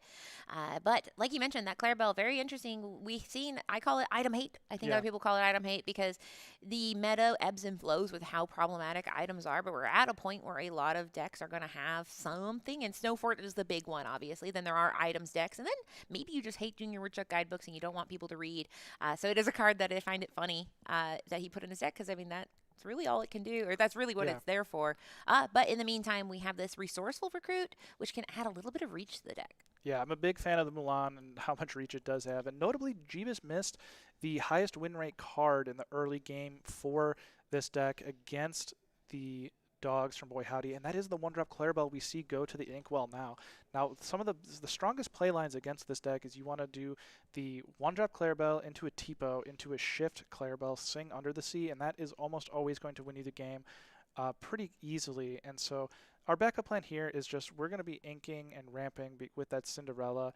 And right now, Boy Howdy started with my favorite start as a green-blue player is when they opened with Bobby, because that's only one lore for a couple turns, as opposed to last game where we were on the draw. And they started with that lady, and that lady got, I believe 6 lore in that last game. Yeah, she was putting in a ton of work. And Bobby Zimmerbrewski is so good for putting that Lilo Escape Artist into the discard right where you want her, because if we get to the point where Boy Howdy's hand gets a little thin, then we have a backup. Now we have another tramp here who is the I almost called him a resourceful recruit, but he is going to come down for no discount because we do not have Our Lady, but he does get a discount off the Willow. That is one of the most frustrating things about Amber right now, is it just feels like discounts everywhere. So now it is something where Jeebus is the ramp deck. He is supposed to be the one that gets to do cool stuff earlier for free, but Boy Howdy has been doing it. And there we go. This is a card that we don't. So this is fun, because this is Mulan, who she allows you to ink cards from your discard, meaning that if you play an action like say Liaz Right Z or Develop Your Brain at the end of turn, you can ink it from your discard. And notably, they do still have to be inkable. It still has to follow all the normal inking rules. And so it's just we get to ink from the discard and save card advantage in the hand. And notably, the green-blue deck struggles to draw a lot of cards without the Clarabelle. And so, Jeebus drew the worst card in this matchup, an Ink Geyser, which all it does is sit in the hand and wait for an Ursula to discard it. And so that's quite unfortunate. It's also backup plan is to be just sent to the Shadow Realm with the Tipo. And we're going to see a You're Welcome, and that is going to send that Mulan back. Jeebus really fearing how much lore that card can generate, and I'm inclined to agree. Now, unfortunately, that's going to give Boy Howdy 2 more cards. That is a excellent point, because that 2 card, I don't want Boy Howdy to have any cards. I would love him to have just 1 card at a time, because it feels like he can go so wide so fast, and the answer is it feels that way because it's true. Yeah. So at the end of the turn, he can go ahead and resolve that Cinderella dream come true. But that was a very interesting turn. Like you said, that Ink Geyser. one of the reasons Dogs is so good is because it can put in tech cards, like an Ink Geyser, not specifically Ink Geyser, but like it, and take really no downsides, because Tramp can go ahead and just get it out of your hand. But most decks don't have that luxury. Once you have one of these painful cards, you're just hoping for a Tipo to maybe turn it into ink. And so it's frustrating to have a card in your hand that just doesn't do anything in the matchup. Yeah. I mean, Spooky Sight's another one. It's good when it's necessary, but when it's not, in some matchups, you're like, I wish this was anything else. But Tramp is so happy to do recycling. He is an ecological warrior. But now Bohadi gets to decide, how wide do I want to go? This gets to the point where you don't want to go too wide if you don't have to, but the characters on the board aren't doing a lot as is. So he does need to start getting some of those puzzle pieces. Notably, we've talked a lot about the Street Smart Dog. We haven't seen him. Yeah, we have not seen him, and we still have not seen an Ursula or Mowgli, which I still believe is the most important cards for Boy Howdy in this matchup in defeating Jeebus's combos to wipe the board, because if Jeebus wipes the board early enough without Boy Howdy at a high enough lore, that's where he can march into the game. But this Chromacon is going to prevent him from sticking the Prince Philip if he should shift it. So if Jeebus is going to take out any characters here, that is going to be dangerous because of the Chromacon. And so luckily for Jeebus, he did here welcome that Mulan, because we see another Tramp, which would have given a large amount of lore for Boy Howdy, but right now he's just content with taking out that Cinderella, stopping from the double princess again, and then gonna just call it a day there, and we're gonna pass back to Jeebus, who is going to really need a powerful turn in the next couple turns. We see a new card in Milo Thatch in his hand, which if you discard a card from your hand, you can send a character on your opponent's side, or your side if you want. Some situations that is good. We can then bounce the card back to the hand, and then notably it is card draw if we have 2 cards in our discard that turn. Yeah, he is very, very cool, because it's kind of like an upgraded Basil, who we saw in this deck prior to Milo's stunning debut onto the scene. Unfortunately, it's just a situation where, is it too little too late? Because Boy Howdy just kind of keeps, it's like when you pick weeds in your backyard and the next day you go out and you're like, they're all back. That's how the Dog's deck can feel. It's because it's just, you cut it back, you do these kind of measured things. In hand, we see some cards that could be quite good. We have that Prince Philip, we have. Notably, the Milo Thatch is immune to that Chromacon because he has that keyword of ward, allowing him to not be chosen from any of those targeted abilities. That is one of the most frustrating game words in the entire game, but it's important. Because, I mean, obviously, in a world where Amber Steel was the most popular deck in Dortmund on day 1 and day 2, having that word is worth its weight in gold. Now, we've seen the Lilo come back. That's something that is a calculated thing. You must play her before you draw for your turn. So he does go ahead, pay that 2 ink, see what else he got. He has lots of little guys. It is kind of a little guy hand over here. But that's okay. It's just not exerting, because unfortunately with Under the Sea, it's not something, I think I saw suddenly in Ursula. So now it's just timing. Now it's a situation of, he has powerful things. He can't go too wide too soon. He doesn't want to play into that Malicious Mean and Scary. So it's, what does he want to do to stay in the game in the meantime? And the answer is, I think, we're doing a check. It's time for you can't deceive me. I am Ursula Deceiver. And he is big sad, of course, because Jeebus was at that notable 9 ink threshold where he could have comboed this turn. So Boy Howdy playing the Ursula on the exact perfect moment, and that's going to put a damper on Jeebus heavily, and Jeebus is going to need a very strong draw in the next turn or two to stay in this game, because this lore total is getting out of control for our Dogs player Boy Howdy. Man, Boy Howdy is right. That's one of my favorite. I keep thinking you're just like putting a soft emphasis on Boy Howdy is here. But this is why Dogs can be very frustrating, is because he hasn't, this is going to sound mean. Boy Howdy hasn't done anything that cool this game. No. He is truly just staying in it. And meanwhile, Jeebus is like doing like jazz dancing, doing like all these things to try to do anything that Boy Howdy is able to do. In this case, he is playing a Prince Philip vanquishes a foe, but he's getting rid of exactly 1 foe and losing that Prince Philip back to hand in the process off the Chromacon. That feels miserable, but it's all he can do. Yeah, I mean, looking at his hand, there's not really a better play, and he knows the Chromacon's going to bounce it back, so then it just sets him up to where if I draw Malicious next turn, then maybe I can combo if my Milo Thatch survives to see another day. But Boy Howdy only has 2 characters left, so there are opportunities where Jeebus can just slowly fight back, but that Lilo is going to be problematic for a good majority of the game. But I think we're going to see the end of this Milo Thatch because that Chromacon bounced that Tramp back, and it's going to be able to boost one of these characters to enough to take out that Milo Thatch. Yeah, I would not be surprised if we hear a timber as the tree can fall on that Milo Thatch. But it is one of those things that sometimes you get caught up in this response mode where you're like, I need to do something about this. But it also gets to the point where you're like, wait a minute, I can just quest and win. I don't think he's at that point yet, obviously, because he is at 10. He only has 5 on board, not everything in quest yet. So we're going to get as much value as possible. Just do one more look back while we're here. And he's like, I don't have malicious Massacre. It's the same stuff you knew.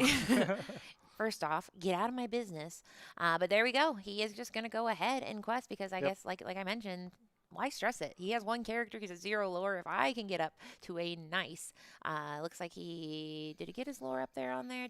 I think he was at 10. He was at 10, so we've not seen the lore update yet. But it's going to be basically malicious, mean and scary, or spooky sight, or bust at this point. And so it says 10 right now, but we may need to update that lore. Yeah, here, we might but need they to. probably have it on paper.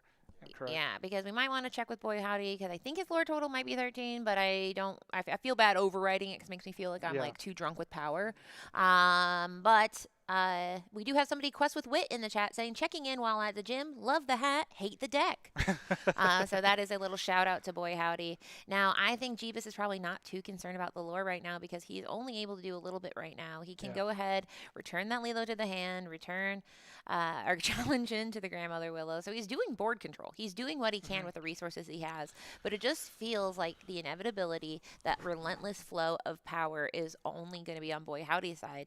But every time Jeebus draws a card, it gets him maybe a little bit closer, but man. And notably, Jeebus has never gotten to use the Milo Thatch's second powerful effect. And with 2 of them, it would be really nice to be using that because he could just be draw, and maybe have a chance to get out of this more likely. But unfortunately, he's just not getting that second card to the discard in any of these turns. And that is causing him to just fall perpetually behind in the lore total. And so we are close to the finish line. And Jeebus is once again on the outs if he does not draw exactly Spooky Sight or Malicious on the next turn, because we know his last card in hand is the big Prince Philip, Vanquisher of all.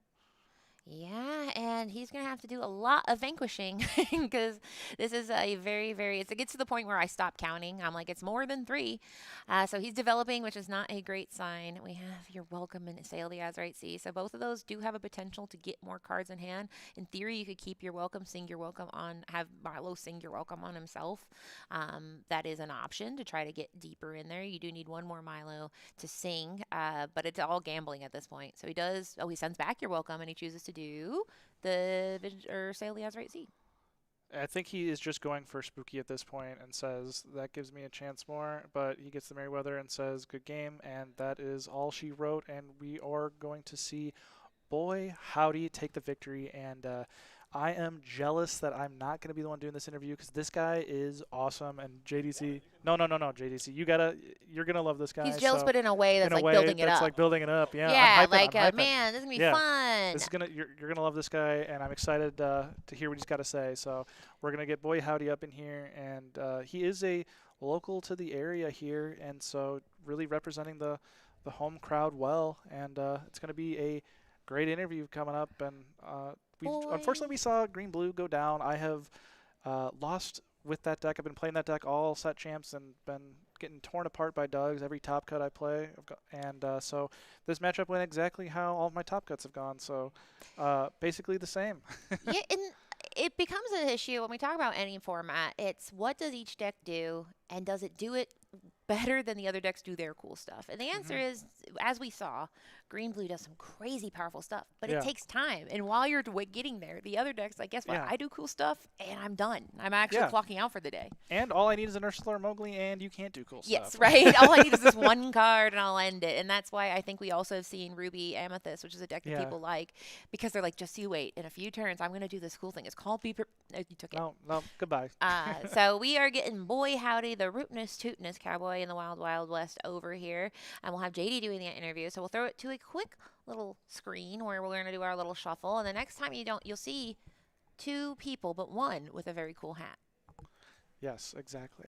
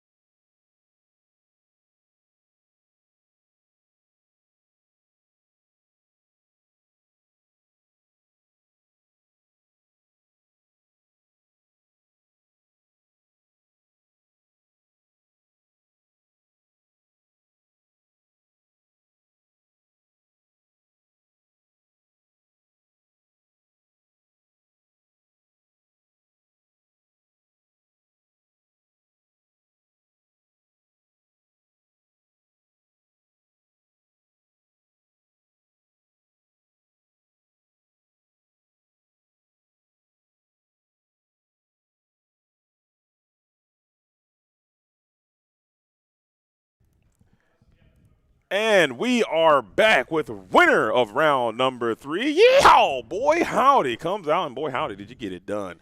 Playing the Amber and Emerald dog strategy against Sapphire and Emerald. You had to be confident when you saw those colors sitting across the table from you. Yeah.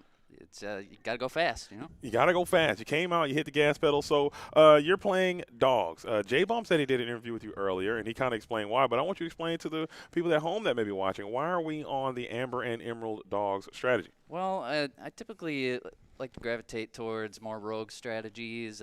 Red, yellow, Mufasa was kind of my pet deck for a long time, and saw this tournament come up in my backyard. I live half hour south of here, so figured I had to bring the Packer dogs. Let's go. Go Pack, go. And you went Pack and went and took down a pretty convincing 2-0 victory in that round 3 matchup. But your deck, we saw that you had some unique tech choices, some neat card choices included in that, one being the Clarabelle Clumsy Guess. Okay, Yeah. that's a card that you typically don't see played too much in the Amber and Emerald strategy. Why are you playing that card in your deck right now? Well, red blue items is popping off now, and opposing Snow Forts and Chromacons, and I figured I got a lot of being able to search a tramp, so to find the item removal when You it's need necessary, then I like to have options. Right on. Okay, did you adopt the Eleanor strategy as well? Are you playing Eleanor in there yes, too? Yes. Okay. So what were your rounds that you had to play in round number 1 and 2? What were your matchups there? Round 1, I played against Blue Steel. It was an aggro variant. Okay. And Kiwi in the building. Shout out. Kiwi birds, if you will. Round 2, I played against Amber Steel, and then blue-green this round. So. Nice. Okay, so you're on your way, and you say you're a local hometown hero trying to defend your base in the In the Mecca. in the Mecca, Yes. in the Thunderdome Yes. out here in actual Lambeau Stadium. Can you wish just we were talk on the about field, I man. know, right? Wouldn't that be cool? Feature match right on the 50-yard line. Let's do it. Let's set it up. I mean, it's Get not out too there. late. It's not too late. We still can make that happen before it is, but it is a really, really cool environment. So can you just talk about playing Digital Lorcana, how long you've been playing, and what does it mean to be here in your, I'm assuming, favorite team playing your favorite game? Yeah, so I came up playing Magic and kind of fell off and went to a local hobby shop and saw some foil cards for Lorcana in the case. I was like, what is this game? And I was with my wife at the time, and we started playing, and then I got really into it. She stopped playing. Oh. I kept going. I'm a stay-at-home dad, so I don't get to go out much, and I'm a country singer.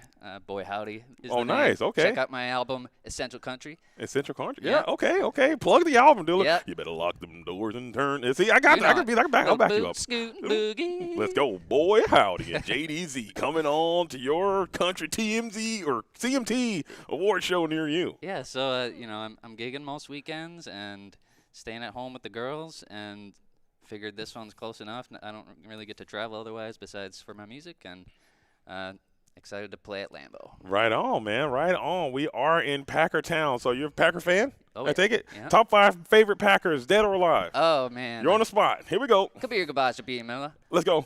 You got All right, he's on the spot. Too much. that kicker guy. That kicker.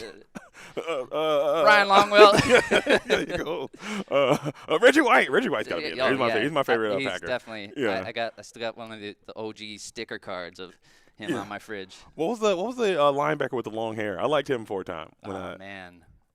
What's his name? Matthews? Ryan Matthews? I don't know. I'm terrible. I'm not a biggest I'm fan in it of for the anything. vibes. I'm in it for sure. But man, you got it done in round number 2. Round number 3. We're gonna wish you nothing but the best for the rest of the tournament, man. We really enjoyed your energy. I love the hat, by the way. What kind of hat is this? Did you make this? This is actually my grandpa Skip's hat, Okay. and this is also his jersey. He wore this to the Ice Bowl in '67. Shout out Grandpa Skip, Yeah, dude. repping Grandpa Skip, and Okay. this is the hat that makes me Boy Howdy. I like it. Well, let's go for Boy Howdy. Let's get those. Everyone, make sure you cheering Boy Howdy on and giving him your energy so he can perform well for the rest of the event. Defend the Lambeau Stadium. So shout out to you and shout out to him. Go and shout out Pack. to everyone at home. But Boy Howdy, before we let you go so you can take a break and get ready for round number 4, any shout outs you want to give? Anything special you need to say? Shout out to my wife Loretta McGee and my kids and my family. They're all so supportive. Luke and Paul, wish you guys could have come out today, but I'm gonna defend it. Let's I'm gonna go. do it. Hold it down. Hometown hero, defend the base. There are a lot of great players from all over the country, all over the world here in Lambeau Stadium, and now you need to take this trophy back on to the house. Well, Mr. Boy Howdy, we'll say goodbye to you for now, and maybe we'll get you back in here on the winner's circle in a few moments, So for sure, let's go ahead and we could just bring I think J-Bomb is going to come back and do another round here soon, as we'll be setting up for round number 4 here in just a moment. No, it's you.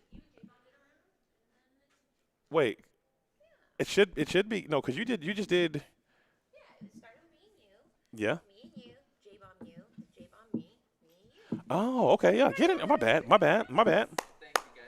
Of course, Boy Howdy. Congratulations on the win.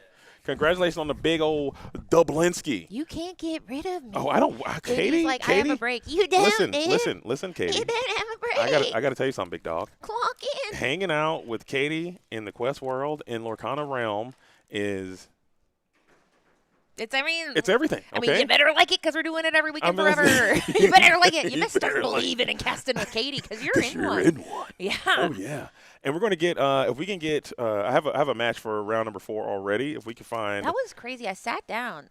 He left such a pleasant smell. Like it was like he left like a cloud of like delightful smell. Yeah, it's like you can tell me I stink if that's no, the case. you don't. Okay. I'm just saying that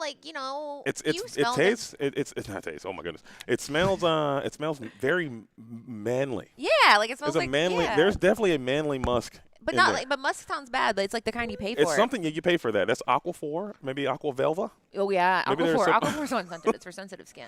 Maybe some Aquavelva. Maybe something. It's something you spray on there. Yeah. And you probably have like a bunch of bangles on, and you're like, it's for men. Something for men is really nice is on over there. here. I enjoy it. But we got a lot of people hanging out in the chat right now. Are we going to be right back? Are we not even live? No, we are here. We okay, are. I was so afraid. I was like, no, I've been saying so many cool things. I'm talking about cool people smell. But yeah, watching the CCQ right up until Game 5 of the NBA Finals. Let's go Knicks. Let's go Knicks. Let's go. Or New Spurs, York. right? It's the Spurs or the Knicks. It's the Knicks or the Spurs. I think I'm going for the Knicks. I just want them to win so bad. I think I don't even like. I like basketball enough, Katie, but I don't like it so much like everyone else does. But if the Knicks win, I just want to see the shorts and things that are coming along with that. I mean, yeah, they have fun little. First off, they're the home of Bing Bong, and that was such a fun time. Beans, rice, something else, and Biden. That was just a fun time when that was Joe Biden. Who? Byron. Byron. That was so fun, and I'm sorry, San Antonio, you guys aren't doing the memes like that. Now, I did live in San Antonio for 4 years, and shout out to Barbacoa and Big Red Soda, which they have like. Barbacoa is quite good. Big Red Soda I cannot get behind. It tastes exactly like it looks, which is chemically, but it's like cream soda. But yeah, we have Jovan Musk, Drakkar Noir, of scents that might have been. But yeah, so we're back, and so let's orient. This is a classic Katie bit where we're going to orientate. You're scared. You're like, what's going on? Why are we talking about the Spurs and Cologne? I'm sorry. Where you are at right now is you are in Green Bay, Wisconsin, Lambeau Field. It is the World Class Cards 10K weekend. It's a 5K. This one's the CCQ set champ. The winner of this gets a Woody playmat and an invitation to the challenge, the Disney Lorcana Challenge in Disneyland, the national event. So it is a big deal. We have DKP in the chat saying, I will be there at 4 p.m. Keep a seat open on the stream right now. I'm on an airplane. Okay, so DKP will be interviewed at 4 p.m. I thought he lived. DKP, you can show up with 5 buys and join the main event. Honestly, fair. Can you bring some boosties too, though? Because there's not. I can't find any. You can bring some German ones. The Rise of the Floodburner is like Rise of the Floodburner. That's pretty close. Yeah, I think that's what it's called actually. Rising. Is it the Rising Flutbahn? Rising Flutentagen. Okay, we're cooked. I'm sorry. We're cooked and we're canceled. All right, DKP, I'm sorry if you don't want to show up now. Have all that removed. You can actually you can look at me and say I'm disappointed and I deserve it, and that is my promise to you. But that is very exciting. DKP is the reigning world champion and a winner of DLC Australia and a member of World Class Cards. For sure. So I'm the surprised family he's is not gathering. here. I'm surprised he's not here. He's everywhere. Getting those very important warm-up matches. I think that would have been a great opportunity because if you guys didn't know, I'm sure Katie and J-Bum already mentioned that there will be a Disney Lorcana Challenge happening next weekend, okay, in Indianapolis. And it's very close to where we are right now by every stretch of the imagination. You can get there pretty quickly driving from here. And I assume that more Illuminators would show up, but maybe there is an opportunity to save some of your tech and save some of your deck choices and all those types of things for that event. So I understand why people didn't show up, but you really missed out on a real treat. Oh, yeah. And it's not as many people as I thought would be in this tournament, but I still think that it's more of on you for not being here because this one is definitely one of those tournaments that I would be glad to have been a part of if you at all could. If you thought about, I don't want to do that, I'd rather do that. I think the rather do that people are going to be missing out a little bit. But here it is. And then after that, we're going to go out to Texas the week after the DLC. And I got a little bit of a sample of what's going to be happening there. Look what I found there, Katie. Diet Coke Invitational. If What's it's that? not Diet Coke, I'm not drinking it. I'm going to get a little taste test of what these bad boys are I am working out. quite jealous. I would love to drink that. Instead, I have Mickey Mouse, which is famously not a beverage.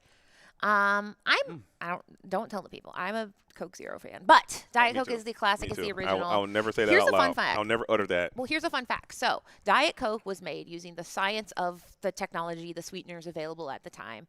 Then what happened is they made Coke Zero, and like the science was evolved enough where Coke Zero tastes like Coke because people said Diet Coke doesn't taste like Coke. What is that? But people love Diet Coke so much that basically they have to have two product lines because people loved Diet Coke, and you can't just take away something like that. Right. And now it's become like almost coalitions there. Very cliquish, very tribal between the Coke Zero people and the Diet Coke people because now you have these two warring factions. And I'm firmly nested in the Coke Zero clan there, and I don't hate the Diet Coke people. I will yield, especially for the Diet Coke Invitational. I will be there, and I will never utter a passing phrase about a Coke Zero. I'm completely jumping ship into the Diet Coke crew. But when I return back to my own dwellings, I will be Team Coke Zero again. Yep. So that is the Diet Coke Invitational. Then the weekend after that, it is July 4th. It's America's Independence. So we will be celebrating at the Pro Play Game Summit in Fort Worth. That is where the DLC in Fort Worth took place, where Edmund Chu took place, his first DLC win. And he's also a member of World Class Cards, but he's not here, which is very sad. But what is the story behind the cheese? Oh my gosh, we have to catch him up on all of Wisconsin lore. We got to break you down on the whole Packers. All right, so we are in Wisconsin. Right. You got to go into football. You got to say what is I football. mean, well, I think the cheese and the football. So yeah, so this is we are in the home of one of the oldest football teams in the. It's called Titletown because they have the most at Super Bowl wins.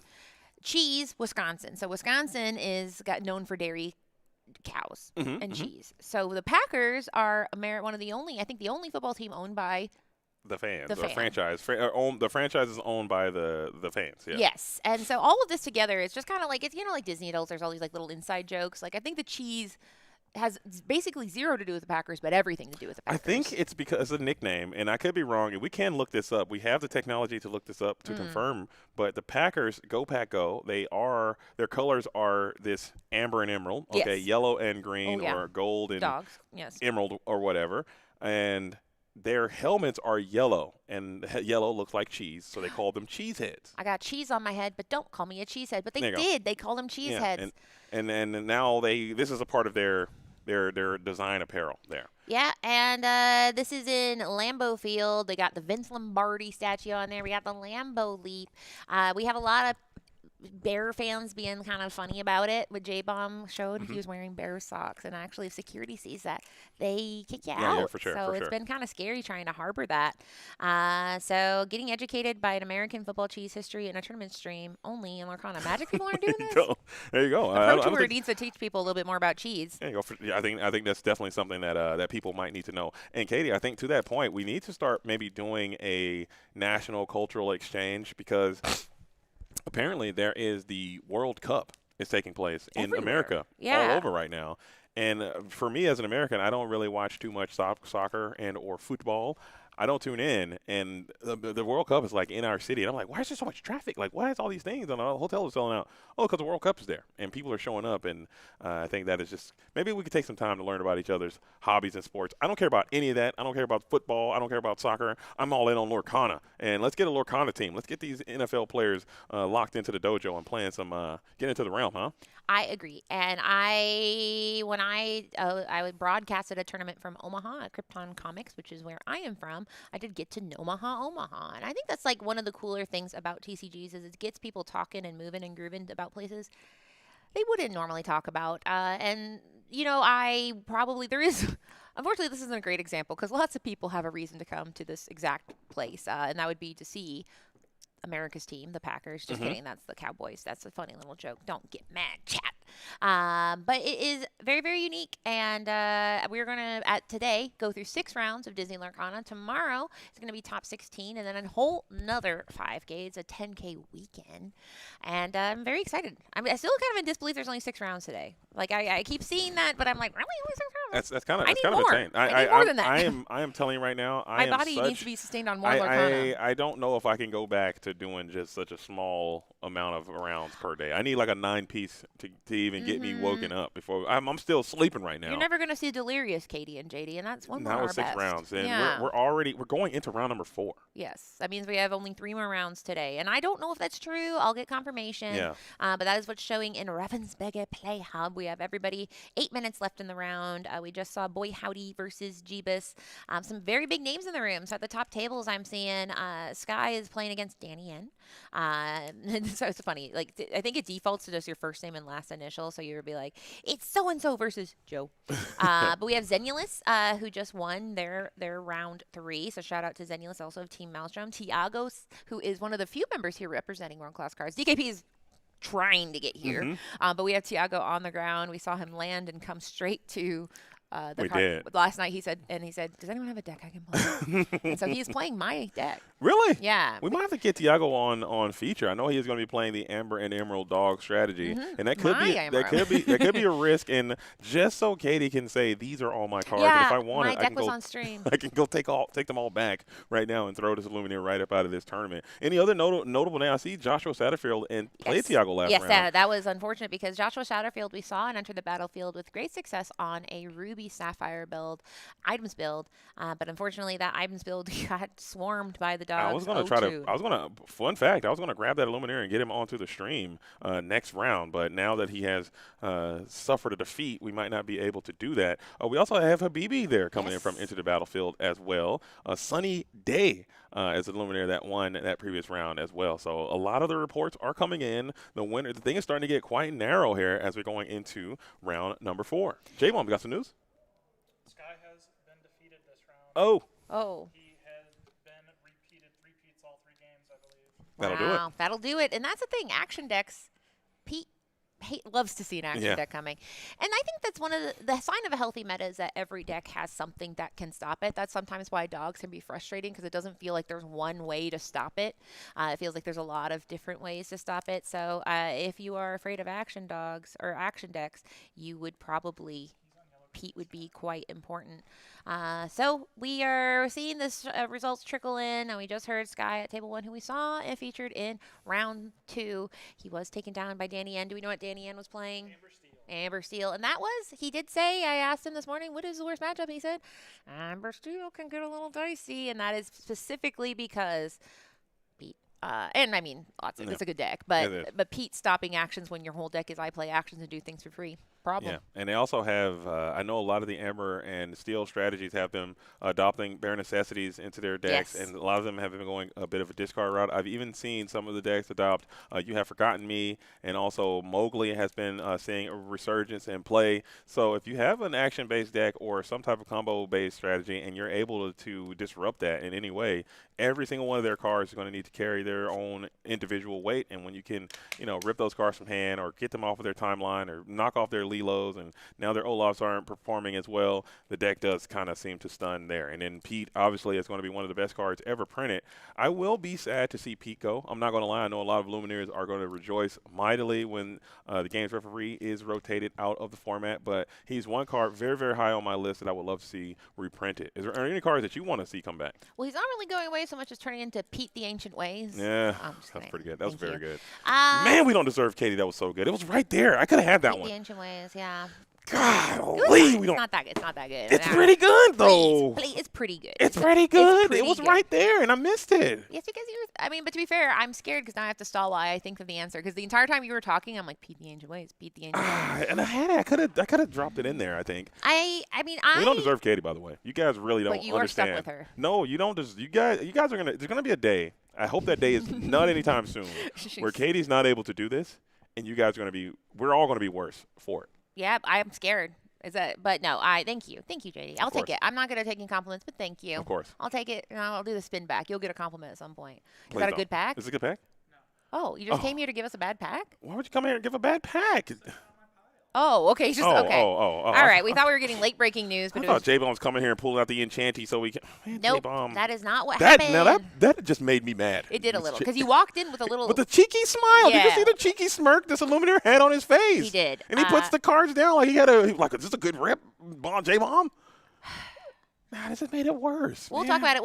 We have our nightly team meetings, so we'll Please. talk about it tonight a little Yeah, bit. we got to bring him on the game. Okay, J-Bomb, he's coming into the circuit. We got to like, yeah, look, there we are gotta be like, rules. there's notes. There's rules. Okay, when you come in with the cheeky grin, whenever you hand some Well, cards, it Garrett- needs to be a sad. Well, Garrick did that walk, and he had an iconic buzz. He did. Same way you cheeky grinned in. He had an Yeah. iconic buzz. Shout out Garrett, by the way. We're happy to have you. We're- We're happy to have you. We're giving. Listen, J-Bomb is a delight. He didn't bring any hot dogs. We were gonna do a bit about like anytime. A tramp was played. Yeah, but it hasn't really happened, so he's safe actually. But tomorrow he's probably not gonna be safe. Or maybe every round we could have had some dogs. But as you guys know, J-Bomb is the hot dog Lumineer. I mean, he Hot dog. That should be your new name, the Hot Dog Illuminator. that's his sub name. That's his J-Bomb. Yeah, Hot Dog Illuminator. Hot dog Illumineer, dude. That could have been a good time to sit out here and have a hot dog eating contest with one of the goats. And he failed me. Okay, I asked him one thing when I was like, "Hey, J-Bomb, we're coming to Lambeau, hot dog eating contest." He's like, "We're gonna do it," and he didn't bring the hot dog machine. Well, I was thinking about so the card that I'm sad to see go is the most disrespected card in all of Disney Lorcana, and that is Clarabelle Light on Her Hooves. I don't play it, but it is so disrespect. She's so powerful in so many decks, but like her enchanted is like $4. People don't care. They never talk about her as like the meta maker, but she is the meta mover. She does so much, and it is so sad to think about. She's been in this meta the entire since set 5, and she's gonna rotate out, and probably no one will ever talk about her again. We don't talk about Bruno. That's a good one. That is a good one. Yeah. She never got her roses, man. She And didn't. I imagine in a world, okay, Clarabelle was I don't know. Let's think of maybe a Cinderella. Yeah. Or Clarabelle was an Ariel. Yeah. Or Clarabelle was a Mulan or something like that. Elsa. Elsa. If Clarabelle were an Elsa, forget about it. Yeah, and then because I see it's what you're a dancing cow that nobody knows where she's from, but apparently she sings the song "Has Set My Heart." Has set my heart. We don't know how it goes, so we can't get copyright strike. Should I run a little piece right now or no? Have you ever listened to it? I've never listened to it. Wow, if you can Has find it. set my heart. I mean, they might get the We're whole gonna stream. We're gonna get DMC'd blasted. Yeah, I or don't whatever. want to get DMCA'd on that. I mean, to be fair, it's probably old enough where Maybe it I'll- can't be. maybe I'll Yeah, run you it- can maybe I'll like run it on find my it phone because here. it might be so old that nobody could sue you. I think that might be. Let's run a little piece on my phone and see what it's dropped. See what it's talking about here. But I think, one that there's a lot of cards that are going to be very interesting. Obviously, Tramp, Genie, Wish Fulfilled is going to be one that's kind of like, whoa, that's been a staple. Oh wow, this Three Musketeers. It's There we go. It's a Three Musketeers bop. Yeah. Oh, and that's why so sometimes people say Goofy's dating Clarabelle, and this might be why. Ah. So we are watching. It's a scene from the. Oh. Oh, whoa. Oh. This is. Okay. This is. Okay. That's violent. Clarabelle, lock in. Hold up. I gotta see this movie because honestly, I don't think I've ever seen this movie. No, I couldn't tell you where it came from. There seems to be some kind of love dynamic that's not. I'm gonna fast forward a little bit there. So get. Yeah, is she ever gonna sing "Has Set My Heart"? What is happening here? She's trying to. So Goofy is being banished into the ocean, into the river. I don't know if she's going to get. I don't think she's going to say that part. She looks like she doesn't like him at all there. She's attempting a lifetime banishment. Let's fast forward a little bit. Oh, wait. I saw. We could be on a break right now, but this is important. If you don't like this part, just pretend we're on a break because we are. Oh, there it is. Has set my. She hit it. That's She pretty broke good. the moon. Yo. And they smooch. Now, this might be shocking for fans of extremely Goofy movie because they are not. Clarabelle and Goofy are not dating in that movie. Yeah, that's probably why I get a lot of. I've never seen that film before, and I think that might be why that is, because there was some love-hate relationship there. It was. I'm glad I had a chance to hear that. We have about 15 minutes left, or excuse me, about 4 minutes left in the round, and I hear that there are just a few Illuminaires still playing. We have Rascal Adams and Daniel. Rascal Adams is here representing the Lords of Lore, doing well. Maybe we can get that Illuminaire onto the stream, as well as legendary Illuminaire Cran is in the Twitch chat saying, "Will miss Elsa 5." Big Amethyst Illuminator there. Amethyst and Amber legend there. Chris Cranderson out there. Chris Cranderson. Have a seat. Have a seat over there. Just come on in and have a seat. Not Chris Cranderson. We're gonna do that. It's How to Catch a Dog's player. We'll be like, that's pretty good. Come in. Have a seat. Come in over there. Is that Tramp? Come on. Have a seat there. Yeah. Have a seat. We don't do that. Get it banned. So yeah, we're waiting on specifically just Rascal, and that's total Rascal behavior. Yeah. He did say, he's like, I stayed up to bleh, and then I drove bleh amount of time, and it sounded like late and then long amount, so he was very tired. I didn't pay attention to the numbers, but I got the feeling that he was like, this is crazy. It's a long time. Oh, and he showed me his deck list, and he said, not what I usually do. Usually he's on some absolute uncut, unreleased, unpasteurized spice. I'm talking straight up raw goo, but this time he said, you know what, I'm going to be here, and let's try to stay as consistent as possible. Let's try to win this thing. And he's actually playing a relatively normal deck by all accounts. I'm sure there might be some uncut, unreleased spice in there, but it is what it is. But yeah, Elsa 5 is one of the most backbreaking mirror cards, and it's a situation where if she goes first, you like it. However, we do have some other interaction cards. We have that Isis Vanderchill. We have Demona. Just be patient, all right? Yep. Amethyst, you can't have all the answers all the time. And I'm fairly confident a card like Elsa Fifth Spirit, I had it on my list for a while anyway as one of the best cards ever printed, especially in Core Constructed, because it's doing so much. It's inkable. It's got the 5 willpower. It can rush. It also has that very powerful exert effect. And it's just doing a lot. And it's evasive. So it's doing literally the most. And I can see that card being rotated out, but I will not get rid of those cards because I'd be fairly confident that this game will see Elsa Fifth Spirit again at some point in the Core Constructed format. It will be reprinted. I mean, Elsa's just a GOAT, as it may be, and I don't know if it should be reprinted right away.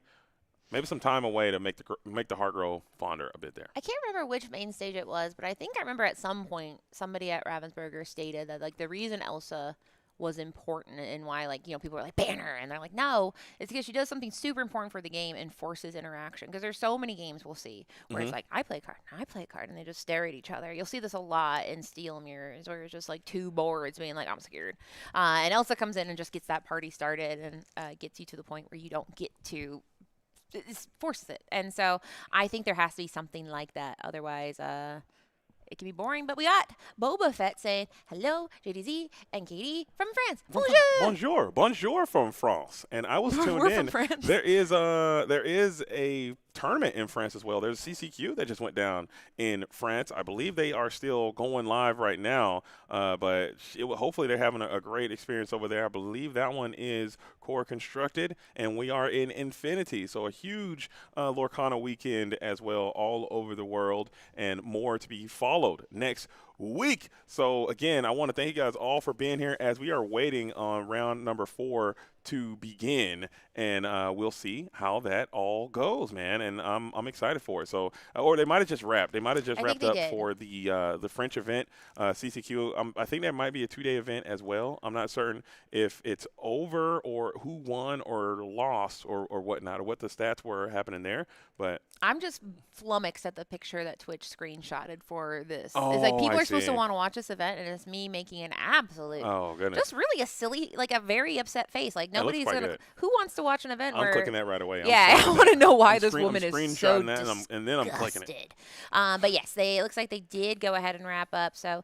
you have lots of choices when you watch Disney Lorcana. But thank you for flying with us today, because we do have lots of more. We have lots of more Lorcana ahead of you. We are waiting for round 3 to wrap up. As you know, when it goes to time, usually it's some freaking items deck, and they're doing some stuff, and it's like whatever. That's one thing about Infinity that I will say can be a little crazy is that when it goes to turns, they like crack their knuckles. They're like, now I'm gonna read every card, and so it doesn't happen a lot, but it can happen because I mean some of these decks are.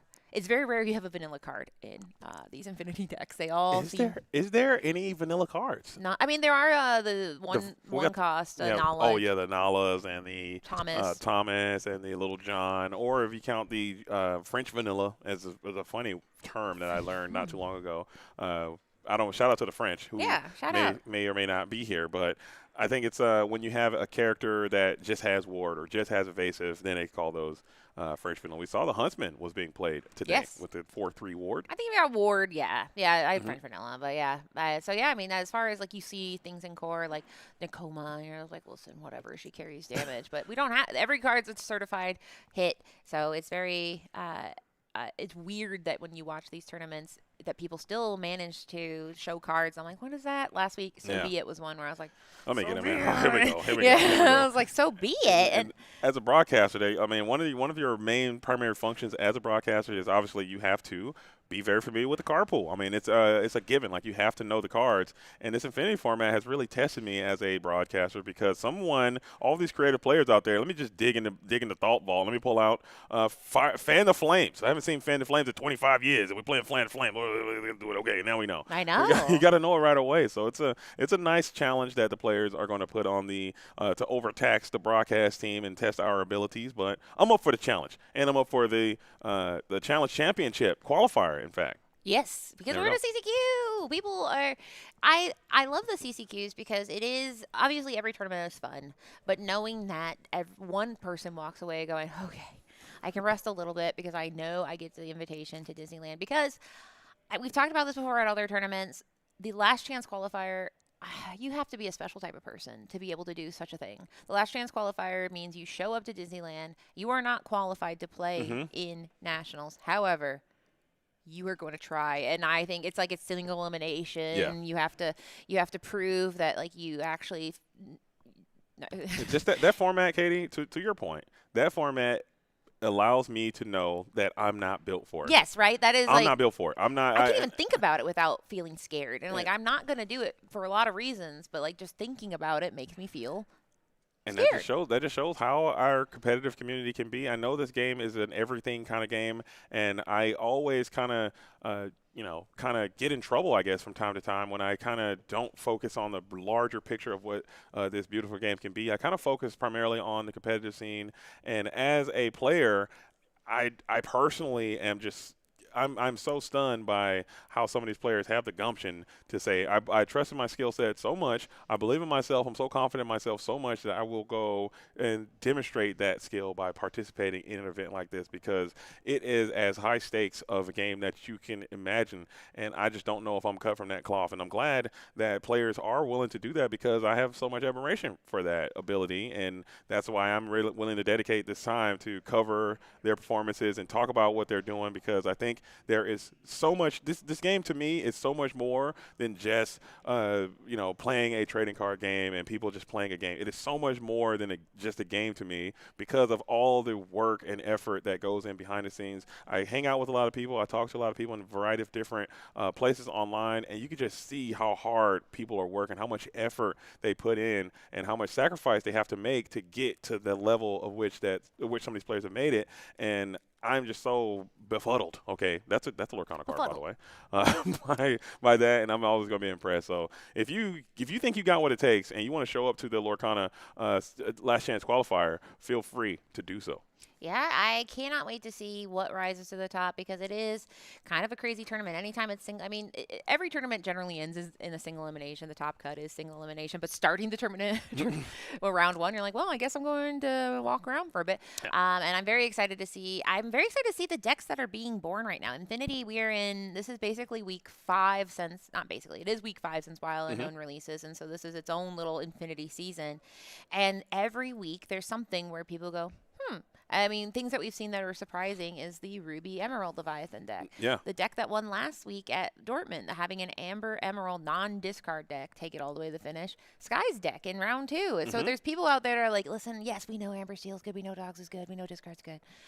But there's more science, and so I love that we get to sit here in our little booth and watch people be mad scientists. I've been loving your analysis and your numbers reports that you've been doing, and like keeping tabs on what's been performing and what's been blowing up and what's been off the radar. It's been some incredible information, and you also have a great insight because you, like me, you've been to so many tournaments and you've seen it up close and you're processing all that data. So with that being said, I'm gonna put you on the spot here just really quickly.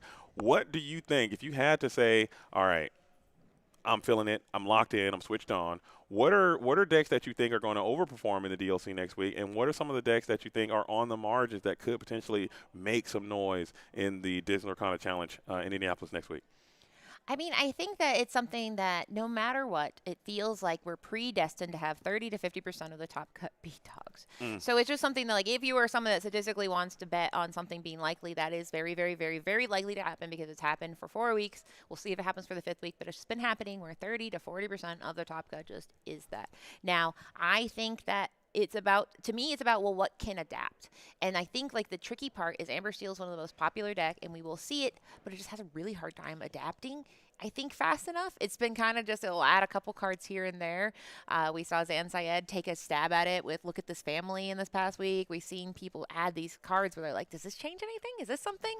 So I think we will see some Amber Steel, but I don't think it'll convert. But I think ultimately, I don't know if the Leviathan science there. The Red Steel, I think, is very cool, but the fact that Amber Steel is the most popular deck in the room and all I have to do is run a Pete, that's why I think it's hard. I couldn't predict right now, but the one thing I can say is Dogs is going to make up 30 to 40% of the top cut. And with that information, maybe you can have more. And I do agree with your assessment, by the way. I just feel that if I want to see more people show up at Dogs so more people can have the counter pick for it. And that's my crazy theory, and I know I'm a harebrained crackpot theorist on this one, but I believe if more players show up playing Dogs, less Dogs will convert. And that's one of the reasons that makes it hard, right? Because, I mean, you will see people, like, for example, that control deck that we saw in San Diego that was built by Sky, it was to target Amber Steel, but then to target Dogs, but then it was really bad against Amber Steel. All that to be said, people want to target Dogs because if you make it to the top deck or top cut, you're playing against Dogs. But the problem then becomes, is it going to be enough? Like, how do you tech against 8 different dog builds? Now, they are getting more homogenous in some ways, but I mean, we just saw in the last match, Yippee-ki-yay, boy howdy, was playing Chromacon. We haven't seen Chromacon in weeks. I know. It That has blew not my been mind. there. And that almost felt like seeing an old friend again. I was like, what is that Chromacon doing in there? I've Look never at that felt that way about look at that little Chromacon. sneaky, cheeky Look guy, at you man. making me bounce cards. Look at that guy. Oh, man. I'll That shit bounce it, but I'm not going to like it. popped off, too. Katie. It did. Well, yeah, because, I Kinda mean, one game it over always, there. Chromacon at the very least says, you sure about that, pal? I feel like that's just like Chromacon at worst, or at, like, the best case scenario. It is going to make your opponent go, ooh, and try to, like, make sure they do everything right. Because if all it takes is one little mistake. Now, we are watching our players. We have 2 players coming that some of them, I think they look familiar here. One of them is known for ripping decks in half. Now, it is Beefcake, which Beefcake actually, the first time I was familiarized with Beefcake was casting. I believe it was a world-class card tournament.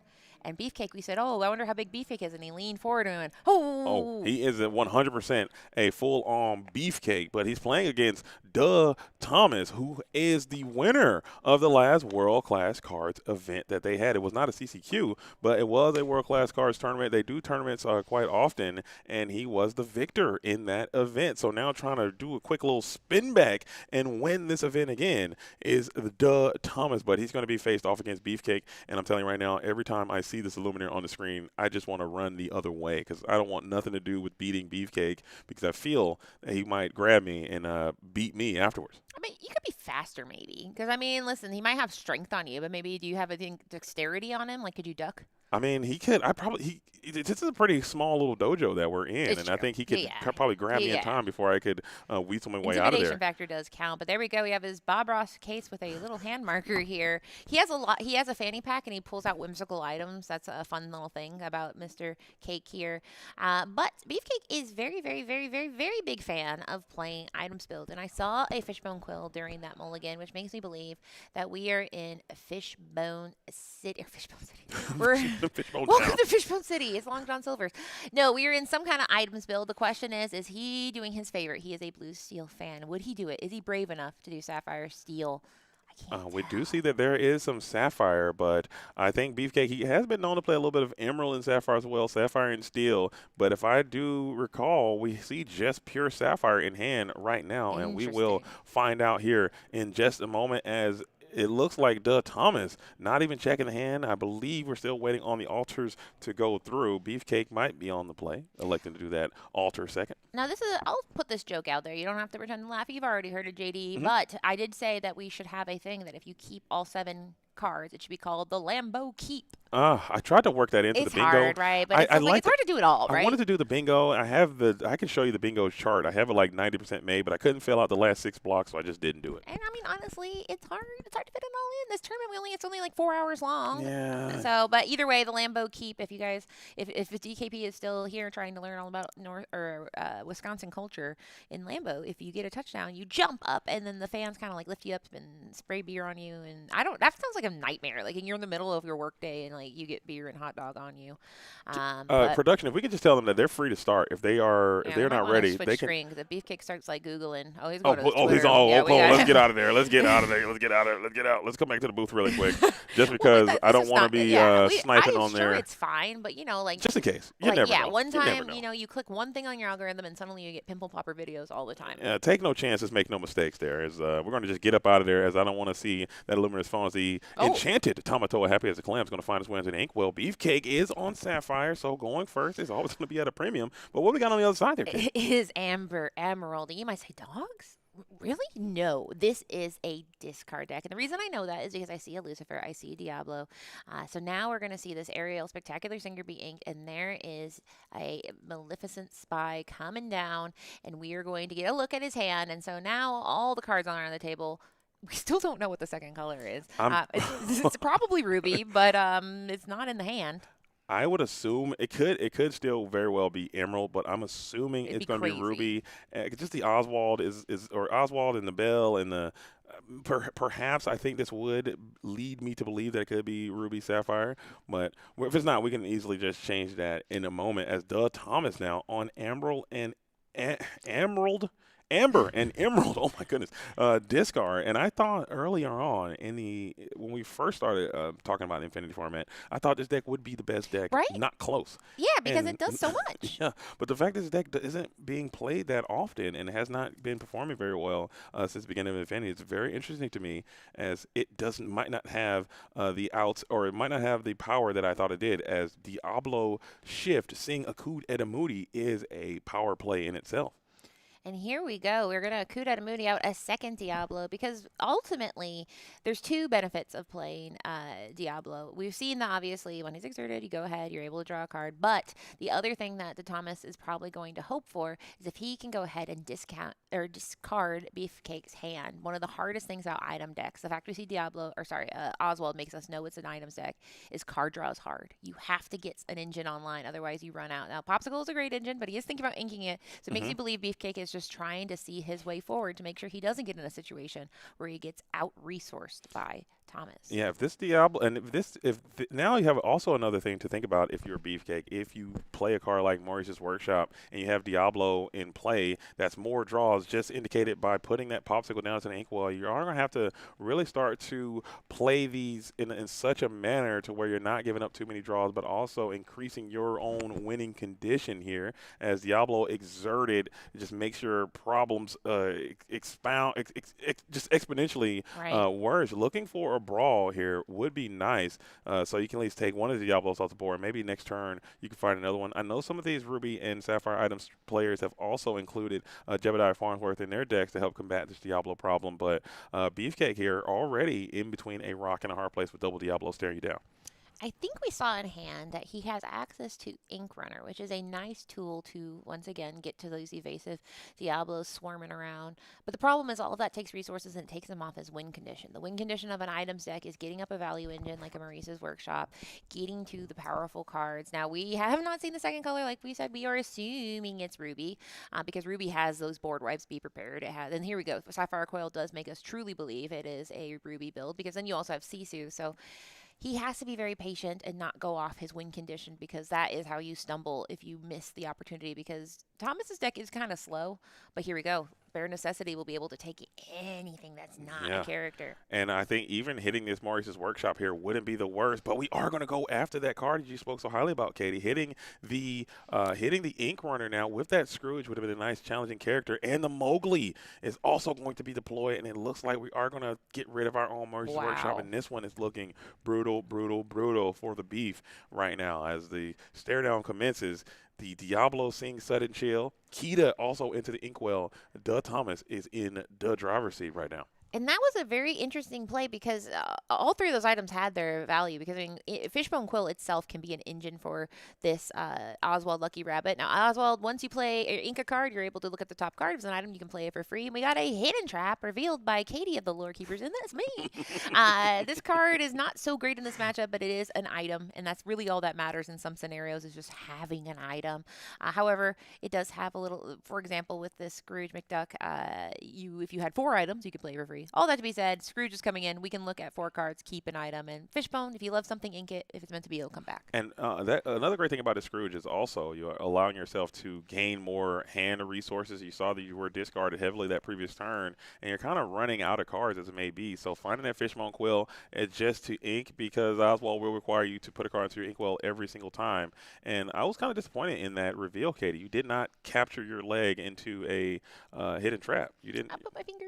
I I made it out of cards. Shout out to Hudson who made up one half of the hidden trap. Yeah. But yeah, all these items, it's so interesting because like part of it is just, you have forgotten me here. Beefcake takes his delicate 2 cards in hand and says, get them out of here. It doesn't matter. And this is what discard does best is it gets you to the point where you are trying to fire on your draw engine. Now, Beefcake has some resources on board, but he lost so much. He had to ink this Vitalosphere because where he's going, he needs access to guaranteed things. He'll go ahead and play this Popsicle to draw. Or did he draw? He might be thinking he about. Might have already had that Popsicle. He might be thinking about bypass. No, that came in from the Oswald after the Vitalosphere inking. It came in exerted, but he's thinking about if he wants to go for that draw, That's and he true. will. But he also gives his Diablo 2 triggers, and I think Beefcake's a good sportsman there because maybe that's the sneaky shark in me. I'm playing that Popsicle, and I'm not saying anything, and hopefully they just forget. But Doug Thomas obviously is a great player. Like I said, they did win the World Class Cards event already, and it was a quite stacked tournament. And they probably would not miss that with 2 Diablos exerted.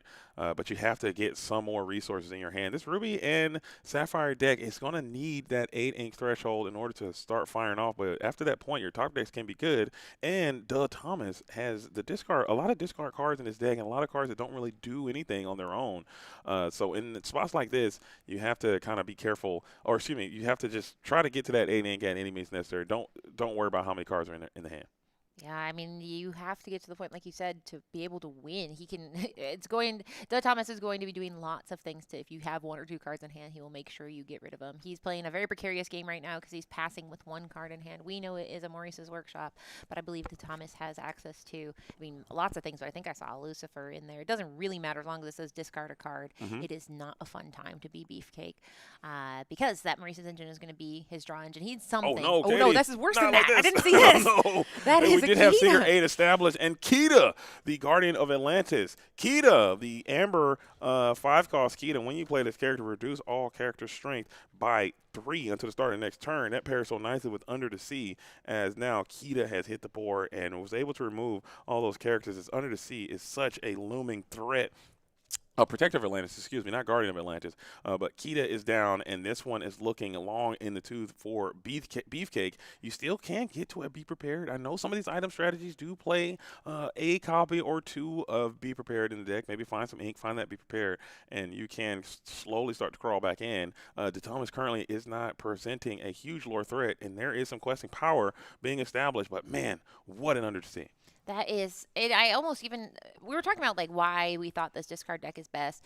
In this game, we talk about like, well, who has access to board wipes or not, and it's not every deck does, but this is one that it's a discard deck with an access to a one-sided board wipe, which is the best kind of all. However, I mean, Beefcake has access to Sisu Empowered Sibling, but the problem is he has been in a resource struggle here.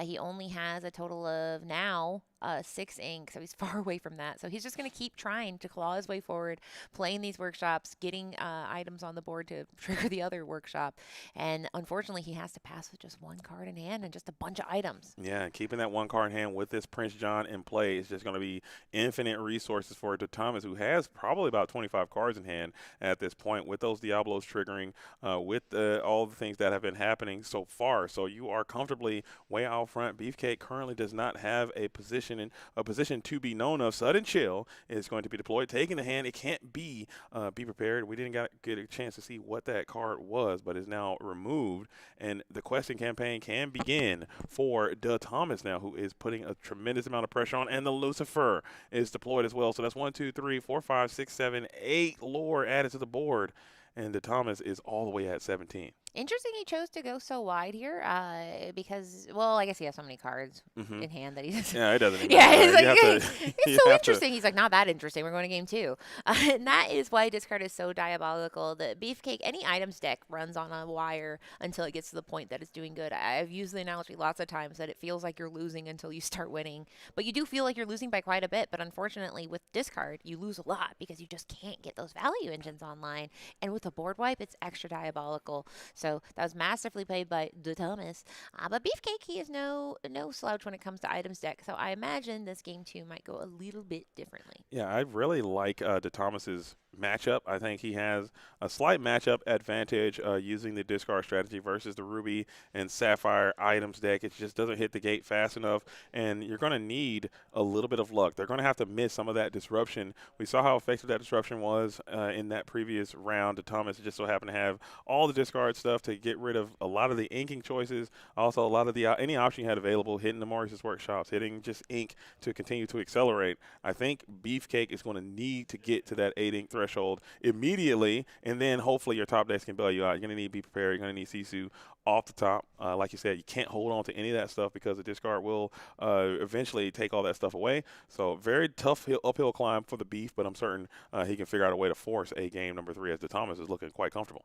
Yeah, like you mentioned, Jebediah Farnsworth, if you're here, you might be summoned to the front row because we saw those Diablo. I did decide I want to start saying Diablo and lever. Yeah, can Pull we? the lever, wrong lever. Can we do that? Is that legal? We're allowed. I mean, actually, you're right. I'll apply. I'll Yeah, go to the office. I'll put in the make permit. sure you pass the and then I'll come get a back. permit for that. I don't think we could just make Circle those types back. of changes. No, you're right. All right. So for now, we have Diablo. Which Yeah. Diablo? Diablo is just way better. Diablo. I tried to start slipping Diablos in there, and I got like cyberbullied by people from the chat, and I stopped. They can't hurt me. They Actually, can, though, They man. can hurt They me so can. bad. I was about All to they say, have to do they- is say I didn't like that. I'm I'm out. I'm in a coma for People the like, hey, rest of why the is he day. saying why is this dummy saying Diablo? And I just stopped. I'm okay, going. Yeah. Sorry, guys. I thought I was doing something. I'm I not. tried it. It does sound way Diablo. Diablo sounds way better than Diablo. It's a fact. It's just a confirmed fact. Yeah, and the Thomas says, if you play 2, that is actually a Diablo because it's 2 of them, and he saw that last game. But now, will he have the same power? His deck has a lot of different avenues. We also have that Cinderella Ballroom sensation who was rotated out. She was one that people were eager. I mean, Thomas's deck has a lot of hits that people were eager to get back, from the Muses to Cinderella Ballroom sensation to You Have Forgotten Me. We wanted to forget you, but we couldn't. So lots of options here, but we will probably go ahead with that inking You Have Forgotten Me into the Ballroom sensation. Beefcake didn't do anything on turn 1. I missed it. He just inked. Yeah, just ink and pass. Pretty standard opening for the Ruby Sapphire strategy. A lot of times when they have that popsicle, they're trying to save it for Maurice's workshop. And you have some, maybe you can set down a Vitalosphere, but you're just trying to keep your party train rolling as we are going to establish the Sapphire Coil, which is another nice card in this matchup. Whenever you ink, you're able to reduce strength by 2, and then it allow your Sisu to get much more active in the early game to set up that potential shift, which is another very viable line of play that you have, getting that Sisu, shift Sisu on 6 to help clear a lot of these warded characters and low strength characters to the bottom of the deck, or excuse me, to the discard pile, while before they can send your stuff to the bottom of the deck. Exactly. And Sapphire Coil gives you that flexibility where now if you have a Daring Visitor, you can go ahead and take advantage. In this case, we're going to take the slow route. We'll get that Maurice's Workshop, which like we mentioned is the draw engine here for this deck.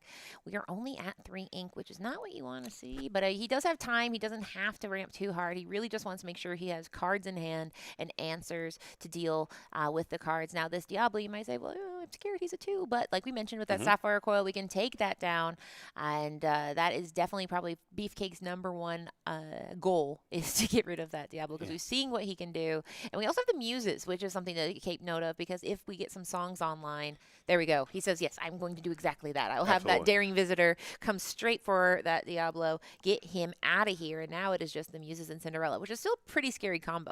Wonderful turn for Beefcake. I'm sure he was holding that Sisu and holding out hope that Sisu could do exactly what you just did. That's probably the best case scenario. Having a Diablo enter the play and be banished before it can draw a single card is absolutely a vibrational frequency, as the hand is double Oswaldo is in hand. Oswald, Logo Rabbit in duplicates in hand, and maybe if you can find some inkability off the top of your deck, there is a world where you can get a double trigger here next turn. That would be the luckiest of the rabbits, but it is, you have to get an inkable. And sometimes it feels like when you need something the most, the deck becomes the most devious. But here's a moment of truth. Is it inkable? And it's looking like a maybe. He is moving some ink around. So at the very least, we can get 2 out here, and we will. And then once he inks, that'll be the moment of truth as if he triggers. But he's pausing. He went ahead and went back on that plan. He might be thinking I can get some draws off of this workshop if I don't do more triggers, perhaps. Could be what he's thinking about. Maybe I go for the Oswald 1 ink, get a trigger in, and then maybe play it. No, we're going to go double dip, and no ink, Katie. We are bricked on ink. Unfortunate for the Beef. You hate to see it. Yeah, now luckily it's not okay. No. Yeah, I was about to say some things, but unfortunately, the Thomas says, hey, you want to count the total of my characters? It's enough to sing Under the Sea. And he sends those 2 beautiful rabbits to the bottom of the deck. And now things are looking so good for Thomas. Brutal.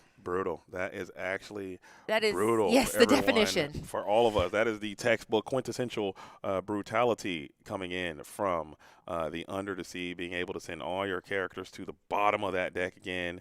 And we are still kind of fighting through. Sisu has returned to clear that Diablo, so that's not the worst case. You're able to take a ton of drawing pressure off the board to Thomas, but Beefcake still in a very compromised position. Now, it's one thing to say that, I mean, there's good play lines where the Thomas did a lot of great things, but it's also so frustrating when your deck performs, when you have things like what happened here, that basically he didn't have inkability. Now we have that Sisu. Okay. So that is something. That's a vision of the future here. We got to dodge some discard. Yeah. We have to dodge some discard, and we have to draw some ink. You got 2 things. Which hasn't been easy so far. You got 2 things that you must do. You can't get discarded. Okay, things are going bad. That's not good. Okay, never mind. That's pretty much bad, because now you don't have that shift line available either. So we will be breaking up that shift line no matter what. But there is a world where you can redeploy the smaller Sisu again next turn and maybe clear something off the board, but the aerial is being bounced by the Muses. This is a repulsive position to be in. Muses being one of the best cards ever printed as well, being able to bounce not only your opponent's cards, but your own cards back to the hand. I think that might have been the mistake, Katie. I think that this is miserable. And this is why I think Amber Steel is just so devious, is because now we're getting this discount here with Akuda and Moody that we can go ahead and play. We're waiting because that bounce ability with Muses is going to be a lot more delicious. That Mowgli didn't hit a song, but he was still useful because the fact that Mowgli was there gave him enough information to go, ooh, I got to play. We don't talk about Bruno because I want that card in your hand. So Mowgli didn't get a song, but he was able to give information. That information is exactly what Thomas needed to make that play. Now he is only at 5 lore, but he's got a nice, healthy hand size. Unfortunately, Beefcake has no cards in hand. He has engine pieces. We have a CC that can shift. We have popsicles that can recur, and we have the Maurice's workshop. But he has to have perfect draws, and Thomas has to be very kind and stop doing all these things he's been doing. This matchup, Katie, seems so bad for the Ruby Sapphire items player. It is almost like encouraging me to think about trying a new strat. I just really do not like to sit here and stare down this type of position and this Amber Emerald strategy. It probably doesn't have the best matchups against maybe some of the other decks like the dogs or maybe things of that sort. But I would love to see this maybe against Amber Steel. It might be pretty decent as well. So maybe this deck might be the sleeper outside pick to shock the world here in Indianapolis next weekend. We saw one sneak into one of, I believe it was a Friday or Saturday bracket. They had a Amber Emerald discard. We saw Kawa of Podkana, previous of Podkana, playing this deck. And I think it's, like you said, it's a sleeper. It's scary. Any discard deck feels bad when it doesn't work, because when it doesn't work, you feel silly. You just have a Prince John sitting there by himself like, hey, guys, I need some help, backup. But when a discard deck works, it feels like it's the best deck in the format. And it might be, like you said, I think my prediction when I made my video last week is that there will be more discard decks, because as we see these items decks take off, you can absolutely cut them off at the knee with this strategy. And there we go. We have the Muse bouncing. We have it bounce back to hand, sudden chill right away, no delay at all. And yeah, it's just hard. That's all you can do is scream. And it feels so bad being on the opposite end of that. And even when you're on this end of it, because I have played this deck before, Amber and Emerald, and even when you're winning, at least for me, I don't enjoy that. I don't enjoy making my opponent feel so miserable. Maybe it's just the heart that I have. I don't know. Maybe it's just a me thing, as it looks like something has happened with. We got a little bit of glitching happening. It's not a glitch. It's the light. It's the light. Lights will flicker every once in a have while, because you can see it on the stream too. Gotcha. And that's I think it's just the lighting. We've been fighting this lighting. We've been doing everything we can. We are in the Packers Lambeau Stadium. It's not necessarily designed for Disney Lorcana. It's designed for football meetings and things of that sort. So we're doing. I think they have a meeting of footballs and things of that sort in this room. I'm not sure exactly what happens, but we're doing our very best to ensure that you guys are having the show. So thank you all for being here. If you're there, make sure you are on the YouTube side, like the stream, and share. If you're on the Twitch side, please do the same. It goes a long way. Throw a follow, and thank you so much for the subscriptions and all of the raids and all of the follows as well. So we don't talk about Bruno. Yeah, this game is actually just pretty much it's pretty over here. Maybe we can top deck a potential Be Prepared, but at this point, it's just so much control there on the Thomas's side as the questing campaign has begun. And Thomas is able to do so much each turn. And the thing is like Beefcake's deck looks silly right now, but it isn't silly. There was 3 items deck that made the top 2 top 8s in Dortmund. And so the reason that this deck is so cool is you're supposed to be able to do so much for free. That Scrooge Resourceful Mind Reserve, it's supposed to be free because you're supposed to be able to use items. Oswald's supposed to get you items for free. This Tamatoa gets you items back for free. It's all supposed to be this cool engine, but Thomas has found a way to just keep throwing these little wrenches in the work where that machine is not able to fire off. So he's staying in here, getting that Tamatoa to go ahead and get only 1 item back from the discard. And he inks his ink runner, plays that popsicle. This is his way back in. He has to be patient, but unfortunately, the Thomas's board is at a point where it's not game over, but it is game, set, match. Yeah, you just gotta put yourself in this awkward spot where you have to hold hand cards without the ink to be able to deploy the threats that you may draw. Even though you were able to cycle a few cards there with that Tamatoa happy as a clam to build your resources a little bit, just right into it. You have forgotten me, just like you drew it up. And you're able to discard them right away. So everything the Beefcake can do to get himself out of these positions, you're right back into it, and you are in this endless Tsukuyomi Genjutsu of the aerial bouncing back, finding more songs as the questing continues. So you just need to find a potential Be Prepared to just take down this entire position all in one fell swoop, or it's just really not a lot you can do. As the handshake comes out, the lucky dime is going to be the last card being played by the Beefcake, who will be removed, I believe, from this round as an 0-2 victory will take down Beefcake here. And that is really hard to see because we want to show this match because this is a matchup you will not see all the time. These are 2 decks that I think we will be seeing in Disney Lorcana Challenge in Indianapolis, but it's 2 decks that they don't really see each other because they are more fringy. Although Ruby Sapphire was the second most popular deck on Saturday. All that to be said, It does feel bad because, yeah, now 2 losses doesn't necessarily mean you're out, but it is going to be very hard. It's a top 16 cut, and that is just really hard. So generally it's going to be people who have no losses or some draws. So Right. So shout out to Thomas. But, yeah, Beefcake, we all saw it. Yeah, we saw what happened. That's a hard one. brutal. That was a hard one. That was a hard pill to swallow there. And yeah, I think Ruby Sapphire historically has been one of those strategies that have been always one of the top played decks. I mean, since the history of the entire game. It's won a multitude of DLCs, and it is still in a very strong position. It's just like you said, every deck is going to have those counters.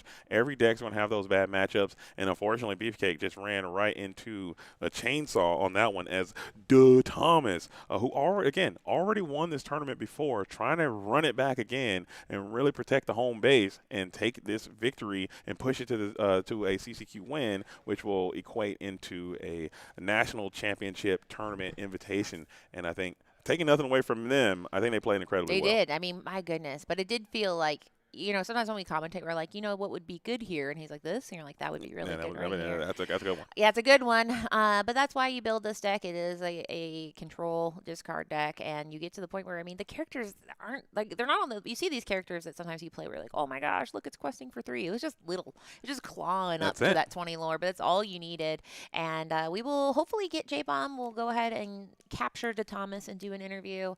I think there might be more nacho cheese out there. It's very possible that he found the nacho cheese. There we go. There he is. He's got nacho cheese residue all over himself. What we're going to do here, my fellow Lumineers, we are going to meet Thomas and see what's going on with the deck. And we're going to take a super quick break and be back with you guys here in just a moment with our round number 4 winner, Thomas, and J-Bomb here in just a moment.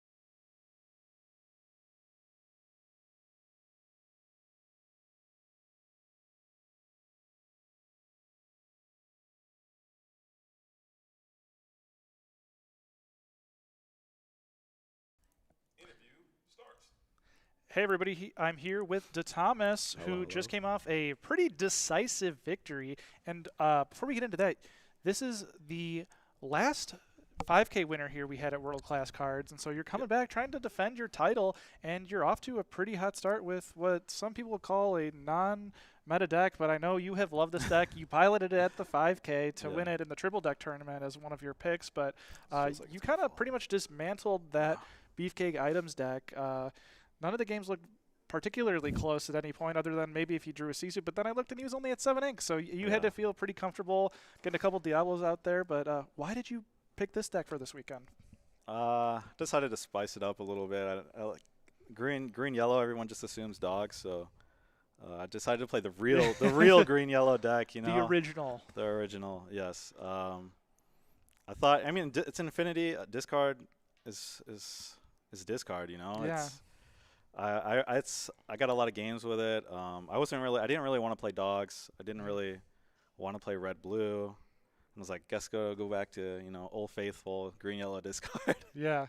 Kind of what I'm known for a little bit. Some of the people here already knew that I was on it, just because they know me. Yeah, you caught me off guard. And I've known you since pretty much the beginning of the game that's as true. one of my locals, just fighting me like tooth and nail since set 1. And so it's always good to see you coming out and showing your excellence and just kind of dominating these WCC tournaments. You're one of the players that just keep doing really well from the Chicagoland area, my hometown. So go Bears! I'll sneak it in there. But I took the cheese head off, so go Bears. And so you're representing the Lords of Lore, who had a pretty spectacular season in the ICL. I think losing to the eventual champions. Correct me if I'm wrong. So round 1.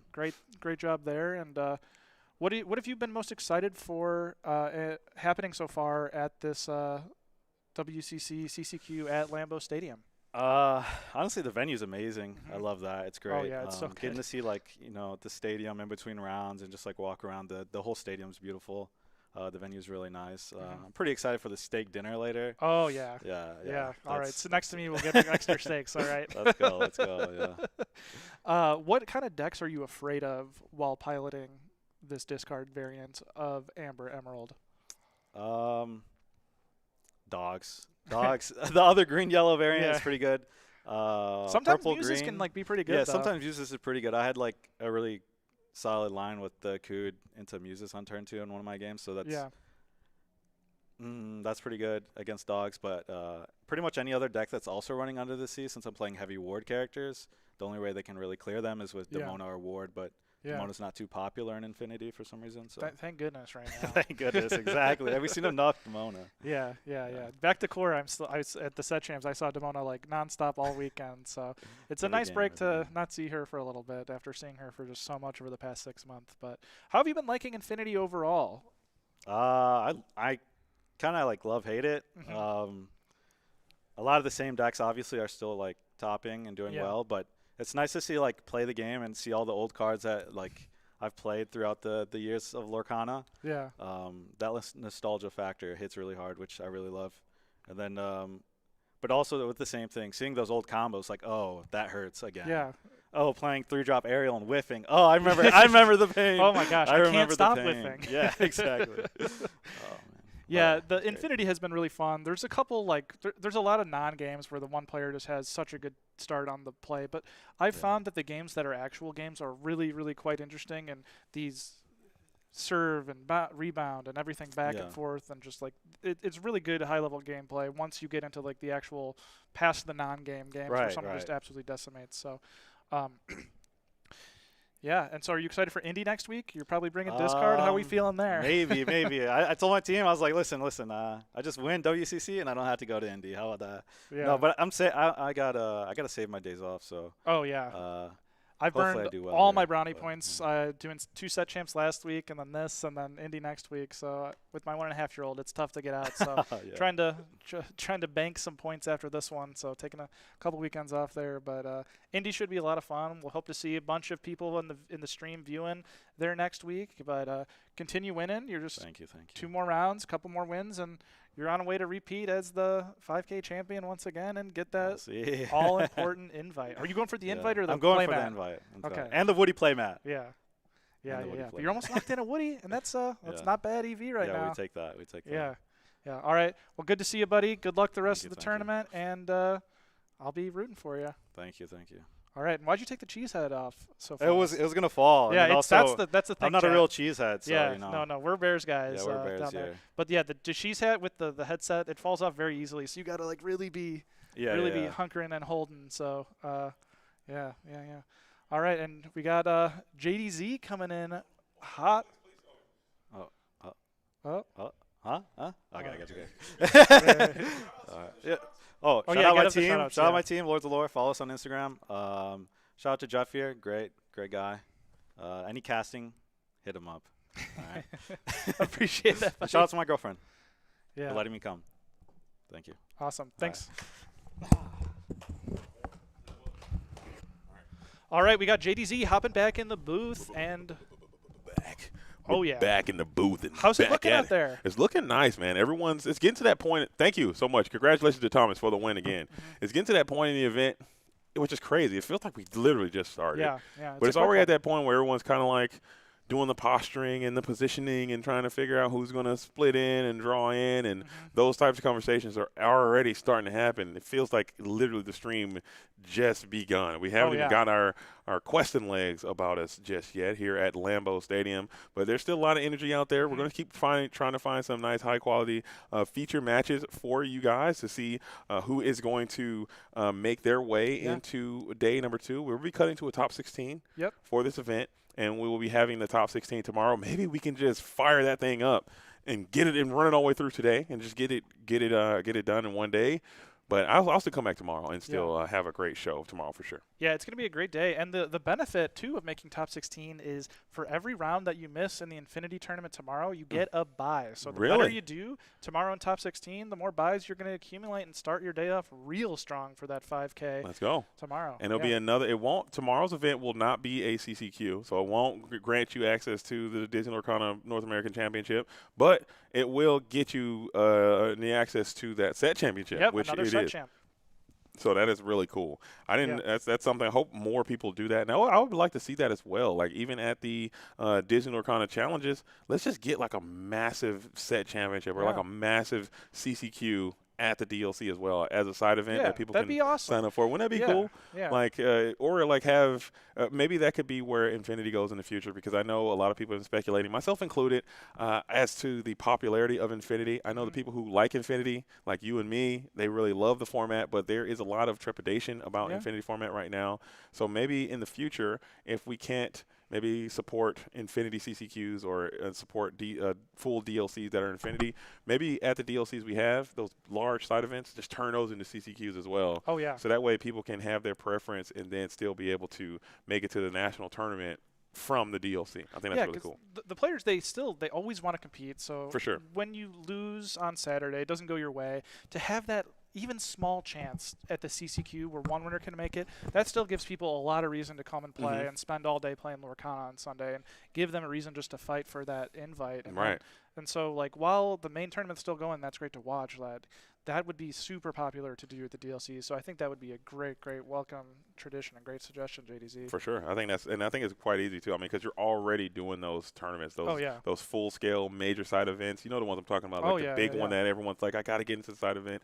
That one, make that a CCQ, or maybe even make it a set championship or something like that. I know set championships are more for the local game stores, and World Class Cards is a local game store. Literally, they have a store that's probably about 5 minutes from this venue that we're in right now. It's not even like a mile and a half away. You can still see no parking signs for Lambo at their store. Yeah, so it's that close. So they are a local game store to this. So it does kind of make sense that they're able to have a set championship here, because it's literally their same audience that would be at their store can just come here and do the same thing here. So a lot of the local game store attendees that they have, to include the gentleman who is basically responsible for this venue, Buster, who I've gotten to know quite well in the setup of this venue space. He plays at World Class Cards as a player. He plays the game as well, and it's like, this would be a really good idea. And I'm glad that a lot of that was able to come together and make this really cool thing happen. That was a first for me, seeing the event coordinator actually have played Disney Lorcana, and he's like, because I was overheard a conversation, like I think he was talking with you, and he's like, Ursula something. I was like, wait, man, stop for a second, you play? This is awesome. So you know exactly what we're doing, because I thought he was like pretty fluent. He's like, the feature match table is going to go over there, and I was like, oh man, he knows all the lingo. This guy's good. Yeah, no, he's not just a player. He's like, I'm going to the DLC, and I was like, I'm like thinking like maybe he just started playing. He's like, no, I've gone to like 8 DLCs already. I've traveled. I'm on the road. I'm out here playing. I play this game, and they said that they would be in the bracket right now playing if they weren't at work doing their job for this tournament. So really cool stuff, man. That's just another really cool thing about this community. You just never know who you're going to run into and what they do. There's so many different people from different walks of life. I've met multiple lawyers and doctors, and we've met like scientists and musicians and all sorts of different people who do so many different things, and they now have the opportunity to share this hobby with all of us, and it's truly the tie that binds it. It's just another reason this game is so special. The group I call the Chicago tax accountants, they all came, and some of them are doing pretty good. I think one of them is still undefeated. So over on the dogs, all the tax accountants brought the dogs this weekend. They just like tax, they do it as efficiently as possible and just bring the best deck. They ran the numbers and decided that the dogs were going to be the way out. I don't hate that. I don't hate that idea. I think that's a pretty good tactic, good strategy. Everything's deductible on dogs. Get discounts, steep discounts. I tax the dogs though. I think we got to get Eleanor now even give me some more rebates there. Yeah, that's crazy. Yeah, that's a tax deck. That's probably the person. Yeah, I can see that. People who are tax people. Shout out to the tax people, by the way. Never mind. Don't do that. Yeah, and if you ever need a tax person, Kurt Spice, world qualifier, he did my taxes. Did he really? Yeah. Were you able to get a lot of rebates and write-offs? I did pretty good. You're going to jail. Hey. You're going to jail, J-Ball. You're going to jail, man. All right, I'm kidding. No. I'm joking, by the way. Shout out to Kurt Spice.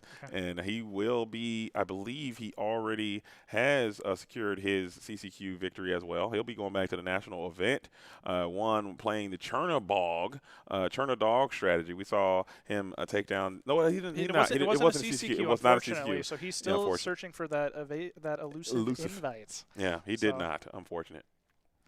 But it is what it is, man. I think that card still has a little bit of room left in the meta. But we are live. We are on Twitch. We are on YouTube as well. So let's check it in with the chat to see what's happening here. As right on time, we have the Lorcana Villain is in the building, holding it down. Guns up to my good friend, the Lorcana Villain. Put on a great show in Dortmund, as they often do. I'm loving the direction we're going on those DLCs, and we don't deserve villain either. It says, come home exhausted from a long day of Lorcana, so it's time to watch some Lorcana. He gets it. He better be prepared for some good Lorcana in the next round here, because we're coming to the finale of today. We got 2 more rounds left, and so that one was for you, Baker. I did it with all my heart. So that was pretty good. I like that. That was a good setup, and you delivered. You went for it. Yeah. I mean, a lot of people would have hesitated there, and you kind of sent it. They on to you. My name is Jeff, says Lunchy Bands out there. You're cooked. You're done. Yeah, that's a local Chicago guy, too. IB Cloak says, J-Bomb, will you pull them a buzz? Pull me a buzz, J-Bomb. I want to pull myself a buzz. I've never hit an iconic yet. I'm not a huge pack ripper guy. I just do 1 case a set. That's all I do. Yeah. Yeah, and then buy the rest of the singles I need. So. I love ripping packs, man. I don't know. Maybe it's just the nature. It's something about it. It's something about the mechanics, the feel. I love ripping packs and pulling cards. I don't know what it is. I don't know how you can describe this, but the first time I opened a Lorcana pack, it's like the smell of the new card, and I was like getting used to it. And so with opening all the packs, I don't have that same feeling of identifying the smell and stuff. So I'm trying to figure out a way to get back to that initial pack opening, and it was one of those where I knew nothing about the game, and I opened it, and my first pack I believe had a legendary Maleficent Dragon and an enchanted Mickey sorcerer, and so I was I didn't know that they were that rare or anything, and I looked it up, and I was like, oh, this thing's pretty sweet. Yeah, so I started off good. It's something about it, man. I don't know. It was I think one of my first big pulls. I think I pulled the Beast Tragic Hero, and I was like, oh, is this thing good? And they're like, yeah, it's pretty good. And I was like, I can't miss, baby. Next pack, I opened a King Triton. The location was, how about this thing? I'm on a streak. They're like, no, that one's not it. Yeah. Okay. I'm like, okay, well, I guess I'm cooked.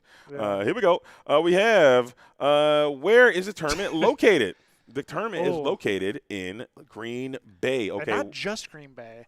The historic Lambeau Stadium, home of the Green Bay Packers and the Lambeau Leap, one of the longest tenured NFL teams in the history of the NFL, and so they've been here forever, and the community here loves this team, and the stadium here is just, it's we've talked about this before already, but it's just literally in a neighborhood. You look outside and there's just houses all around the stadium. It's actually pretty crazy. I've never seen anything like it. It will never not blow my mind. Yeah. Think of your town. Think of small town USA and put a massive stadium in the middle of it and change nothing else. I don't even know, where do people park? How do people park? That's what I'm saying. There were signs the entire way to the shop. I was just a mile away that says no parking on game day. So it's not there. Yeah, it's just a regular. I guess you can park on the grass, or maybe I'm sure you just walk in or something. They got to be buses or something. If I owned a house here, I'd say, hey, $20, park in my lawn today. For sure. Oh yeah, come to my house. I'm sure that is something that people can have that should be doing. But it's a really cool tournament. We are actually in Lambeau Stadium. This is a CCQ, and it's a really, really cool opportunity. Hopefully they continue to do these, and hopefully this is just the first one. And I know I mention this a lot in a lot of the CCQs that I cover personally, as these things are community based, and there's I hate to talk about the financials behind it, but there's obviously not a lot of money to be gained from doing a CCQ. Obviously, there's just a lot of costs that are associated with it. So it is going to require a special type of person or a special person that has the ability to do this and really loves and cares for the community. And I think that the World Class Cards crew has proven that through some of the events that they host. It's not trying to how much can I get, what's in it for me. No. It's always going to be something about how can I serve this community, how can I have something that is great and that is long lasting, and people can talk about it, and that way it'll help build up my community a little bit more. So it is a little bit of an investment, and doing something like this is so special. I will never forget the time that I came to Lambeau Stadium for a Disney Lorcana tournament. You'll remember that when you're 80, 90 years old. Yeah, and I am glad that I came for a Lorcana tournament as opposed to a Bears game where we lose to the Packers. So this is a much more uplifting start to my Lambeau inauguration, I'd say. Yeah. And going off what you said, yeah, it is crazy expensive to host an event like this. I tried to do the math and like host one myself, and not including like a venue cost at all, it's over 20 grand to just like start, between hiring judges, hiring casters, like getting like the product and the prize and stuff. So it's not like these aren't money-making events. They're to build community and trust and get people to come out. And so if you guys can make the next one, guys, it would mean a lot to me. It'd mean a lot to Robert and WCC. So, or even make other CCQs. We want to make this game super popular. So let's sell out the next 3 CCQs you coming up. If they're near you, if they're within 300 miles, get over there. If they're within 400 miles, if they're in the same country as you, try and make it to the CCQ, guys. Let's keep making Disney Lorcana the most popular game and get people involved in this community. And that's something that you can obviously tell by the fervor and the buzz that is kind of surrounding our game right now. You're kind of close to this. I know you deal with a lot of the buying, selling, and trading type things in your own Lorcana journey. That's how you like to engage with the game from that side of it. So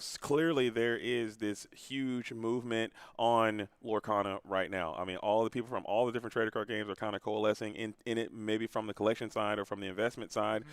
Obviously, that will eventually trickle over into the player side. So I feel our game is in a position to become as popular now as it has ever been, because people who didn't even know what Lorcana was, if you see that this buzz is selling for 17,000, I know what it is now. I know what it is now, and I'm gonna find out. I'm gonna get a piece of that myself. Yeah. So people are gonna start to find this game, and once all it takes is for people to sit down and try it. Yeah. And once people sit down and actually try and play the game, you realize, hey, this game is actually a lot of fun. It's really cool. I'm enjoying myself. And now you have this hobby that just takes over, because I personally feel that there are so many latent Lorcana players in the world who would play if they knew that it existed, or would play if they knew how engaging and intriguing this game could be, and how it's a choose your own adventure, pick your own journey.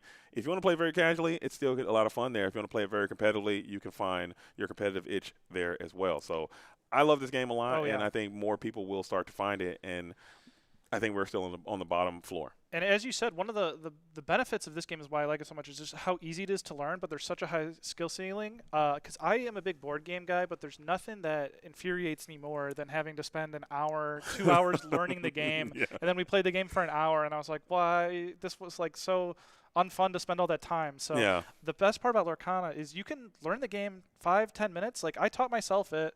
When I got the starter deck, I read the rules, I taught myself it, and I was like, oh, I knew how to play in like 10 minutes, and it was awesome. And then to master this game, though, there is so much more to learn, and the inking decisions, all the different micro decisions, that's what makes this game special, because of the inking, because of how you build your deck, all the uninks and stuff, and the ratios there. There are so many tiny micro decisions because of that affect the game, and it's a game of like to bring it back to the NFL, a game of inches. It's a game of percents, and all of these different percents add up to you winning the game if you just keep inking the right card. If you ink the wrong card on turn 1, 7 turns later, I need that card, and then that's the game, because that other card I chose to keep, it didn't pay off, and I didn't draw the synergistic pieces of the puzzle, and I lost. So this game, it's just incredible how simple it is, but how much skill expression there also is. And so it's just a really, really incredible game, and it was very exciting that we got to see Steve Warner here.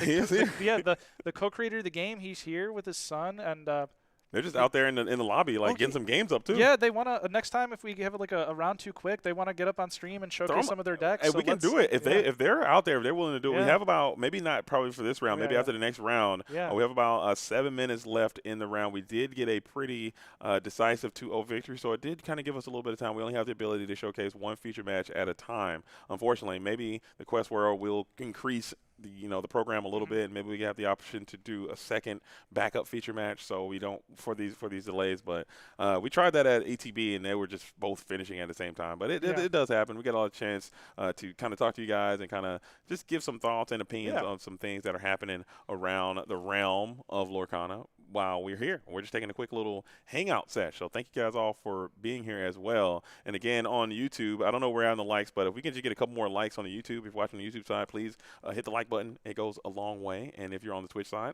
and this is your first time following the Quest World, please throw a follow on there, as I do stream every day, and I try to cover as many tournaments as I possibly can. And chat, what has been your favorite moment of the tournament so far? If you're just tuning in now, or if you've been here all day, I'd love to just hear what you have loved. Has there been any new decks that have been spicy? Has there been an old deck that you just love that had a great game? Has anybody given like an excellent interview that you're just like, I like this guy and I want to see what they're up to in the future? So let us know, and we'll be excited to hear what you have to say. Yeah. Also, and if you have somebody at home that you know is here in the venue right now, you want to get them maybe showcased or something like that, please share that information with me as well, and maybe we can throw them in there. If you got somebody that you're rooting for, or you're cheering for, and you want to see them being featured, put that into the chat as well. Hey, I want to see this person. I want to see that person. If they're playing and they're doing well, then we could probably showcase them on the stream for you. Let's get it. Let's get it. Let's get it. Having a tournament in an NFL stadium is pretty awesome. I would agree. I think this awesome. is maybe Robert and the World Class Cards crew has kind of cracked the code. I do feel there could be a DLC in a venue like this very easily. They said the atrium can hold 1,800 people, so that's basically there. And then there's a ton of other rooms. They've got the banquet staff equipped to like feed people. They've got everything we need. So all right in one place. So let's try and get a DLC here. It would be pretty awesome. It'd be kind of cool. With an airport that's 10 minutes away. Come the on, Ubers are cheap. Like, the transportation's easy. This is a great spot. I wouldn't mind DLC in Green Bay, or even in other places as well. Like maybe finding a venue at AT&T Stadium where the Cowboys play. Obviously, you can't do it during certain points of the year, or we're kind of limited in that aspect. Or if Taylor Swift is coming into town or something, you're cooked there. Or the Foo Fighters or somebody. I don't know who's still on tour these days. Yeah, let me tell you, because I was at Soldier Field next to Soldier Field the day of the Taylor Swift concert a couple years ago, and it took me hours to get out of there. Yeah, you're done. You're done.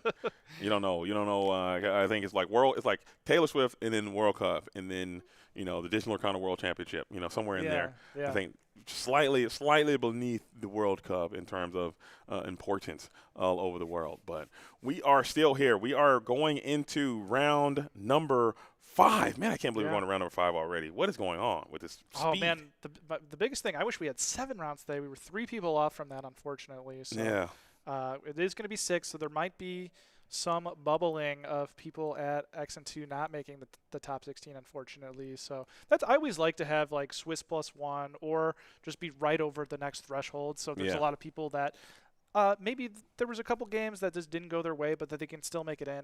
And that's actually what I've been loving about like Brazil recently, or Dortmund, because of the 12 rounds still happening, regardless of how many people, you get those extra rounds where you might have racked up some losses that were unfortunate, but the good players keep squeaking out and making it to the top 32. We see Zan has kind of been on an unstoppable tear as of recently, topping pretty much every DLC he touches. We've got Daniel Q, who is here and I believe is still undefeated unless he lost to Tiago in Game 3. As I was walking by, they were going into Game 3 where Daniel was on the play.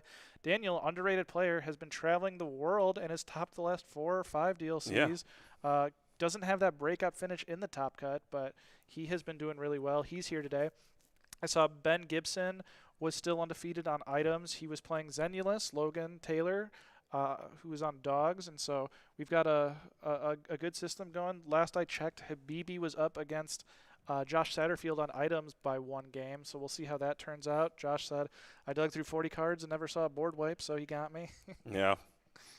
That does happen, man. That's one of the more frustrating parts. It's like, man, if I could just get that one little missing piece, the missing piece I need to win, and it just always happens for me. I think I have some of the worst luck you've ever seen when it comes to this game. I'm telling you, the things that have happened to me have just been so bizarre. But some of these great players, like you mentioned, Zan Syed, the Edmund Chews, you see Sky, you see all these great players, they manage to find a way to kind of reduce some of that noise and keep that consistency level as high as it can possibly be. And it's always so impressive to see some of these similar names making top cut after top cut after top cut, and I just keep losing and losing and losing. Yeah, and what these players do better than anyone is even when they're in a bad spot, they analyze and they see, well, I know I'm in a bad spot now, but 4 turns down the line, if this, and this happens, I have a 5% chance of winning. And so they're always planning and playing to those outs. And then people say, oh, he top decked the only thing he needed. And it's like, no, he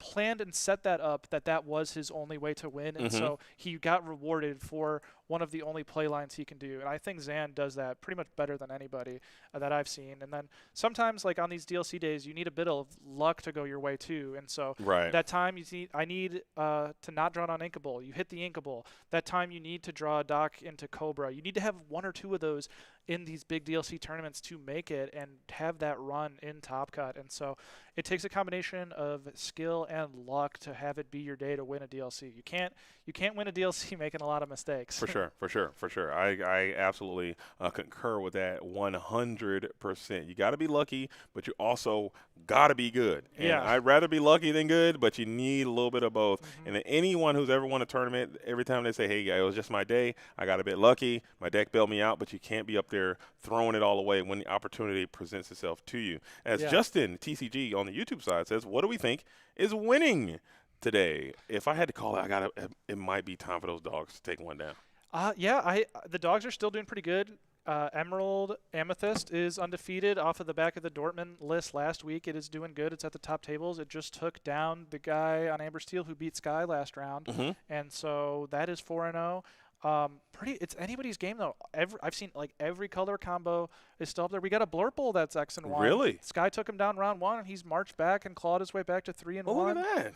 Yeah. So if I had to pick though, I'm always going to lean on Amber Emerald. It's just too much. It's too much motion. Maybe it's too it's much that power. Discard. It might be that discard strategy we saw from Thomas, who's still alive and well in this event. There's so many decks that could still make it, but if I'm picking dogs, if I had to call it, just taking the easy way out. I forgot to ask about where do we enunciate? Is it a duh Thomas or is it duh Thomas? I say duh, like I'm the Thomas. It's me. It's me, your boy, the Thomas. See, we out here. And I'd always thought in my head, like in my internal monologue, it was like duh Thomas.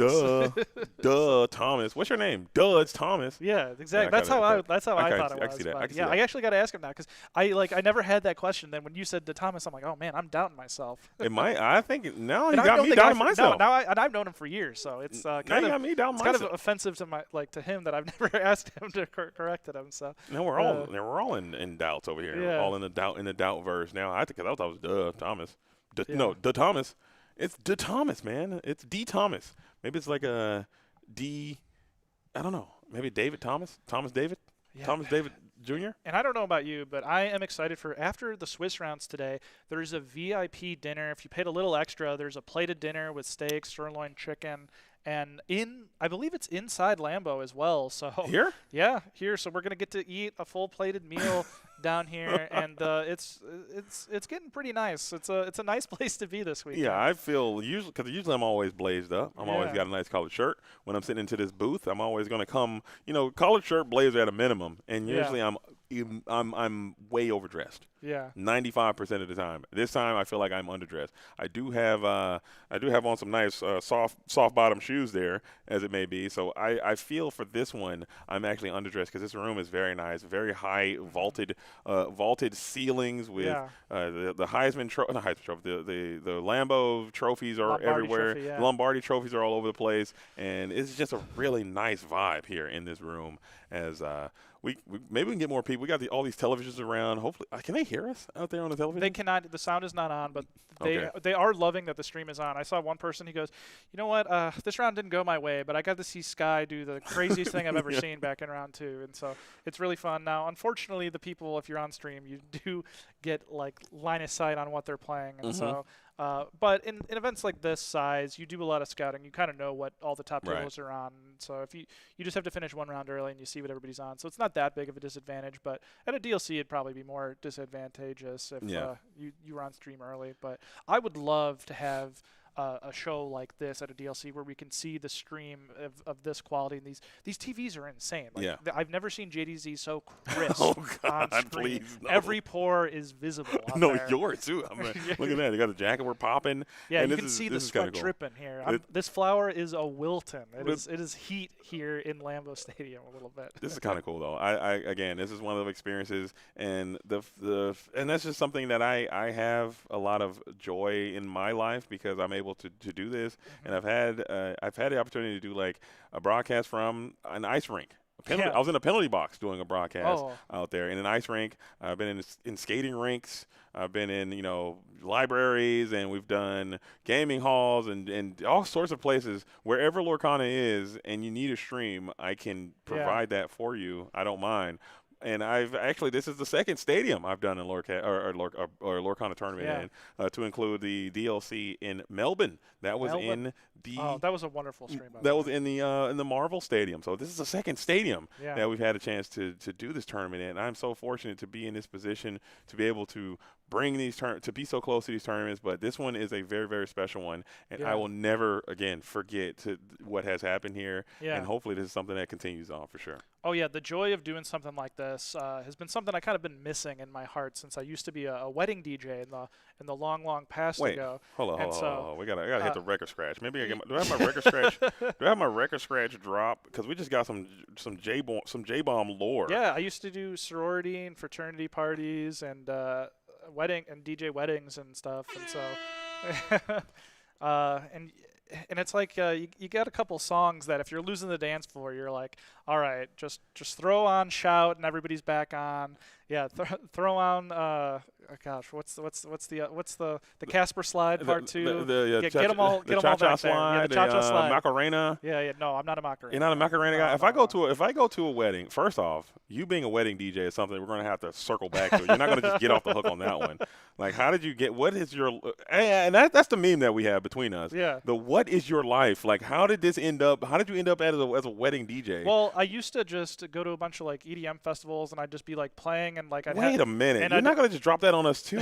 J-bomb at an EDM festival. What's up with that? And I loved it. I went to a ton of them. I've been to like Electric Forest, Summer Camp, EDC. It's a good times. And so I was doing that, and then in college I'd host a party every Thursday, and so everyone would just love my playlist, and they're like, hey, come DJ like our sorority party because we love your playlist. So I taught myself how to DJ, and then that got like word of mouth, and then started doing those sorority girls' weddings, and yeah, I just sort of word of mouth something, and then once I started post college, like afterward, just something that kind of fell off. And so to circle it back to how this all started, Yeah. I'm glad to be here back in the broadcasting booth because it's different but kind of similar in terms of getting the crowd on your side and hyping people up. And so it's something I've missed in my years of like actually working my real job. So That's kind of cool, man. I had no idea. Yeah. Well, now we know J-bomb. You got to get your DJ voice.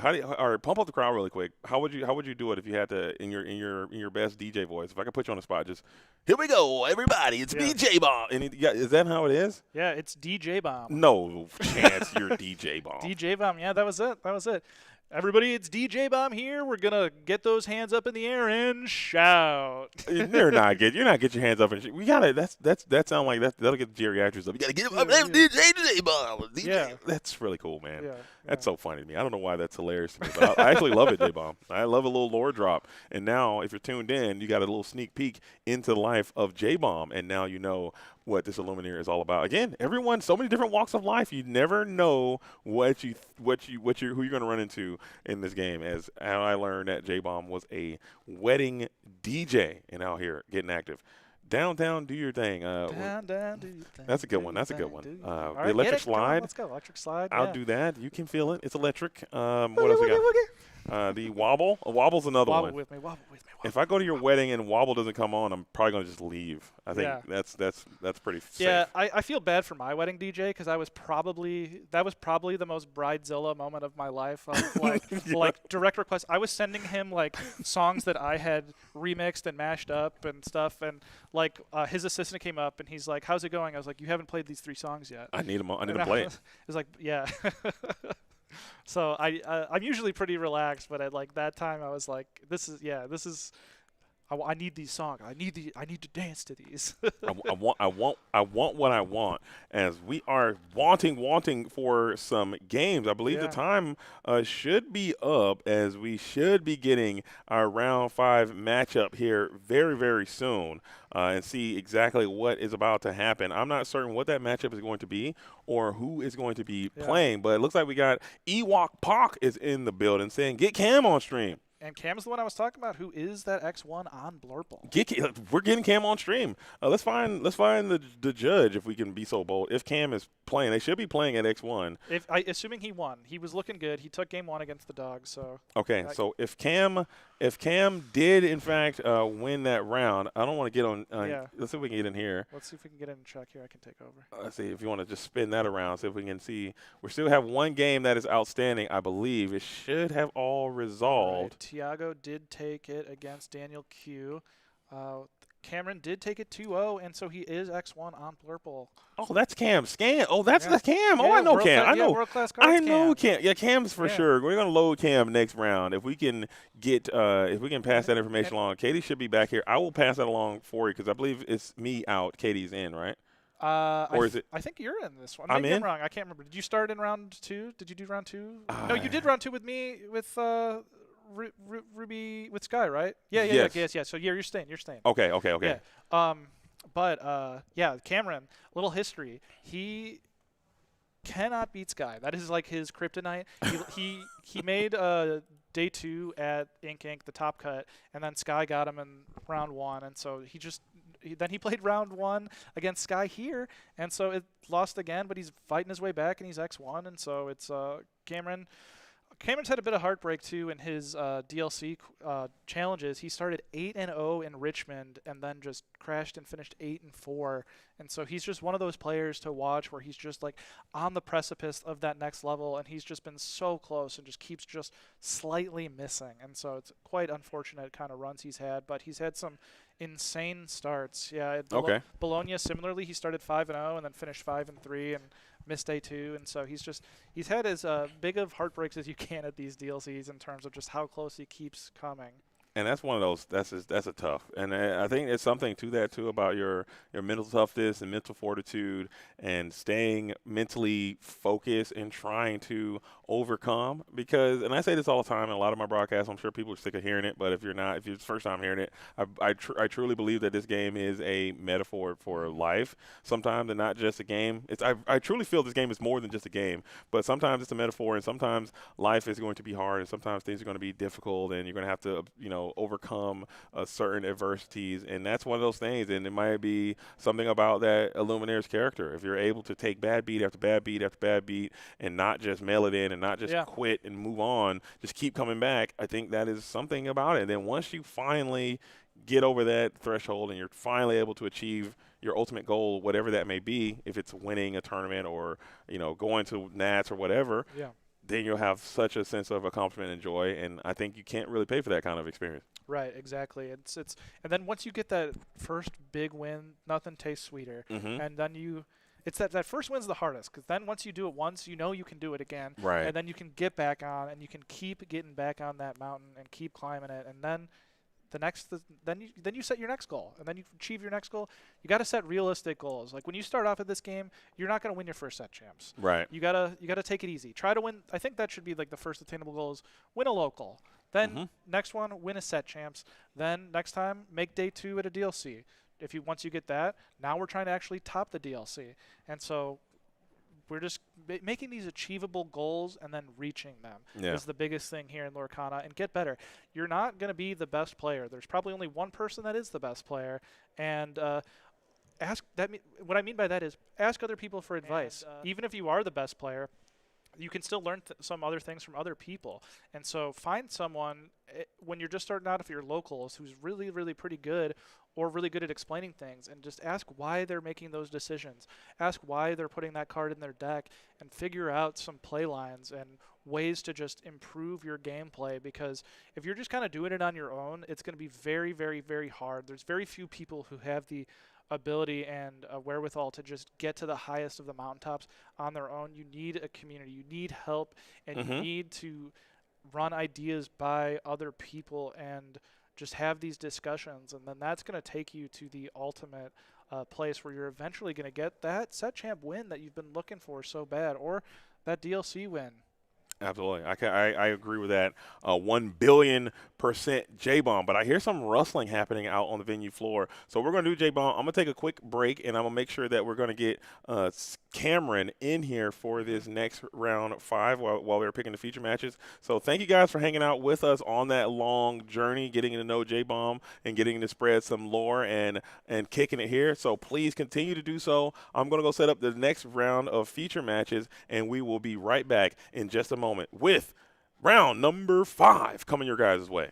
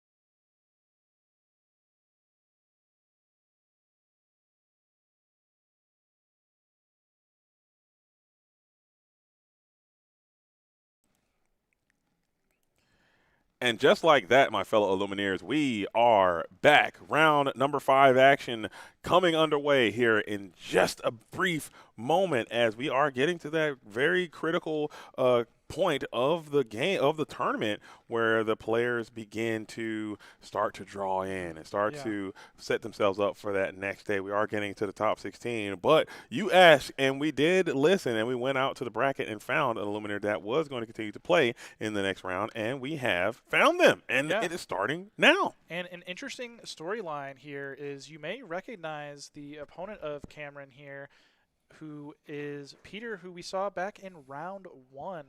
And they actually, both of these Illumineers did lose round 1, and they've clawed their way back to 3-1. I know the screen says 2-1. This is actually round 5, so they are 3-1.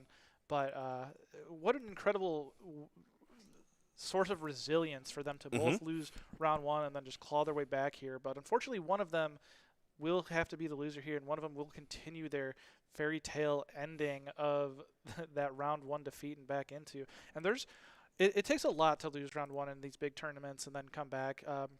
Notably at Milwaukee, TFM Dan lost round 1 and then never lost again until top 4 and finished number 1 in Swiss. And that was one of those fairy tale moments for him. And so you always have this kind of Cinderella story when you lose round 1 and come back, and then I always believe there's something extra fighting for you on the luck. So yeah, for sure. Because sometimes you can get out there and you can say, "Oh man, I lost. Woe is me." Get sad about yourself and just kind of give up. But again, it's a metaphor. That's life. Sometimes you're going to lose round 1 in life, and you can't give up. You got to just keep going, and showing that persistence is what it takes to be a champion, as Cameron is on his way trying to defend the home base. World-class cards, Illuminator at his finest, as Peter now representing the East Boys. Did that say Lost Boys? I'm sorry, who are also a local team from Green Bay. That's what I thought it was the East Bay Boys. I was like, wow, that sounds like a cool name, but it's the Lost Boys. Yeah. So a little hometown heroes trying to defend the base. I love that storyline as well, as it looks like the altars are underway. Cameron playing the Sapphire and Emerald strategy. Yeah, and Lost Boys, little interesting Amethyst, lore. Yeah, Lost Boys, little interesting lore there is they're actually the team that started the fun format called Morph Brawl, which is kind of like Commander, but you have a morph at all times, and you can kind of shift whenever you want. So whenever you want, you just play a morph, and then for free, or is not for free? You got to play the normal cost, but you always have a morph as your commander. Got it. So. And that'd be kind of funny. You should make it to where you can always shift. Anything can be shifted, not just morphs. Yeah, I don't know the full set of rules, but they actually have tournaments with prizing and winning enchanteds and stuff. So around this area, they try and meet us in the middle of Chicago and go to Milwaukee, and they host these Morph Brawl tournaments, and so they've been pretty successful. That's kind of cool, man. I like that. I like a little bit of people keeping the game light and making it fun, as Peter now has won that dice roll, is going to elect to go first. Again, we were trying to figure out what's going on with these blinks that keep happening. I'm not certain what's going down. It might be something, hopefully not on my PC side, but we're having a good time nevertheless, as we are going to start with the Aurora holding court. Rapunzel's now in the inkwell. Yeah, and one of the more classic matches is Blurple versus Amber Steel. Unfortunately for Cameron, he does miss his 1-drop, because Peter didn't play the Cinderella. Cameron probably would have opted to play the 1-drop into the Aurora to prevent the Aurora from questing, and if it did quest, he could just free trade, and so likely missing that 1-drop completely. And Peter starts with a very strong start because of that Aurora, and is able to get that Ariel hitting the Zeus. And that Zeus is going to be a very, very good answer to a lot of what Cameron has, but most notably not an answer to the Merryweather or Scuttle, which has become quite problematic for this Amber Steel deck. And that's kind of Blurple's main game plan in this matchup, is to ramp into some Merrywells and Scuttles. Amber Steel can deal with one of those usually. If Cameron can come off to a start where it just plays Merryweather into Scuttle, it is very hard for Peter to get back into it unless they have exactly Shift Cinderella. Yeah, that is and that kind of is really what has kept Blurple in this format. I would say in Infinity format, Sapphire and Amethyst, a lot of people projected will be one of the most played decks because it's so heavily played in the core constructed format. And then people tried it and it kind of fell off of a cliff there. Now people found these warded characters and that kind of put it into a nice bit of prominence there, especially against this Amber and Steel. I think I like the Sapphire Amethyst now. I didn't before when they were kind of leaning on Whole New World and those types of cards, but now it's kind of found its footing leaning on that keyword of ward. As the Aerial Spectacular Singer, we'll go ahead and sing that along, or the Let's Let the Storm Rage On to take that Tipo off the board while drawing a card. And notably, that is actually a very strong play because the Let the Storm is not that great in this matchup, and so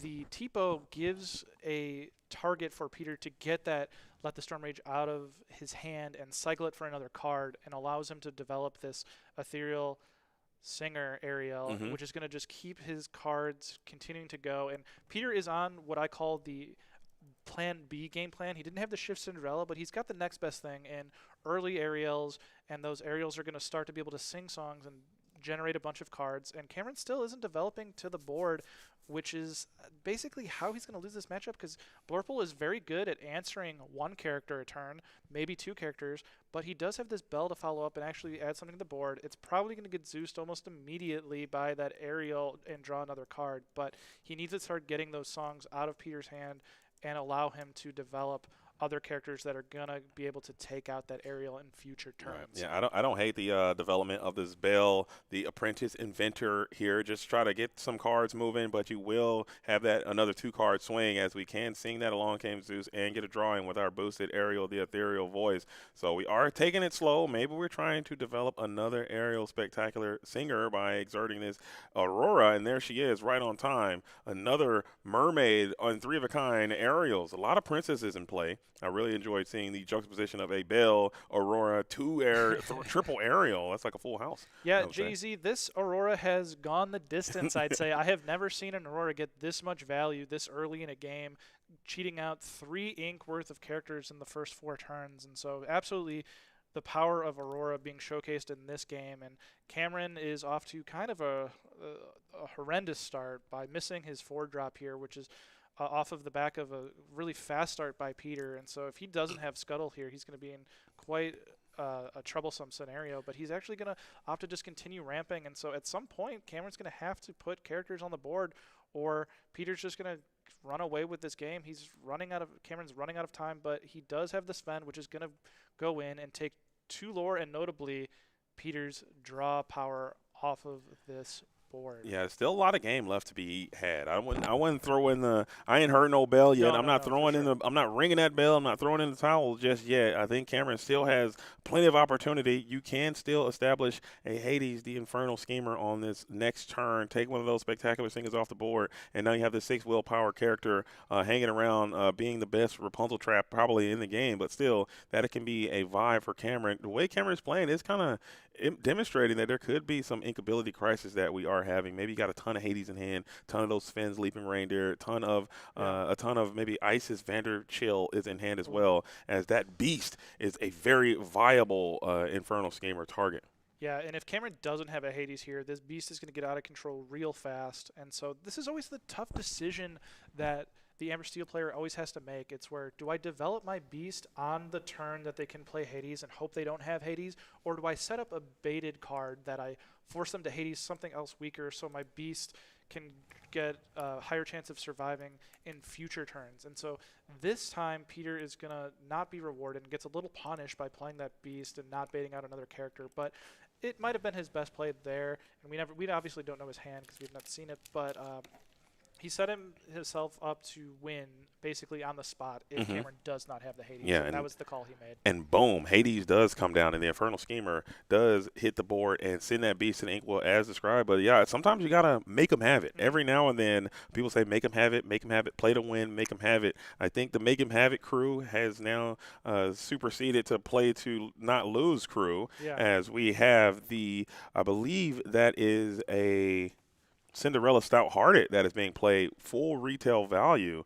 Maybe you got a slight discount from that Aurora holding court, but now you have the Stout-Hearted in play, and things are just going to get experimental for you if you leave that Hades hanging out and about. You have someone who can wear Rapunzel now. Granted, it'll only get you one due to that resist. Yeah, and so Peter actually leveled up me, and he actually said, the beast is the bait. I want this Cinderella to survive. And so he went another level there where if I'm Cameron, I'm taking that beast 10 times out of 10 with Hades. And so he wanted to make sure that if you do have a Hades, you use it so this Cinderella can stay active and survive. And Cinderella is one of the easiest ways and path to victories you have as the Amber Steel player. And so the fact that Cameron does not have another Hades is going to significantly increase Peter's path to victory. Yeah, I'm loving the Cinderella Stout-Hearted being included back into these Amber Steel strategies again. I think this card is very phenomenal. It does so much for this strategy, and it fits so nicely with all of the new cost reduction, as well as being a princess, cost reduction from the Aurora, and being able to quest for 3, having to resist 2. It's just doing so much for this strategy. So I'm glad to see that these Illuminators are electing to incorporate this back into the deck, as Cameron now is deep into the Thought Vault, probably thinking you can spin out another Hades the Infernal Schemer, and you're on your way back. We are challenging now, taking down those singers, healing the board, and passing, doing nothing. J-Bon, what do you think about that turn? Yeah, just the Tamatoa and Popsicle. Yeah. He really didn't have much, clearly, and so he's just taking what he can off of the board. And if Peter wants to, he can go to 15 and be just within arm's reach of that 20 lore that he needs to achieve the victory here in game 1.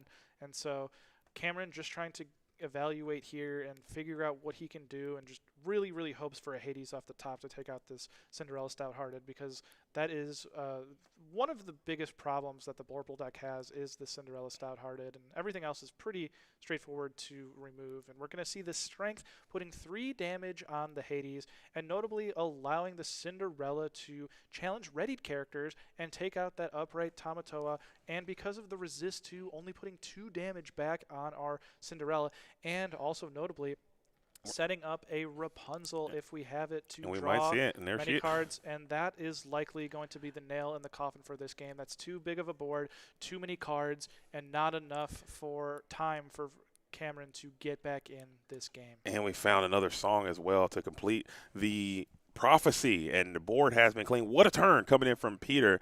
You were able to get what a turn, as you're able to do so very much. And yeah, Cameron has to see the writing is on the wall and is going to go and like to scoop this thing up early. I don't hate that scoop. I believe there's really not a lot you can do. I believe game was on board for the following turn. And man, that was an uphill climb for the Sapphire and Amethyst Illuminator Cameron, who is now down a game. What do we got to do if we're Cameron to claw back into this thing? We got to not miss our turn 3 play there, JDZ. We gotta play a character and not play our book. The whole way to win this game is just our curve is going to be better than what their plan A is. Our plan A is better than their plan A. So if we just have average games, on average, we're going to do better and we're going to win. But it's those games where the Amber Steel, they accoot out a Beast on 3. They accoot out a big Cinderella on 3. That's the one where they take the advantage back in their favor. But with blow for blow, average for average, this is the Blurple's favorable matchup and what they want to see all day pretty much. Yeah, I think you got to find – I would love to see the curve of maybe a Sail the Azurite Sea on 2, maybe a sturdy one-cost character, Sail the Azurite Sea on 2, and then we're going to play a Merryweather. Then we're going to play a Scuttle, and then we're going to play another Scuttle, and then we're going to play another Merryweather, and then we're going to play Demona, and then we're going to just win the game from there. I think that's the game plan that Cameron needs to find. I don't know how many cards you altered last time, but I'm looking for something like that to occur, whereas if I am Peter, I'm trying to spin back exactly what just happened and do that again. Yeah. If I'm Cameron, all I want is a Tipo or Sail and a Scuttle and a Merryweather. And you know what? That has the same percentage of happening as a Shift Diablo, actually more so because we have a couple extra turns and a couple extra draws to get it. So it's not out of the question, and especially on the play, if you, as you said, if you do that into Demona, there is nothing Amber Steel can do to get into the game. So we saw we had the Hades the Infernal Schemer. I don't know if you're playing some copies of Let It Go. I think a card like Into the Unknown has kind of relegated itself from the meta. Maybe there's even a turn where you can play the Popsicle, slam the Bell as well on turn number 1 with that Rigid 3 willpower into a Celia's Right Sea, into the Meriwether, into the Scuttle, and just keep building, building, building. Every turn you need an absolute unit coming down. If I'm Cameron is what I'm looking for. Tipo, I'd rather not ramp with Tipo. You'll take what you can get, but I really would like to get big bodies down that can resist these still songs that Peter will be deploying quite quickly as we're looking at the hand. We see that bell there. Yeah, and Cameron opted to send 6 back, keeping only the Tipo. Hit a lot of sails off there. Did not hit, notably, the Meriwether or Scuttle. He has the Shift Bell, who moves the damage there, the Accomplished Mystic, and he has the 3-drop Bell that when you break an item, you can put that into play for free. And so he does have some options, but he notably missed the most important cards in this matchup. Yeah, this is another tough out, but I think you have a time to get there, and maybe you can take this very aggressive ramping approach that you did last time. Elsa Fist Spear is another card that you have access to, but in this Amber and Steel deck, I mean, you have the Auroras, you have the Cinderellas, you have the maybe if you're playing the Angels or something like that, the Elsa can engage with those characters, but a lot of these characters have such high willpower, and that 2 strength of Elsa is kind of being relegated out in this Infinity format. So Amethyst has been down tremendous in Infinity format. There's a lot of reasons why. Why do you think people are not playing Amethyst here in Infinity too much, even though we just had a DLC champion win with Amethyst? I think the Amethyst color is a very fair color. Yeah. And so what it allows you to do is do consistent things all the time, but in Infinity, consistent is not good enough. You need to be cheating out a ton of ink, and while you are ramping, you are not doing anything else, while the other decks that are ramping are developing at the same time. And so Akud is drawing you a card, and it's developing. The Willow is developing the board. Your Sail isn't developing. Your Tipo is kind of developing. But I do want to highlight what Cameron inked on turn 1. He inked the Tipo while he had 2 sails, and I want to highlight the importance of this.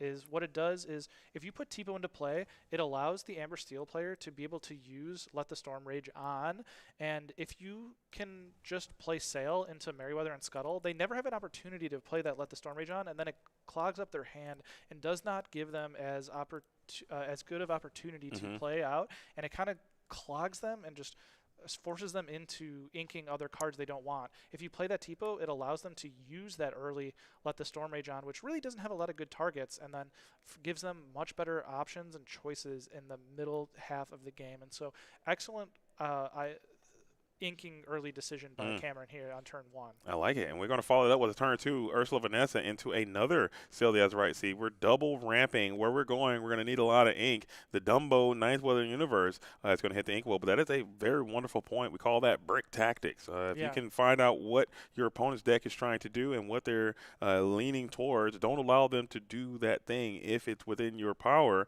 and maybe they'll turn their best cards into some of their worst cards. I like a little bit of brick tactics, as we are kind of having some brick tactics of our own as the Dumbo Ninth Weather Universe goes down to the inkwell again. Did we ink 2 Dumbos there?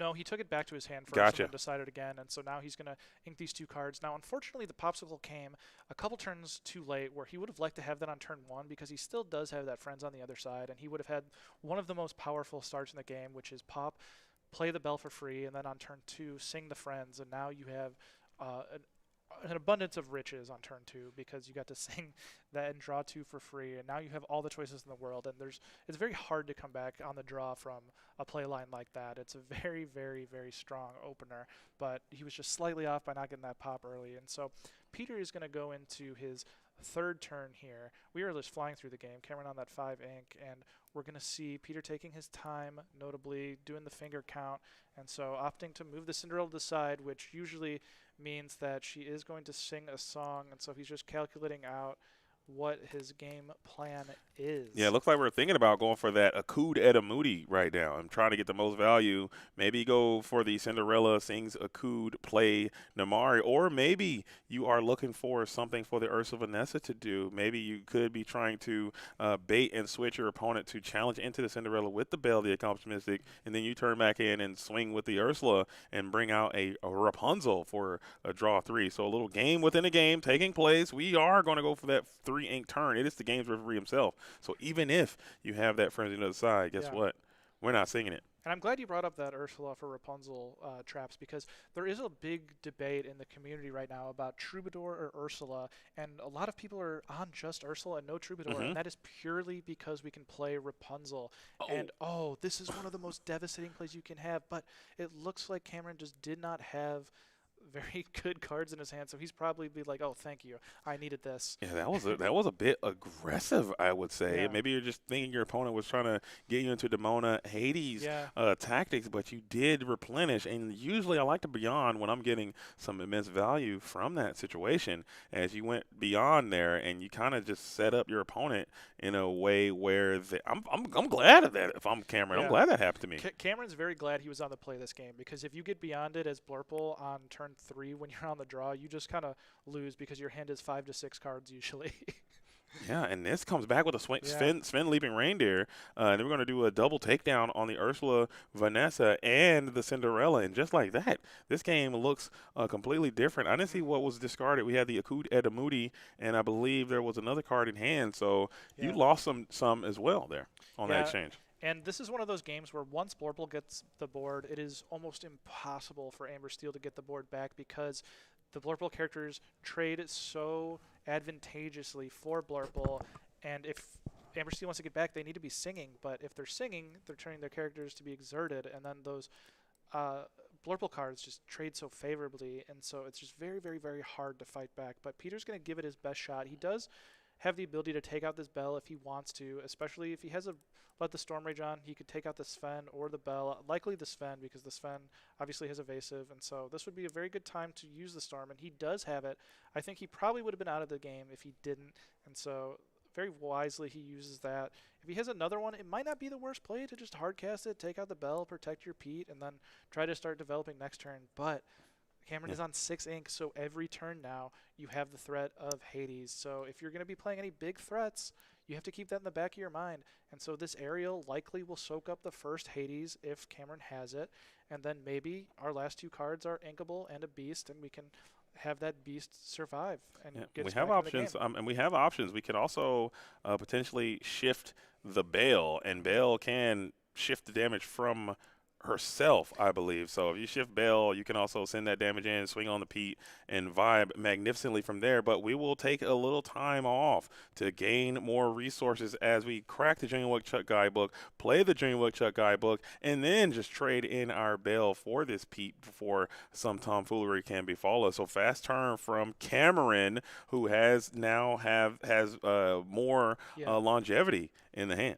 Yeah, and Cameron's lore does not matter at all. So whenever he has a trade, he's going to take the trade. It's all about board control, and eventually once the Blurple deck takes the board, they'll just win in a couple turns there and not look back. And so there was some lines where people would be like, oh, I can quest with the Pete because my Amber Steel doesn't have like a big board. But you do not want to give Amber Steel any ability to sing any songs. And so unfortunately for Peter, he's just going to hard cast a Rapunzel with no value.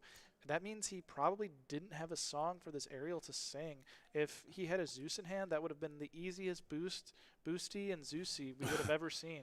Looking for that. Zeus on a Tamatoa always feels quite miserable. You want that happy as a clam getting active. We are going to boost. Maybe we still have it, and we do not. Cinderella style hearted down to the Inkwell. Now Cameron, like you said, in a pretty decent position. If you want, you can quest this Tamatoa happy as a clam now. Play that Junior Woodchuck guidebook for free. Draw some more cards and keep on digging. But looking at the hand, maybe there's a sneak peek of a Hades the Infernal Schemer is there. I believe. Yeah, and when players do not play the most optimal line, that's when you can read their hand the best. They're like, okay, they didn't have the Zeus, they just played the Rapunzel, and they're not singing a song while they're able to boost, so what could they have their hand be? So then you kind of use process elimination. It's probably maybe another Rapunzel. It might be another bigger card that they couldn't play. Could it be a Pete? But it's not something that would be good into what I have, which is most of the deck. So if they had an aerial, they would have played that. So it helps you to just isolate down what they could have, and you want to always keep that in the back of your mind of, because they didn't make the most optimal play, what could they possibly have? So I think that's also a great lesson for newer players to learn, is that when they don't make the best play, I need to be trying to take a guess and understand what those implications are and what those cards could possibly be. If I had to guess what it is, I would say it's a Rapunzel in hand. That's what my thing would tell. And there we go. We are going to set up for a Rapunzel thinking trap. the same thing. And there Yeah. she is as you Yeah. drew it up. As Rapunzel gifted with healing is going to heal Rapunzel gifted with healing. For the first time in my life, I've seen that actually happen, by the way. I'm kidding. Rapunzel heal Rapunzel is probably the best Rapunzel trap you can ever have in the history of this game. And I loved seeing that gifted with healing Rapunzel back onto the game board. Again, Infinity format allows that for us to be a reality. But when we play that Rapunzel, I'm 95% sure it's another one in hand. Every Yeah, time. especially when it's just kind of Just there's out no there. other there's really no other plays in the Amber Steel deck that would make them want to have it. Yeah. And my favorite part about this is the Rapunzel is a 1/5, and so the designers knew what they were doing when they gave her that much willpower. They're like, oh, you know, it'd be really good after you play Rapunzel, Another another one. Rapunzel. And Yeah, there give you her go. the full value. And let me just give you draw 3 cards, and then let's keep this Rapunzel party Yeah. train rolling as we are going to There is the now Zeus. send the Zeus after the Tamatoa to finish it off. As now Hades has to be very reluctant before becoming exerted, so another Rapunzel can, in fact, send 3 more cards into Peter's hand. Yeah, we got punsies on punsies so far for Peter. Peter down to 2 cards only, though, so Cameron's slowly grinding him out, finally using those items that he took previously from the Tamatoa, and he's got a big giggle on his face. I wonder what that could mean, and that's just going to be another book. So the giggle is he just keeps drawing into more draw, can't draw the characters he wants, and we finally see that Merryweather that has been evading Cameron this entire match. We Yeah, I have don't not know. played a single warded character from Cameron in this entire match, which is what your plan A game plan is, and he's going to do the double ink because he played Sail earlier and play that Merryweather. I didn't know Merryweather had evasive, man. I thought she just had ward. Ward, sorry, Yeah. yes. No. I'm saying no. Oh. I was just making a joke. You said she's been evading Oh, him. yeah. with her fake evasive, but she's definitely a great card coming in from this previous set, and it has been a stellar add to the Sapphire and Amethyst strategy. Like I said, it's really been propelling it to high places in the Infinity format. We saw Jacob Frank get another Golden Mickey playing Sapphire and Amethyst, and I thought the deck was done, but it is back in a major way on these warded characters, as Rapunzel will do her best angel impersonation and get some Akuda Moody happening here, reducing the cost by 2 and drawing a card. Maybe we could play something cool here. Oh, yeah, and so hopefully that this is an actual game plan here from the Akud, but there's often times where when you have the Akud, you just have to play it because you need to draw more cards, and we finally see the Namari, which is pretty good into this matchup because it can take down notably the ward characters, and that's basically your best answer besides the big Cinderella Stout-Hearted that can also go into the Merryweather, but we're going to be discarding a Let the Storm Rage On, as we said previously, not that great in this matchup, and Cameron did a great job by inking that Tipo early to prevent the first Let the Storm Rage On from getting good value, but it eventually did on this Fen, and so Ariel is going to go, and we'll see if she can get a song for Peter here, representing Team Lost Boys, and thinking about what his choice can be. He's got a couple songs. Nope, it is a whiff. He just wanted to think about how the order he wanted to go. And notably, this is the matchup where you always want to heavily think of the order because there are a lot of games where this goes the distance and you can deck the Blurple player out. I have won quite a few games on my Amber Steel testing against Blurple by decking them out. So that is one of the hardest skills in this game, JDZ, is picking your aerial targets when you make it more whiff and putting those cards to the bottom and remembering that order when it finally gets up there. And sometimes you gotta keep I mean, it in the back when mind. back when Whole New World was played a lot, maybe Peter does have access to Whole New World. I doubt it at this point, just based on the way the deck is comprised. But sometimes you have to just know when to even whiff on the aerial on purpose. It's a tactic in itself, as the Namari is going to get sent into the inkwell. We are scheming and dreaming and sending the Namari down into the inkwell. Yeah. And a lot of people get sad when they whiff with Ariel, but it gets you 4 cards closer to a song. And so you would have been that far off without it, so it's still really nice that you're getting closer. And so we're going to see another Akud actually hard playing this. Amber Steel has more ink than it's ever had in any other matchup today, most likely, because of all of these Hades. And so we are going to hard cast it. It's really a net -1 for our ink total because of that. So didn't really need to sing, but this board is starting to get out of control. Yeah. And have you ever seen a board state like this where we just have the pops in between the characters? I don't like it at all. I really, truly do not enjoy the way that this deck is compromised here. I would love to see those items. I want the items with the items. I want the characters with the characters. I like a little bit of a rearrangement there. But Cameron there having the popsicle in the midst. The Cinderella Stout-Hearted is now going to enter the play again at full value, paying 7 full ink for this Glimmer to exist onto the board. And now Peter has another decision to be made. Is it time to start questing? Is probably what Peter is thinking about, putting some lore pressure on. But the answer is nay. We'll elect to pass here. I believe Cameron still has a ton of resources in hand. We haven't seen any Demona Scourge of the Wyvern clan hit the board just yet. So this could be an opportunity to do so. I don't know how good that is right now, though. Yeah, I think this Cinderella is Peter's last attempt to win this game. If Cameron can answer the Cinderella this turn, this game is going to come to a quick halt. The Demona does not put on, I believe, enough to answer it unless we trade in everything. No, it would still not be enough even if we traded with Merryweather, Hades, and Hades. That'd be 4 damage, so we don't really want to do Demona yet. But if we can answer this Stout-Hearted, we will be in very strong position to take this game. But Cameron has a lot of resources and likely can draw some more cards if he wants, and so he agrees and says, I am not going to play that Demona, and I'm just going to send her to the Inkwell and get me up to more ink than I'm ever going to need for the rest of this game in all likelihood. Holding out hope, and we also have not seen a Let It Go from Cameron yet either. I mean, I know that's a card that Sapphire Amethyst, I think that's one of the first 4 cards I'm putting into the deck is going to be that song Let It Go, putting a character down to the Inkwell. Maybe if you can let it go this Cinderella here, like you said, J-Bomb, that would be a nice, smooth path to victory. So we have a ton of cards in hand. We've drawn a lot. We've cycled a bunch with the Junior Woodchuck guidebooks and the popsicles. Maybe that is something that you have access to. It looks like we are generating or exerting 5 ink. It could be the Hades looking for a deal, which is another card we haven't seen yet be deployed by the Sapphire Amethyst player.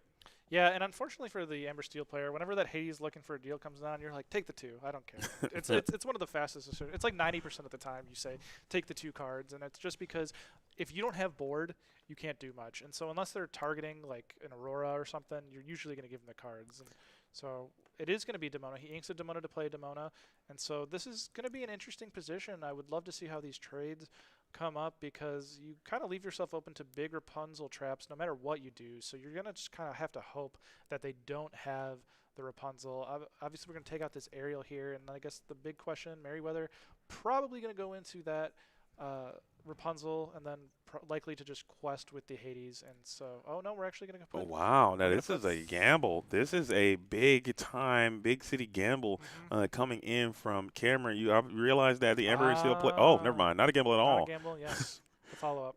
I didn't realize you had so much ink available, so heads up turn as we make a big, powerful 11 ink play using the Demona Scourge of the Wyvern clan, being able to challenge, and then use that Bell, the Accomplished Mystic, which is another card that kind of got almost power crept with the Cheshire Cat. Now Cheshire Cat is no longer a part of the Infinity format. Bell now finding her way back into the mix. You love to see it. I like the pop on the Hades to prevent the Cinderella from taking the Hades out.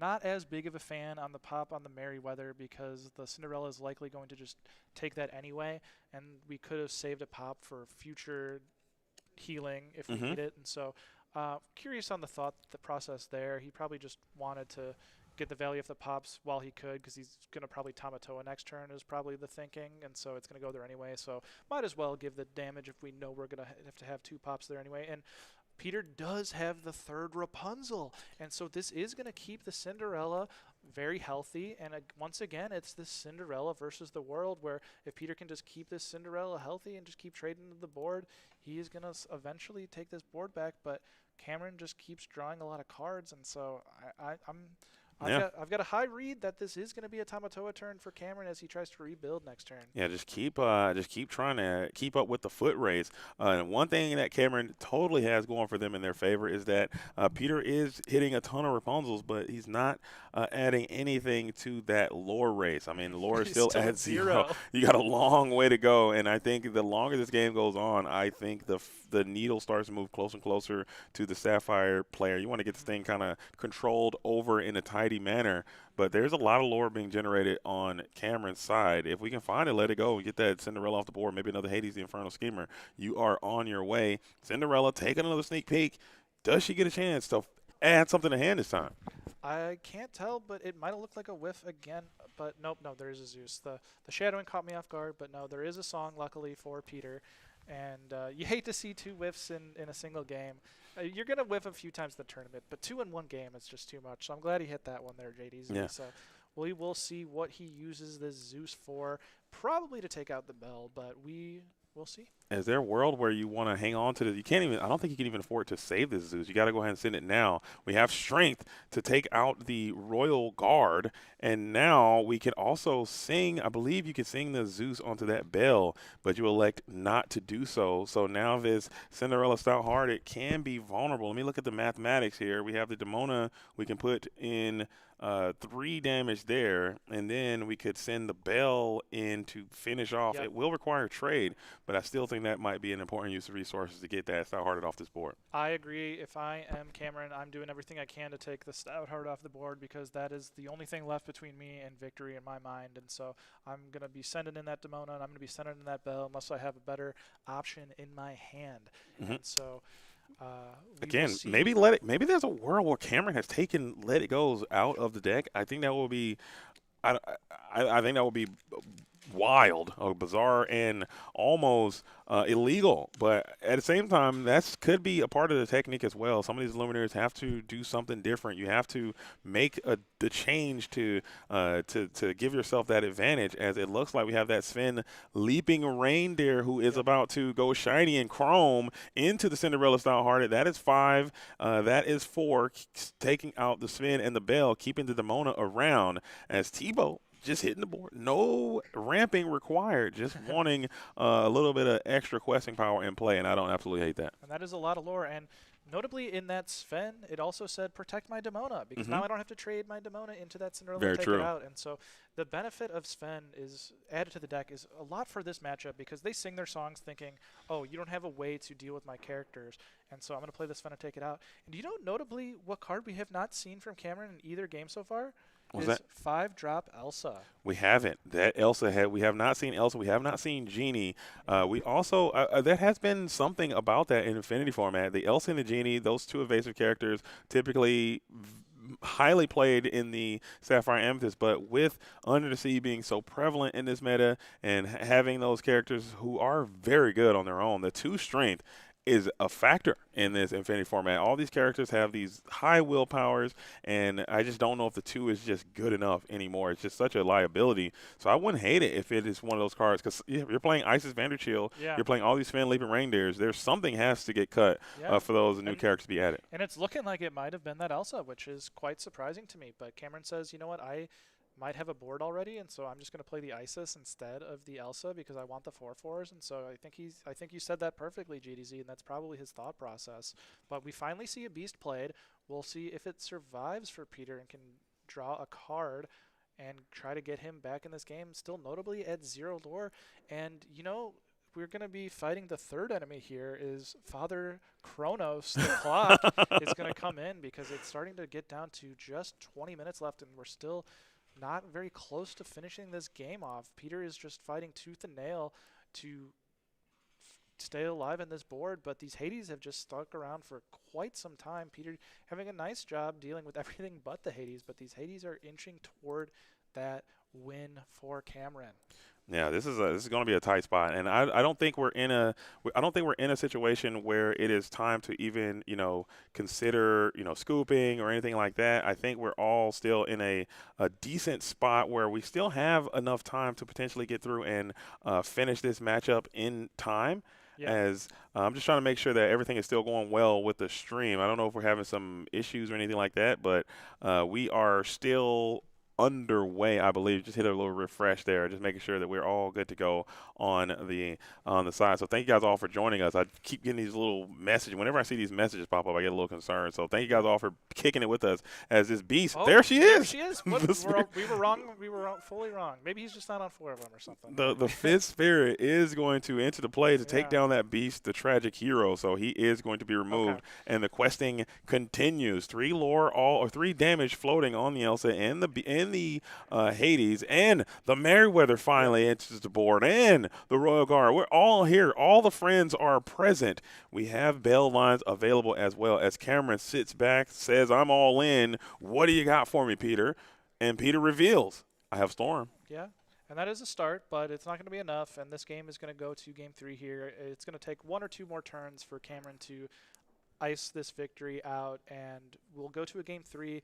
And notably in this matchup, if the Amber Steel on the play can just do what it really wants to do and get an early Aku, get a Beast out, perhaps get the early Stout Hearted, the game's going to be over really quick. So Peter doesn't really have to worry about time too much. And if it does go to time, he would have likely lost that game, so it's going to be beneficial for him, where Cameron is going to be the one racing against Father Kronos or the clock in this game 3. Yeah, you need this match too, because as we stated, both of these Illuminaries have lost earlier in this tournament, very early in the tournament. As you know, the tiebreaker math does not favor you if you lose very early. Fortunate for them, the Illuminators that they lost to have been performing quite well in the bracket, so they're all still seated close to the top tables or at the top tables, so that's a huge benefit that you have going for yourself. However, you need to win this round if your goal is to win this tournament, and both of these Illuminators are still in a very decent spot to do so, potentially even drawing in to the top cut at the end of this round. So we have one more round of Swiss that we're going to be playing today, followed by a top 16 we're going to be playing tomorrow, as it all comes down to this. Zeus will be deployed as well, taking out that Hades. And Peter's taking a lot of time on this turn for a game I don't think he can win. And so this is one of those where you have to keep the timer and the clock in the back of your mind and decide, okay, I do need to give it up. But he did actually answer a lot there, so I will give him some credit that he has really fought tooth and nail. But like against the Blurple deck, you're out of cards. My opponent has a bigger board. It's going to be tough. And so Cameron's just going to say, at this point, I don't care about your board. I'm just trying to get to 20 and move on to game 3. So go ahead, sing what you have left. You've got no cards. If you draw a song, the best you can do is take out my Tipo. Yeah, this is looking quite grim, and I think Peter might have to take you up on that offer. You offered up the Tipo. It might be a good opportunity to take him down now, and you will do so, taking 1 damage back. Rapunzel for 1, you hate to see it, as another game's referee is going to be deployed here and now. Is it time to start getting your own questing in, or maybe do we just sit back and vibe with this Rapunzel and hope for better days with that Gifted with Healing? I think I'm questing purely because if I'm not questing, they're just going to take 3 lore, and so I might as well get 2 and force them to trade if they feel threatened, but it's not going to matter because Cameron's just going to take the lore, hopefully draw a character, play another character, and ice this game here in the next turn or 2. Yeah, I think that's kind of where we're at with it. We are thinking about this, and like you said, time is a factor. We do have to accelerate the pace a bit here as we are swinging into the Hades for 1, just trying to put some type of pressure on, maybe set yourself up for a top deck Rapunzel, or you are just trying to bait your opponent. You're just trying to get a little bit of, you're trying to coerce them into maybe challenging you on that following turn, as Hades, he do take the challenge back. Yep. As Hades now is going to, I see why we take the challenge back. Ooh, that is a swift and immediate punish there to clear that Rapunzel. Peter's still playing. And smartly, Cameron decides to take out the Pete with 1 damage on to prevent a top deck Rapunzel from drawing another card. The 1 damage does not matter at all in that situation. Obviously, the game was just scooped and won, but that's something that like most new players would be like, oh, hey, it has a damage on it. I should take out the clean one. But that's not often the best play because of cards like Rapunzel. And so you got to think at a higher level, 1 step up, and make sure that you fully understand all of the implications, as it's not as clear cut as just taking the card with no damage out. Very true. Very true. Very true. Very true.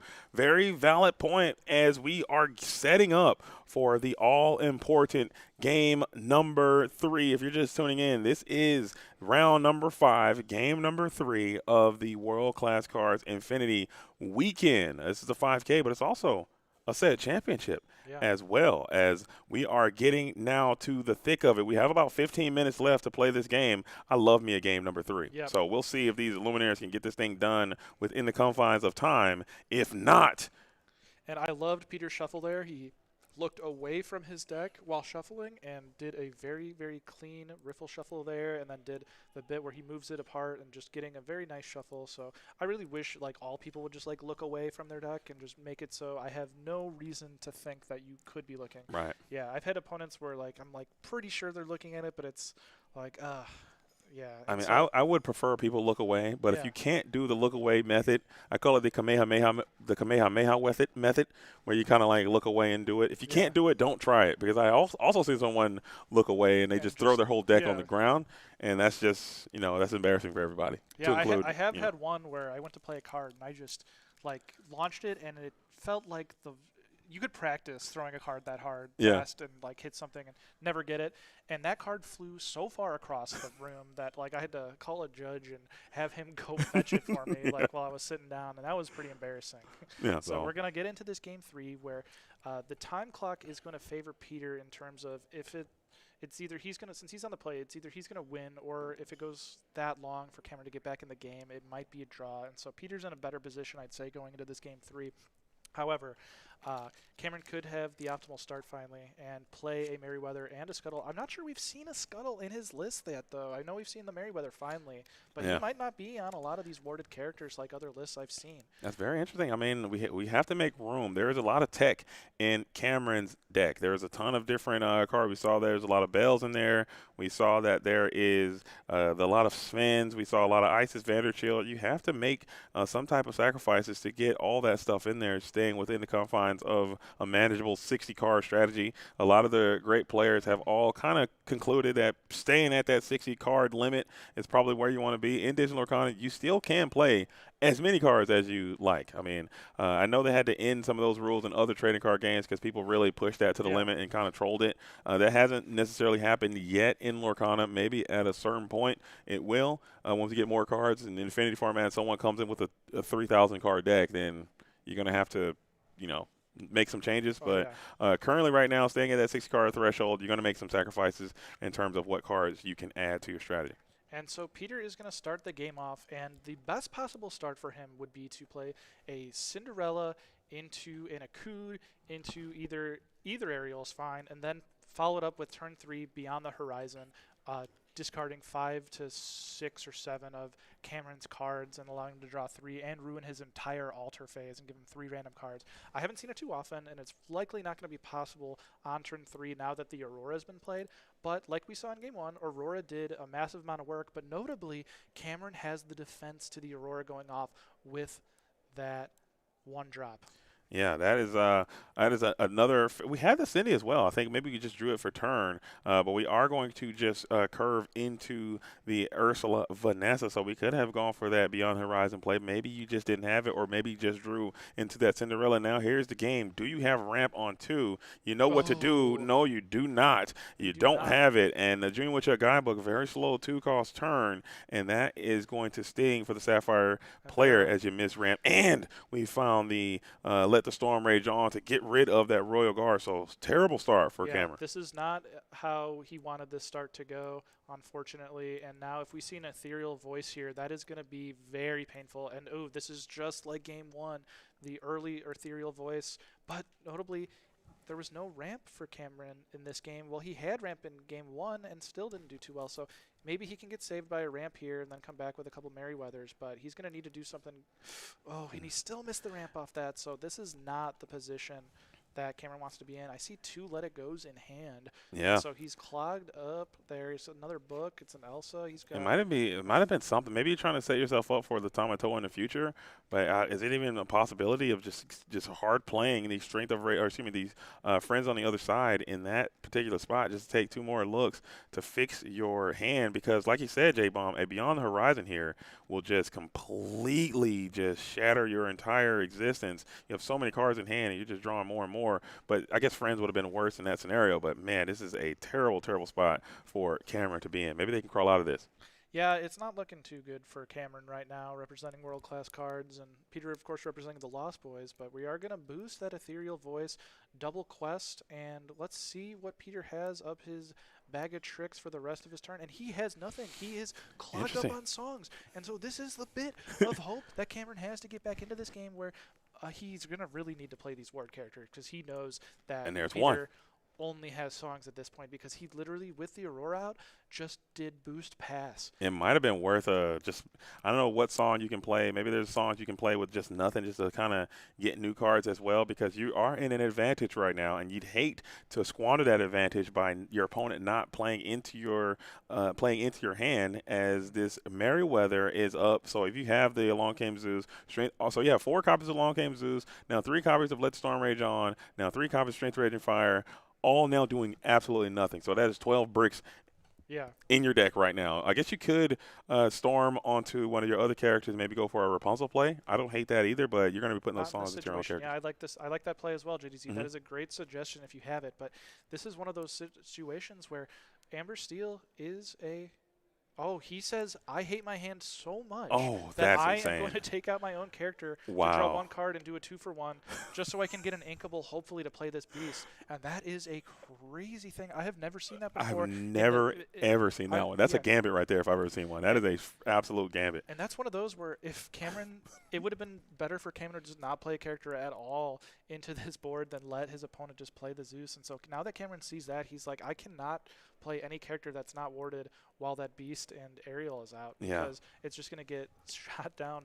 Because if he's willing to Zeus on Ursula to draw 1 card, he's got a couple Zeuses in there. Absolutely. He's got to be Giga Turbo Mega Kamehameha bricked, as we are going to take down that beast. We do provide a nice suitable target for Peter to feast on, with his Elsa Fifth Spirit being around, but I guess you recognize that your opponent is bricked and unplayable, so much so they had to Zeus their own character just to draw 1 card with that Ariel the Ethereal Voice. So I'd take that risk every single time, I suppose, as the Merryweather was healed by the Popsicle. So you can't get any type of crash challenge there. But if you go for a Let Storm Rage On here, you can clear that Elsa and keep it moving. Yeah, and Amber Steel is one of those decks that it works like a well-oiled machine when it's cooking, but sometimes you just draw all songs and sometimes you just draw all characters, and it kind of stutters and spurts for a little bit, and you got to wait for your opponent to do something, for your card to do something, because it's a very reactive deck. And so a lot of your songs, when you're not drawing a Cood, requires your opponent to be playing characters, and if that's not happening, we really just can't play our cards that are just super reactive in the Strength and the Zeus and the Storm Rage On. Yeah, and we're just kind of holding out hope as the Cinderella Ballroom Sensation is now in play. And this card might seem innocuous on the surface level, but this card is a tremendous threat in her own regards, because she has a ballroom dress on now, but in just a moment she can transform not back to a nice humble servant girl, but to a knight with a amazing suit of armor, and really get active onto this Merryweather, as we are taking down the Ariel, the Ethereal Voice, getting that draw engine off the board. Storm Rage On was the boost. And JDZ, after that explosive start from Peter, we are watching a historic collapse from just a clogged up hand, and he's down to 3 cards only, likely like all songs. So I don't think this Vanderchill is longed for this world and is likely going to be taken out here. But I don't know if Peter has enough gas left in him to recover from this at this point, because he took 2 full turns off from the game, and that allowed Cameron to ink up and just sort of play this slow game and let his Merryweather carry him through this entire game. And as I said before, Merryweather is just so hard for Amber Steel to deal with without Namari or Cinderella stout-hearted, excuse me. And if we don't see a stout-hearted right now, that might be all she wrote, and we're going to have to be going back to those daytime soap operas. Oh, for sure. I think it might even be worth, you might have some value there of just trading in one of these characters into this Meriwether who has done a tremendous job for you in this game. And we talked about how important these warded characters were, and this Meriwether has just been overperforming in this matchup. But I think the idea of my opponent drawing into Bell the Accomplished Mystic is just so problematic that I think I have to do everything I can to get this Meriwether off the board. And I think Peter agrees as we get the challenge into the Meriwether, finally getting that glimmer off the board, and we will play another Beast Tragic Hero. Yep. Let's see if this bad boy can stick around for a little while, and maybe you can gain some more resources. 5 minutes left in time, J-Bomb. Will we make it? I'm not sure we will, but I think Peter is going to be hoping for that draw at this point with how this game has played out. But we will see if Cameron can answer that beast. They're going to need to start playing really quick. He does still have those 2 let it goes. It looked like he held onto those for dear life in the early inking turn. So I think those are let it goes in the back left of his hand. So it looks like let go, book, and he's hitting his hand there for now. So yeah. But overall, this is going pretty well for Cameron after that abysmal start and that really, really powerful start for Peter. But it's going to be one of those is, can we finish this game in the allotted time left? Yeah, I think you gotta hit the gas pedal. I know you want to think about your moves, but it goes from standard traditional chess to bullet chess here in these late time crunches. Tamatoa, happy as a clam, will add 2 Junior Woodchuck guidebooks back to the hand, a card that I also revealed. So shout out to Katie from Lore Keepers Inn and myself, for having 2 cards that 2 of us revealed, also being played in a Digital Lorcana Infinity tournament. You love to see it. Maybe those cards would be played for the rest of the game, and I would be happy for that. As now Peter is picking up speed on the hand shuffle, but we got to pick up the speed on the gameplay if we want to finish this thing in time with 4 minutes left. Akud Edamudi, hard play. We've seen a lot of hard play Akuds from Peter here, and when you hard play that Akud, it means you usually probably don't have a character to get extreme advantage of early there. So he didn't even opt to sing with the Cinderella, and it is because he got the Shift Cindy. And so just like that, Peter has played the most important card, and he's looking good with a Beast and a Cindy. So if you're Cameron, those are 2 very, very big threats. And so at this point, it's going to be tough for either player to get to 20 lore, assuming Cameron can answer one of these characters on the next turn. Yeah, and I think you gotta.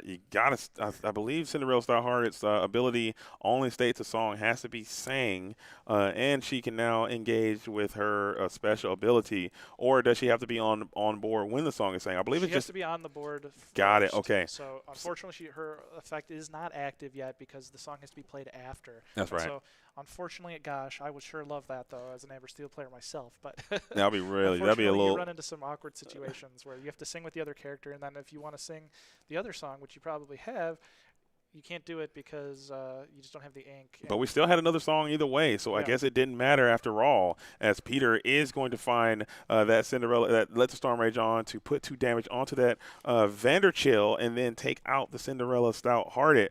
And take out the Tamatoa was able to be cleared from the board with Resist 2. So we still have a lot of game to be played, but not a lot of time to do so. 2 damage on that Vanderchill. Maybe there's a world where we go for the Bale the Accomplished Mystic just to get that damage off of this Vanderchill, and then you can take the Vanderchill to take out the Beast Tragic Hero, and that will be a wonderful use of your resources if that's what you have available. But whatever you have available, make it available readily, and let's get this party train rolling. 2 minutes left. 2 minutes left, and we are looking at. It looks like he's never had the Let It Goes. They might have been Merryweather's the whole time, and I was getting the blue was throwing me off a little bit. So it does not look like he has an answer to the Stout-Hearted just yet. Oh, no, now with that bell, it is going to answer. And that Beast is going to survive another day to draw yet another card for Peter. So that's 2 extra draws. The Beast paying dividends for him and putting those 2 big threatening characters on. The Stout-Hearted, obviously the prime target for Cameron to remove, allowing to soak up the removal there and draw Peter another card. And Interesting. So great Beast play there. And I don't know. Maybe I guess you're probably right. I think the Cinderella is probably better than the Beast, but maybe there's a world where you can get the Beast off and keep your Vanderchill around for another turn, maybe, and that could also be a vibe. But either way, I think both of those targets are quite fruitful. But giving my opponent another additional draw in this situation, granted there's less than 1 minute left, we might have to find a lore guide. As we speak of him, he will appear as lore guide's making his way over to the feature match table to ensure that these Illuminaires understand that they are going into time here very, very soon with 20 seconds left. And I thought we would make it through this tournament without going to time, but I was wrong. Yeah, and maybe there is an extension we don't know about, so they do keep playing. But a lore guide has just shown up to showcase his ability and make sure that it does end at the proper procedure according to the rules. And so Peter going to set up that aerial and Pete and go back to pass the play back to Cameron, where he is going to opt, and he's drawn just so many cards, and this Elsa is going to come down, and we are going to exert that beast, and that is going to allow us to ink a Royal Guard, play the Sven, and Sven is going to go in and take out that beast. Yeah, that was a great turn. Using that Sven Leaping Reindeer, that card has been overperforming, I think, in this matchup that we've seen so far. Sven Leaping Reindeer coming in from the Winter Spell set. We are in time. Turn number 1. There will be a total of 5 turns being played. And after the 5 turns are over, if there's not a clear and decisive winner, you don't take the highest lore. You take if you're at 20 or you're going to a draw. And I think at this position for both eliminator, I think a draw could technically keep you around. Yeah, I think if they both win the next round, they should probably be in, I believe. Yeah. But we will see. If it's top 16, there is a good chance that they make it at X11. And so it looks like, unfortunately for Cameron and Peter, though, that Father Kronos is going to be the victor of this match and take one in time.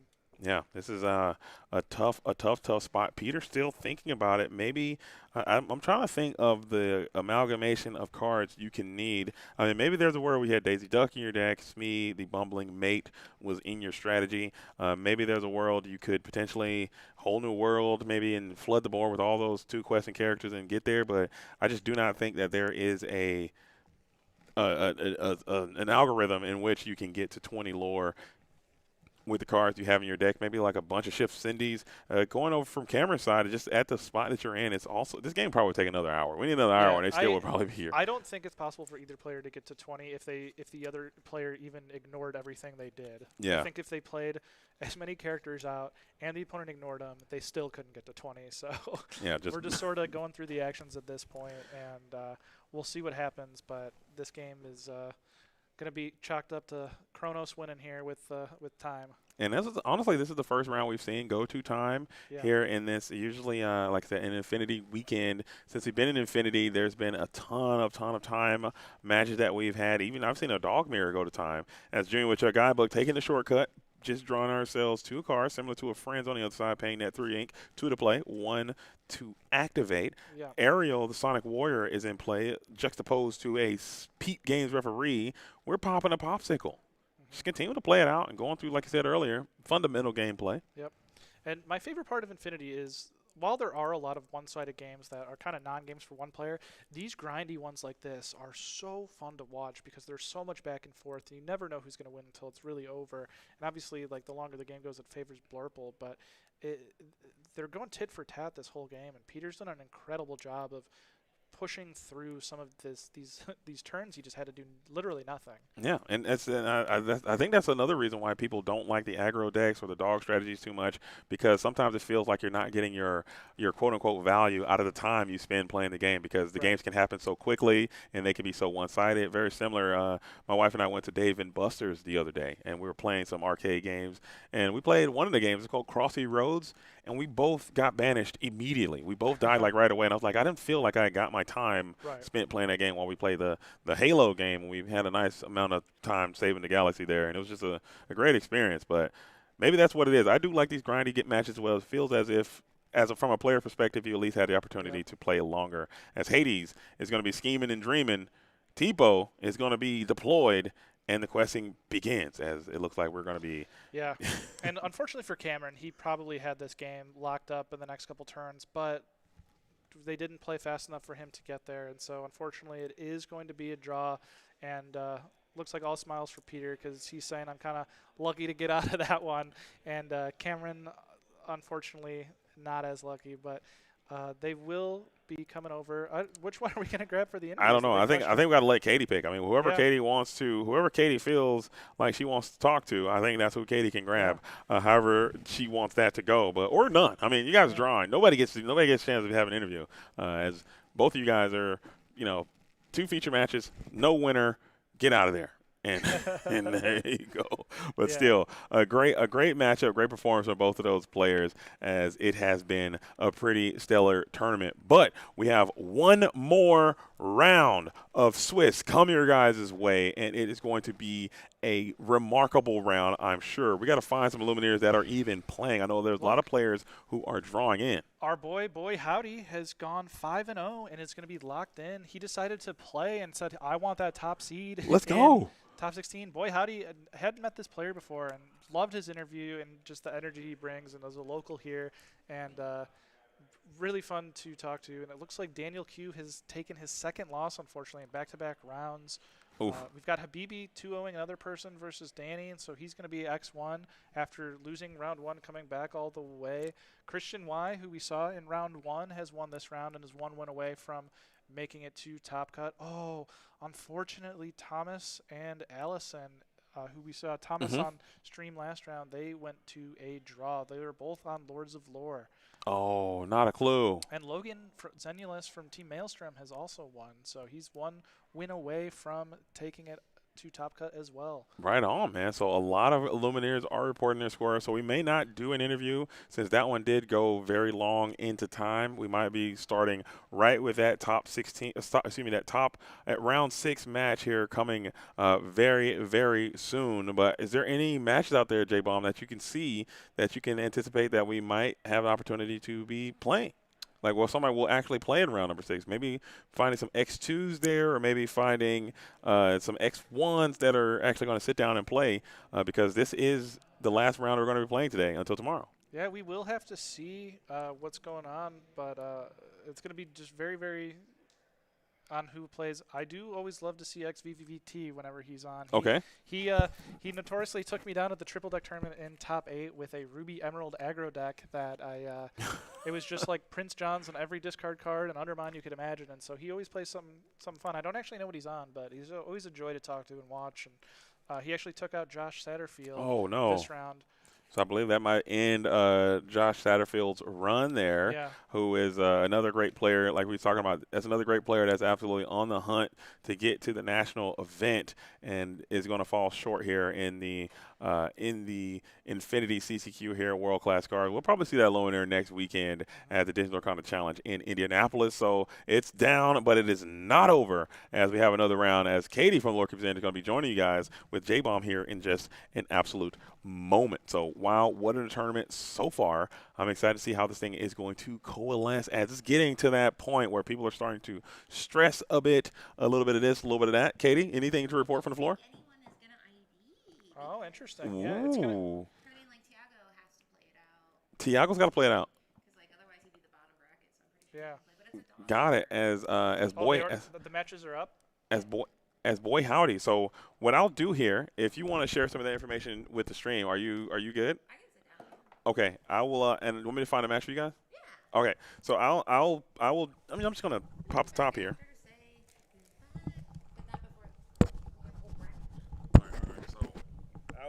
I'll be back. Yeah, I'll be back to say goodbye when the stream is coming to an end. But I will bid you guys adieu and let you guys bring it home.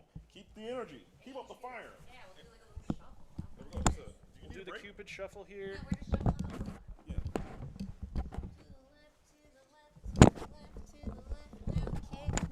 Now headset, put it on. Now headset, put it We're on. going to round 6, then cut to top 8, cut to top 8. It's top 8 officially? Yes, it is. Okay, it is top 8. This morning they made an announcement. It was funny because I went to the judges' table and I said, is it cut to top 8 or what? I didn't say it like that. Cut to top 8 or what?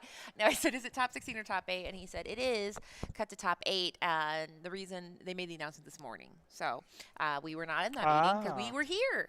So Yeah, I walked around and kind of talked to some Illumineers out there, and the reason I don't think there'll be any IDing is because it is cut to top 8. Yeah. And once it is that tight of a margin, you really don't have a lot of time to be funny. Right. You gotta be serious. Now Tiago did ID last round, but I talked to him out there and said, "Are you just done?" And he's like, "Well, I probably should play because of the whole bracket part. Because if it is a high likelihood of dogs, you Yeah. want to be on the top. You want to be Yeah. going first. It's just better. And anybody wants to go first, but especially Agreed. if you're playing dogs."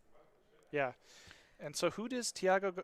Tiago is going against Christian, who Boy we saw in Howdy. round 1. Oh, Oh, wait. no. Was it Boy Boy Howdy is Howdy? playing against Ben Gibson, who is on items. Oh, that's surprising. Yeah, and so Tiago is playing against Christian Y, who we saw in round 1 on Amethyst Emerald. Now that's interesting. Yeah. Because he thought he would be playing against Ben, that Boy Howdy. Yeah, Boy Howdy. That Boy Howdy. Boy Howdy is the one taking the tournament by storm today. New player I had not met before. He really captured my heart with his interview. Had a fun time chatting with him. So he's the player to watch this weekend with kind of a unique dogs list. It's just going old school. He's playing Clarabelle 1-drop. He's playing Emerald Chromacon. And so he's just saying, I'm going to take your items, and I'm going to win off the back of my Chromacon, sending your characters back. So he's just like an old school dog guy there.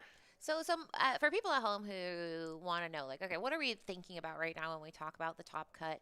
So this is a top cut. There's 62 people, and we're cutting to top 8. And why that matters is because it's very aggressive. Like, so for right now, if we look at the amount of people of what their points are at. So you get 3 points for winning, 1 point for a draw, 0 points for losing. So Boy Howdy is sitting at 15 points. However, he's the only person. He's peerless. So he gets paired down to somebody with 13 points. And the people with 13 points are incentivized to play because there's a bunch of people starting at 4th seeding down to, well, not a ton, but 4th through 10th.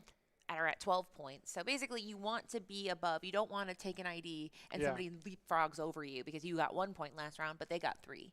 Right. And there's some people that if they get paired down, if you get paired down, it's more likely your opponent will want to play because they have more reason to want to play. Yeah. So Tiago, who was, debating whether to ID or not, is now suddenly in a different position because his opponent, Christian, is lower than him, meaning that he's at 13 points, Christian's at 12. Christian really wants to get more points, but maybe they won't. It all kind of depends because it just is your risk tolerance.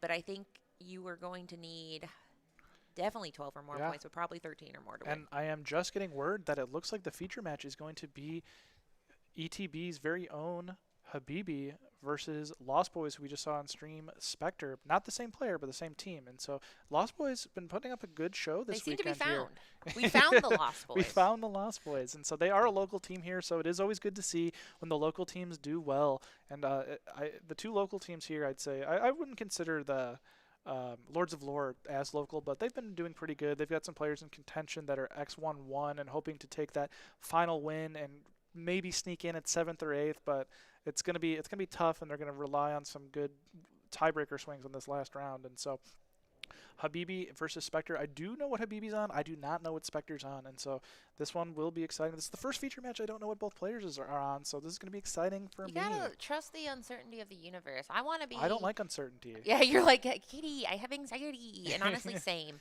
But I have learned in Disney Lorcana where it is kind of, if I know, I get to be the excitement of like, well, look at that, and I am surprised. And there's been some surprises. I think that it's hard when you watch this last round because I wish I was kind of like what's his name, Alfred's computer station with all the matches because I do want to know. There's a lot of interesting plots playing out there. It's funny you say that. I went to a friend's house who had 8 TVs playing every NFL game, and at that point you don't even watch football. Because you're just like, your brain is like too much. So you don't see any. You see more games, but you don't see any of the games, and you really don't pay attention. That's a good and lesson. So it's like a loss by volume almost. And so I think like the limit for me is like 2 to 3, and then all of a sudden it's like information overload and I can't pay attention to anything. How long has your friend lived at Buffalo Wild Wings? He built his own Buffalo Wild Wings. He's like, I am the Wild Wings now. And this isn't like a nice setup. He's like got like a TV just like on another TV, like, or on like a cardboard box behind the other TV.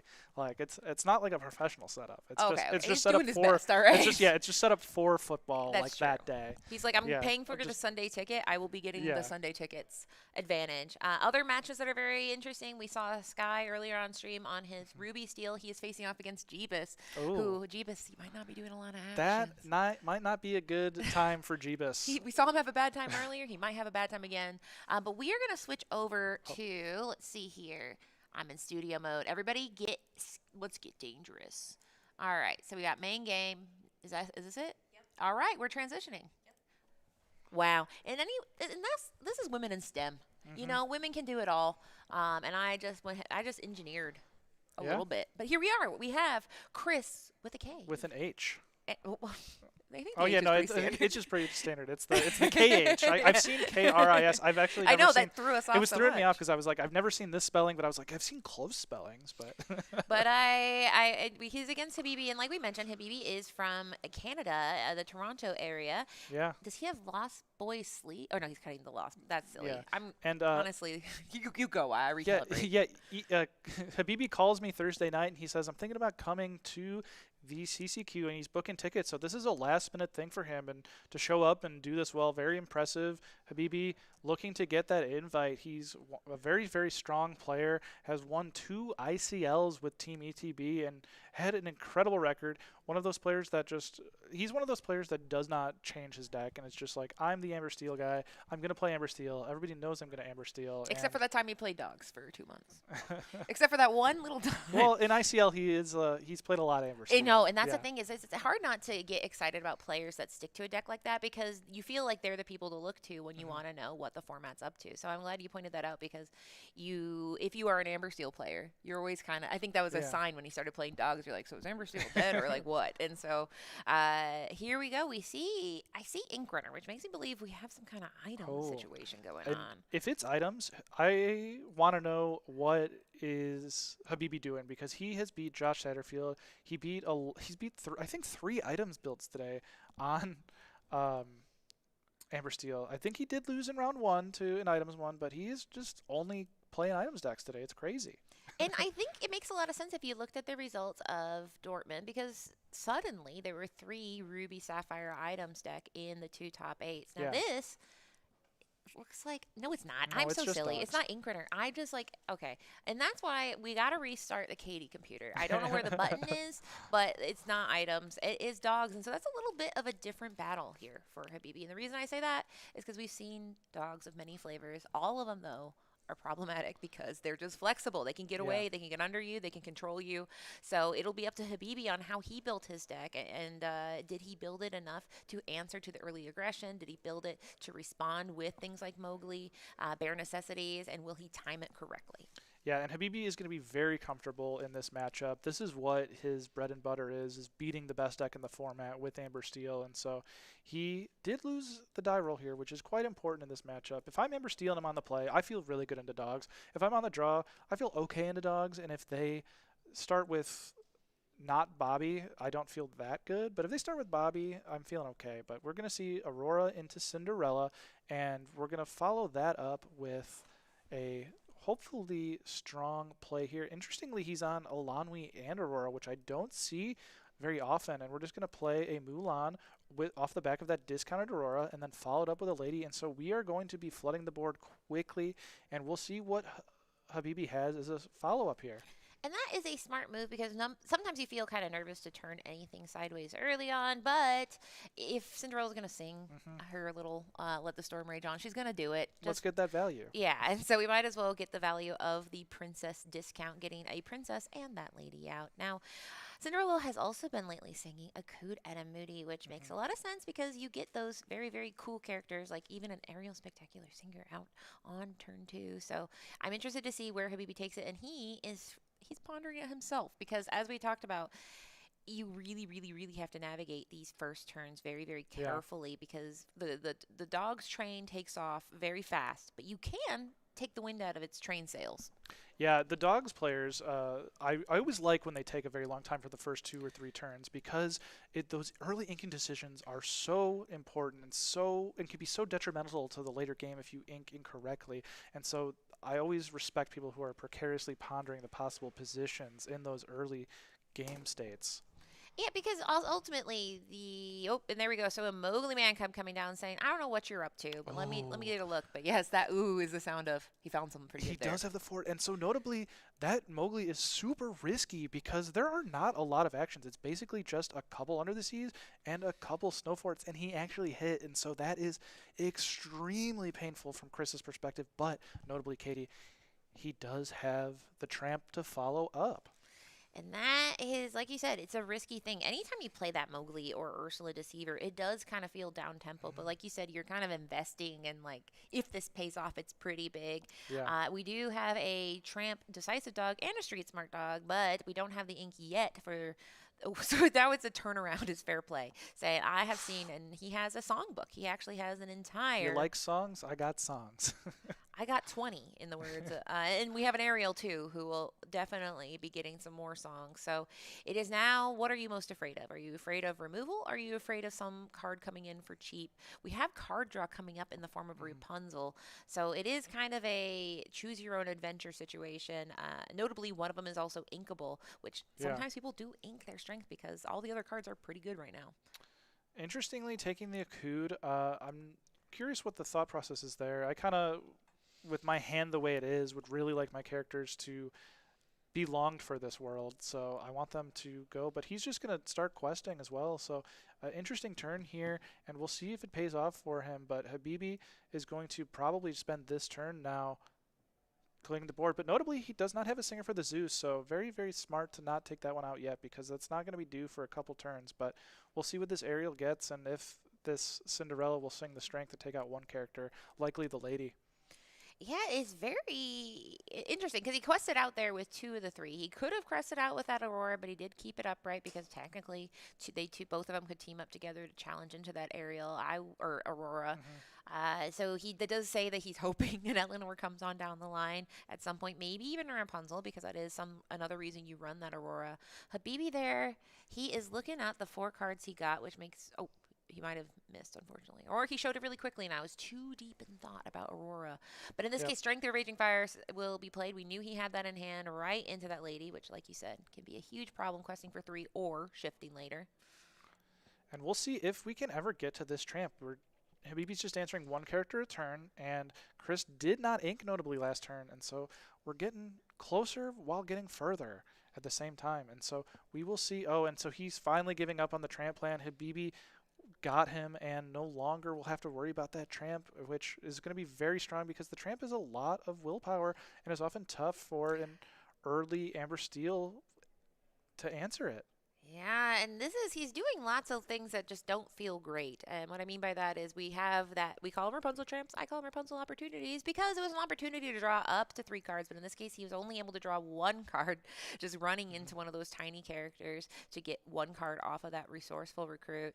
That does open up back for a challenge. We have characters doing not what they normally like to do. Mulan is not known for challenging, neither is Spectacular Singer, but you have to do what you have to do. But like you said, he abandoned that tramp plan, which is tragic because as we talked about, this is a card that people say, ban it, it's so good. And the reason is free is good, but it's not free if it doesn't work out that way. And Habibi is going to call Chris's Rapunzel with 1 card draw of his own. And so equal cards drawn for both of these Rapunzel players. And we are going to send... no, we're going back on it. We're thinking about it. We're seeing what we want to do with this Mowgli and deciding and pondering what if we want to quest or challenge this Aurora. It looked like Habibi was signaling at first, but wanted to give it a second thought here and make sure that math makes sense. Yeah, I feel like both players are, in we have A mode. We're in Plan B mode, where now we are just challenging. We're doing the math of what is the best way to do it. We saw Chris lose his beautiful snow fort and tramp. Habibi has not been doing crazy things with Amber Steel. Amber Steel can really ramp up and pressure fast, and right now it's just kind of a slow boil because he did that Mowgli turn, which paid off, but it still kind of lowered the explosion of his deck. But things are kind of favored towards Habibi. The top end of his deck is way more powerful than Chris's technically usually ends up being. But Mulan has a bit of a reach issue or ability that Habibi doesn't have access to. So we could see this resourceful recruit be resourceful on this turn if he can get to another tramp, or even something like a Finnick or something along those. Oh no, Finnick bounces back. Something that increases strength. I think people have been running something else that increases strength that I am forgetting right now. Snowford and Tramp are the main ones. And we did see the Elanwi early. Yes, there we go. Yes. And that Snowford being taken by the Mowgli early by Habibi has been pretty detrimental to Chris's entire game plan. And so Chris is kind of in the back seat right now, but not out of it yet. Habibi is slowly getting back into it. His hand is much more plentiful than Chris's, and we are actually going to opt to not play the Tramp and instead play a Mulan. And what else do we have? Because if we're just playing a Mulan, I personally like the Tramp better, so we are likely going to have something else, but we shall see what Chris's game plan is from here. This makes me believe he is now in racer mode because that Mulan is pretty much, that's what she's there for. She can quest for up to 6 at a time. Like we mentioned, Tramp can come in and increase strength by the amount of characters on the board. That Ilanwi can add support if she somehow joins us later. But it is, there we go. So there's one of them here. So. Oh, interesting. We're not taking the lore, and we're just going to want to take out that aerial from the board. And he's saying, I want to take control of this game. And I kind of agree. When you're playing this style of dogs, and I believe this is more of the Snowfort, like original dogs that we saw at the early set of the format, which is, I believe, to be more or much stronger into Amber Steel. So we'll see if Chris can continue to whittle away, because I believe that if it's the version I think it is with a lot of the Snowforts and stuff, that is the control deck and not the beatdown, where the Amber Steel deck is actually the beatdown in that matchup and has to win the game before the Dog's Snowfort deck can take control of the board and just slowly grind you out. And Pete's are not really what Habibi wants to see in this matchup. Now, interestingly, he hurled his Thunderbolts, which is like the lesser cousin of what we see here, and then along came Zeus. But removal is removal, and technically Habibi did reveal.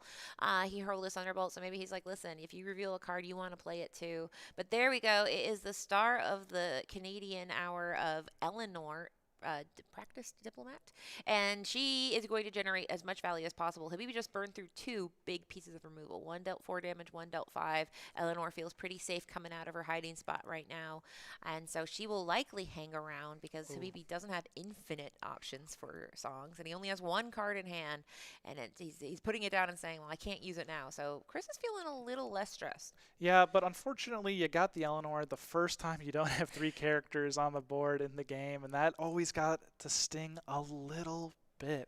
But if Habibi doesn't draw another song, which he has drawn a lot so far, then we are going to get at least 1 card from this Eleanor on the next turn. But I got to say, from Habibi's side, he's likely going to be questing these Pete's at minimum. Oh, but he says no. But that probably makes a bit of sense just to make sure that Rapunzel doesn't ice the game. So I actually agree. Habibi playing it smart and making sure that Rapunzel doesn't auto-lose the game from Eleanor running into that Pete and then getting 3 cards off Rapunzel. Now we have Nani, the stage manager, coming in, looking at the top 4 cards and picking one that is 2 cost or less to go ahead and usher onto the stage, or rather in this case into Chris's hand. We're going with another Mulan Resourceful Crew. He's like, listen, the pan hasn't played off quite yet. I haven't started questing with it, but once I do, you're going to be around. You're going to be around to see it. But Habibi's doing everything as he can to control that aggression with this beast tragic hero, who now can draw a card for him at the start of each turn, which can help. So now they both have 2 draw engines. Eleanor at the end of Chris's turn and Habibi at the beginning. As long as there's no damage, Eleanor has something to say about that. Yeah, and that's really the only answer that this deck has for the Beast to stop drawing a card. But unfortunately, when you do put the damage on the Beast, then the Beast can trade with any of your characters, including the Tramp Street Smart Dog, who has 7 willpower. And yeah, just hate to see that. Having a 1-for-1 trade. Actually, it doesn't even trade into it. It survives that, assuming the only damage is the 1 damage. And so it's going to be, it's one of those 6 eggs in one hand, 12 in the other, or half a dozen in the other, excuse me. When you put the damage on the Beast, you're happy they don't have the card, but they're going to take a character every time that they want. Yeah, it feels a lot like that Hades looking for a deal, right? Where you're going, there might be a downside to this. Another Hades quote there. But he does elect to go ahead, put that damage on the Beast and say, all right, now at the start of your turn, because it is at the start of your turn trigger, so basically it's either Path A or Path B, and that Path B has been activated. So Beast can go ahead and challenge anything he wants, but in the meantime, Pete can actually do the same thing and survive as well. And there are ways to remove that damage. If you can get rid of this Eleanor, then that damage can be removed with possibly a Rapunzel. Unfortunately, he just has 1 card in hand, so he's like, listen, I would if I could, but I have to go ahead and clean up this board a bit before I get to this card that I drew for my turn. All right, and then the Pete is also he's pretty confident he was going into that Nani, it looks like, but now we're taking a second thought, looking through the discard, just making sure that we want to make that trade, and Habibi very cognizant about how many Rapunzels are gone to be like, and it looks like I see 3 Rapunzels in there, so that makes me think I'm going to be pretty safe for the Rapunzel traps through the remainder of the game, so I'm probably safe to be questing.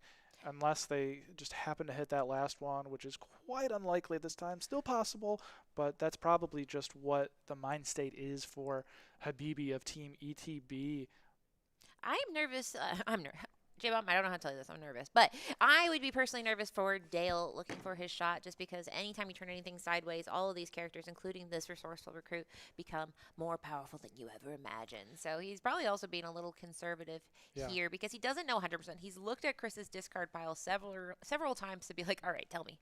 But the thing is with Dale and Tramp is one of those few cards that because he's in your deck, you can put 1-ofs or 2-ofs in your deck because you can go find them later. He hasn't been able to do that easy. He's inked 2 of his Tramp Street Smart Dogs, but you do see tech cards in Dogs because they can tech without any downside.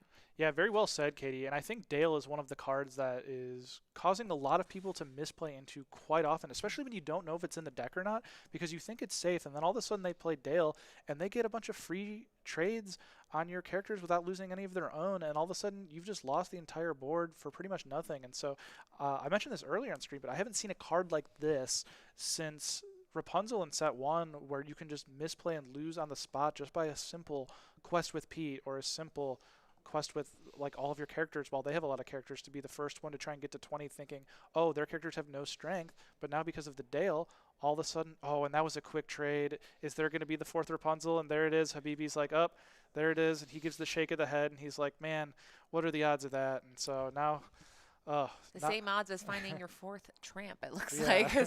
And that is the way it goes. That Finnick can go ahead and return. Doesn't look like he'll go ahead and use that trigger. But we do have a Finnick on the board and a Tramp just kind of hanging out in Secret Town because he doesn't want to necessarily deploy it yet, but he could technically play it. Not technically, he can play it for free at this point. Okay, so he put 4 damage from the Nani and the Mulan onto the Rapunzel and then opted to finish it off with the Eleanor because sequencing it out. Yeah, because Eleanor deals 1 damage, draws a card, and gains a lore at the end of turn. And so he was just short playing that, announced everything really quick, and got it. We took a little bit to catch up there. All right, so he will go ahead, pass, and we're doing a cleanup here, which is why I'm a little bit surprised he didn't slam that other Tramp on the board because he opened himself up to a lot of response, and every character was a discount. He could have played it for free, but now he can't. Now he does have a pretty good amount of ink. He is at 11. Being conservative is pretty fair because he just has to outlast. Habibi's at 4. But he did just lose about a third of his board here. And that lady is going to represent 3 lore if we can just play 3 characters here, which is quite scary while being at 11. And so we're just going to start with the Nani, try to refill our hand a little bit. And we do see an Eleanor and a Lilo, and we're going to just take that, I believe, Elanwi. Yeah, I'm taking that Elanwi, which as we... Wait, is that Elanwi or is that the Rapunzel that gives the bubble shield?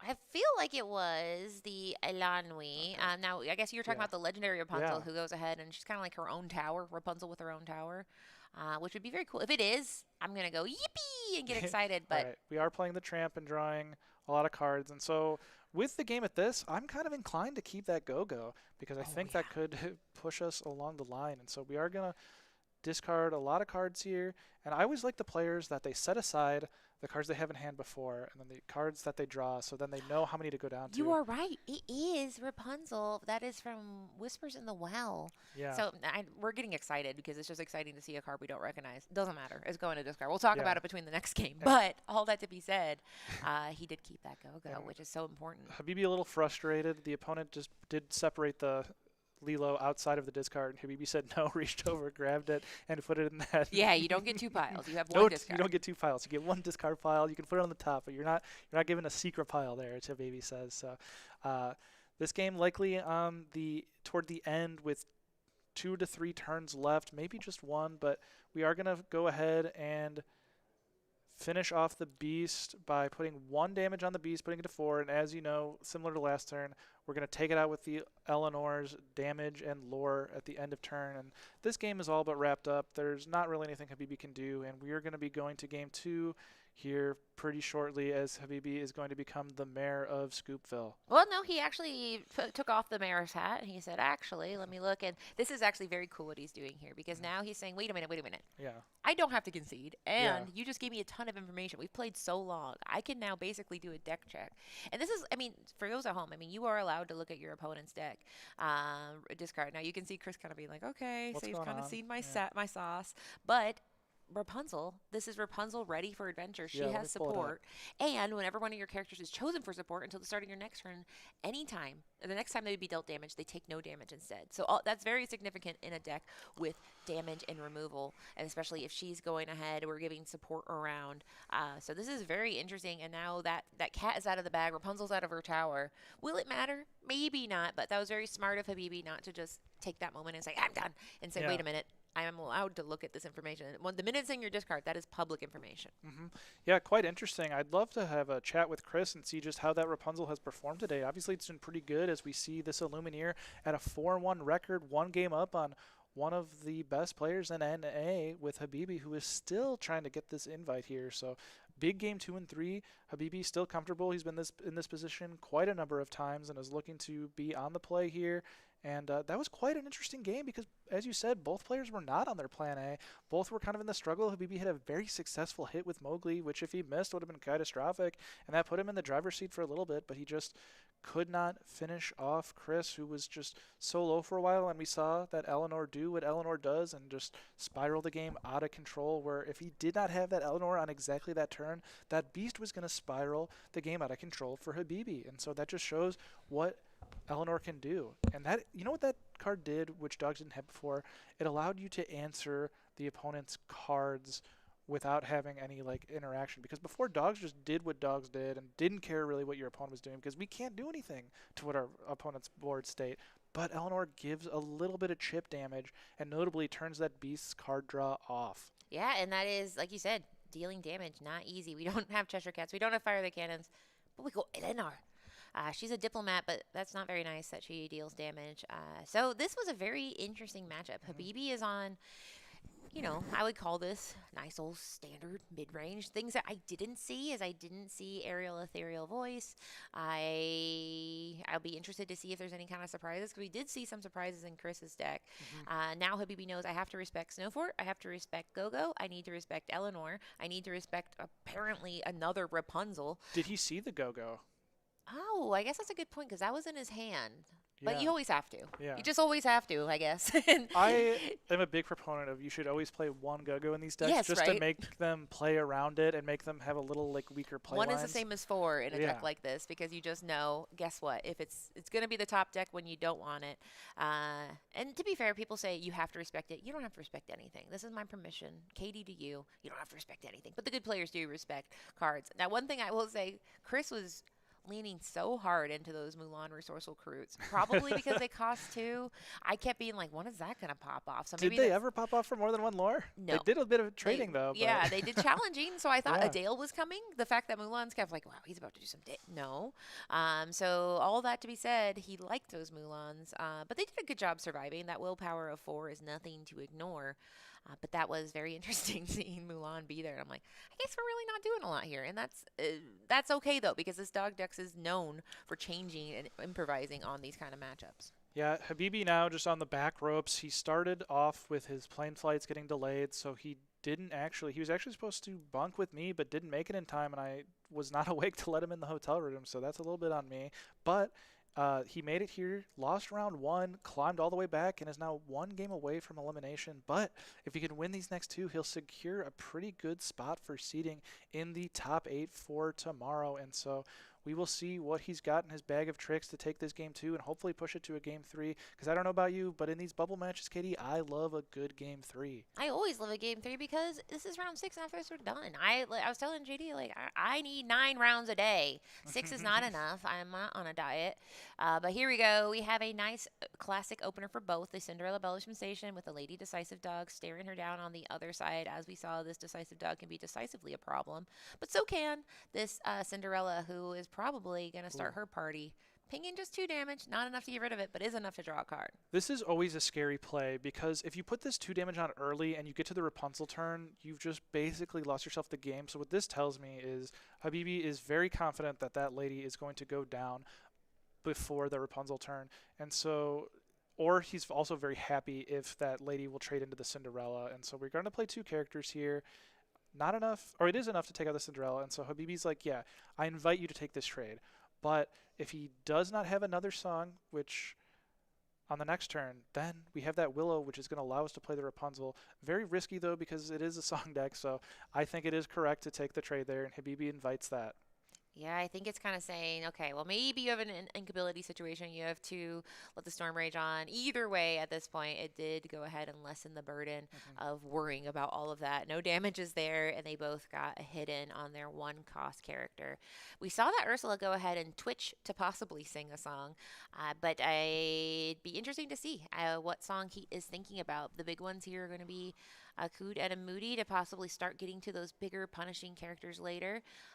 Or we could technically get rid of that Aurora, who is known to get in her princess pals for a discount. But let's go ahead and see. Akud. And if we play a beast here, that's going to pretty much be all she wrote, I believe, because the beast on turn 3 is just so overwhelming for... Oh! It's a ukulele player! I have not seen this card in a while, and this kind of makes sense why he's playing all of these different songs, because this ukulele player, Prince Naveen, can come down and just play the song and develop the board, and that's kind of what you want to be doing here. And so Akuding that out and taking a character out, now you've developed quite a strong card and taken out an opponent's Willow, which is just going to be very, very hard for Chris to fight back from. It's beautiful, no? Is its ability here, and I love the choice of this card in here because, as we know, you're trying to get as much value as you can out of these cards, and you are essentially now able to do 2 songs in 1 turn without one, just singing it for free. Here comes our Resourceful Recruit, and there is that Rapunzel we talked about. So these are some heavy-hitting characters in here, but Habibi now has a Singer 6 on the board, so pretty much any song he could possibly want. We did see a Ariel or a Cinderella Stout-Hearted in his deck, but now before we can get to that princess, let's not even think about it because it's now time for a Spectacular Singer. Yeah, he did just ink the Stout-Hearted last turn, so we are going to play the Ariel here and hopefully hit a song. He's taking his time before even looking at it. He's put out the 4 cards, and I'm very curious what's going through his head with stopping mid-song to touch the Naveen here. But sometimes you gotta touch it and see, Naveen, how we doing? Get a pulse check.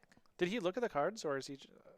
I think he must have whiffed then, missed on that song because I think that's his hand and that's his ink. So Ariel said, "Listen, you played a lot of songs quite early. What do you want from me, buddy?" Oh, that's the ink. Okay, so man, he put those to the bottom really quick. I didn't even see it. Or maybe he kept it really quick. Yeah. Maybe he mastered the art of playing imperceptibly fast. Yeah. But that Strength of Raging Fire is enough to go ahead and say, "Listen, I don't know what you're up to with that Rapunzel. I'll never see it.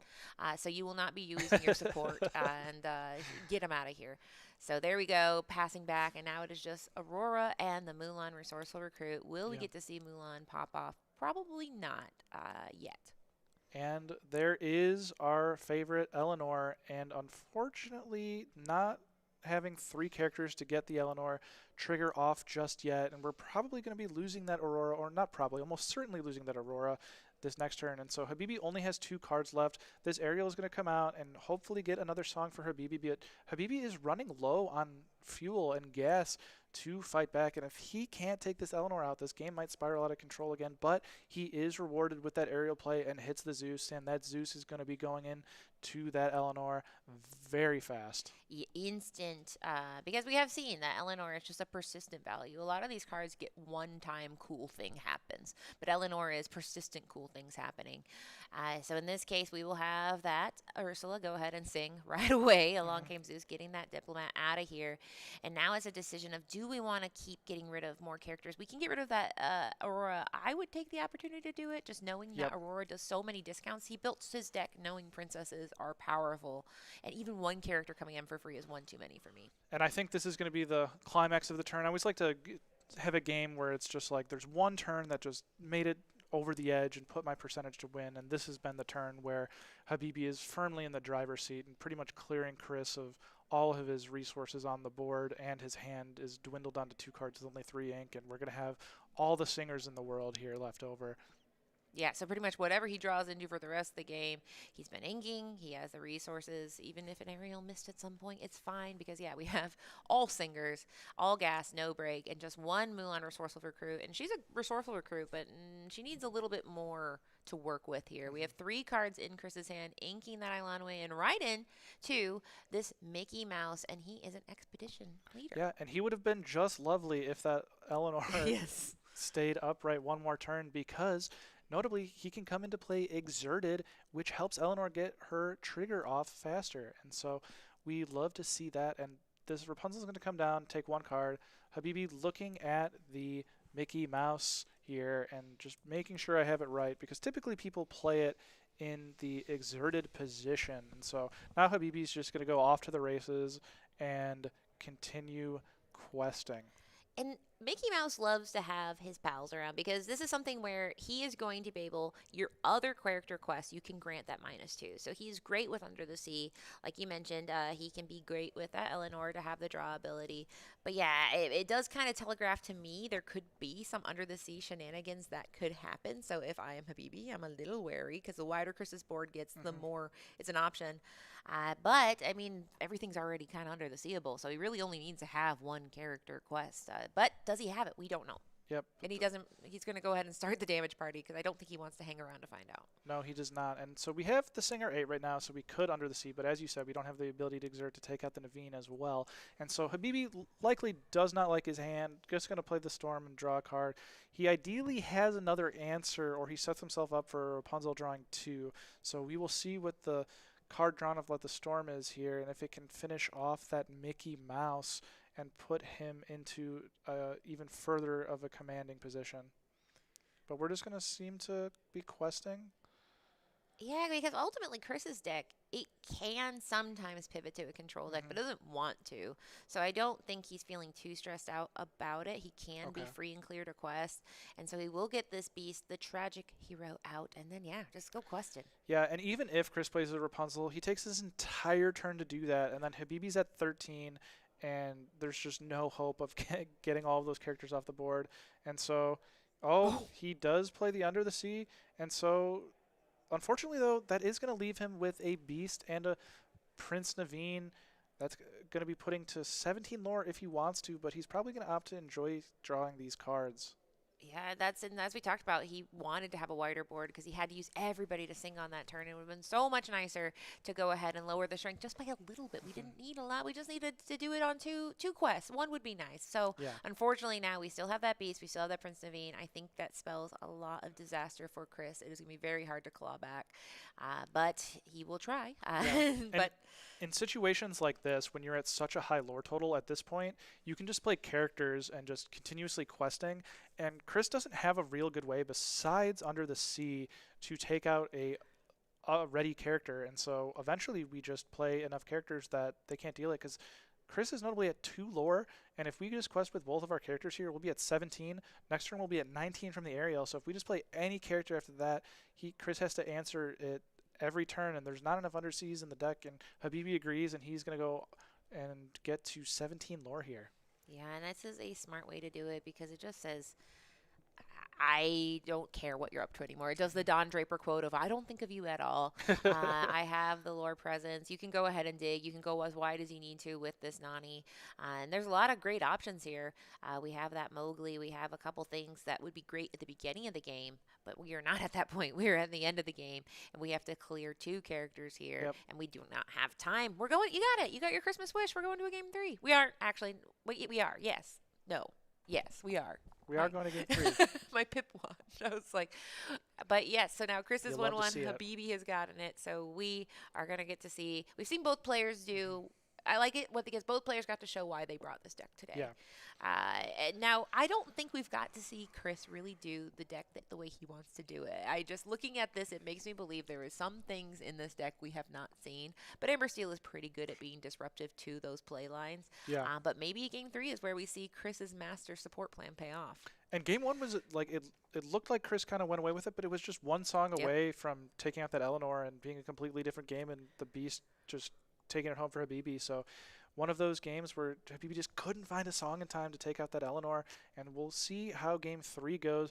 Habibi knows he's on Under the Sea. He knows he's on Snowfort, so we'll see how much he values going forward that on the draw Mowgli turn once again if he does. But it's gonna be an uphill battle here on the draw versus the Dogs in game 3 to decide who is going to be in Top Cut. Yeah, it is definitely a win-in situation. Lose, and you might still get top 16, which is nice. Top 16 does pay out, so they get to walk home with a nice $150 and go buy some cheese curds with it. But I think most players want to go ahead and get to that top 8 because that's the point where you are going to be in Top Cut tomorrow. You are in the running for some of the larger cash prizes. You may be the winner and get your CCQ invite, and we got Woody promos on the line. All top 8 will get a Woody promo, and the winner will get that Woody playmat. Oh yeah, and I've heard good things about the cheese curds here at Lambeau Field, and so you may not know that there is a restaurant here that's just open all the time, and everyone keeps recommending me these. They have like a maple bacon burger and a cheese curd, so I might have to check that out tomorrow because today we have the VIP world-class card package where we're gonna have a plated dinner down in, I believe, that same restaurant. So no, I think it's next Oh, it's door. next If you look door. behind, Oh. if you look behind Habibi, you can see. You can't really see it, but there's like little tables with napcloths. Oh, You know, the excellent. famous napcloths. Yeah. But yes, I'm very, very excited. Anything VIP, I don't want to be a part of it. VIP car wash, I'll take it. But this is VIP plated dinner. And I am excited to see who's going to win this and be the VIP headed in to top 8. So we see very large. This deck, it presumably has 60 cards, but it has a very tall deck on Chris's side. Habibi is going to go ahead and shuffle up. They both know approximately what they're against. There still is some secrets. How many Snowforts? How many Under the Seas? Generally, sometimes people do 2 and 2. He doesn't know, and he won't know because they have his closed deck list. He hasn't been drawing a lot of them, so I'm going to incline to agree with you and go with the 2 and 2 as well. And so we do see the Eleanor in the opening hand, so we'll see if we can shift it out pretty quick. Or not shift it out, excuse me, but Aurora it out with a discount pretty quick, or how we're going to go. Or let's see how many songs Habibi can do, if he can open up with that Cinderella or Aurora himself. And it looks like Habibi altered 5. 6 Or cards. you can count faster than I can. Okay, yes. I think that's his put back pile, right? I gotta say, I'm really liking just the fundamentals from Habibi about how he draws. It's very deliberate and it's very, very clear on what he's doing and how many cards he's doing. And so, whenever a player does that, I can not necessarily let my guard down, but I can trust that they're having good intentions there and their play is very clean. And so, I appreciate that about Habibi's clean play right there. And as we're going to do that, we're going to get started in this Game 3. Everything on the line here, that invite and that Woody playmat on the line. Luckily getting this upgraded to a set champ.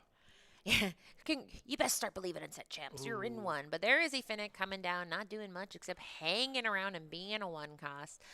But that is sometimes all you need is just a 1 cost to get the party started. But it is what you would call one of the weakest 1 costs in this entire deck. That is not the 1-drop you want on the opening turn of the game when you were on the play.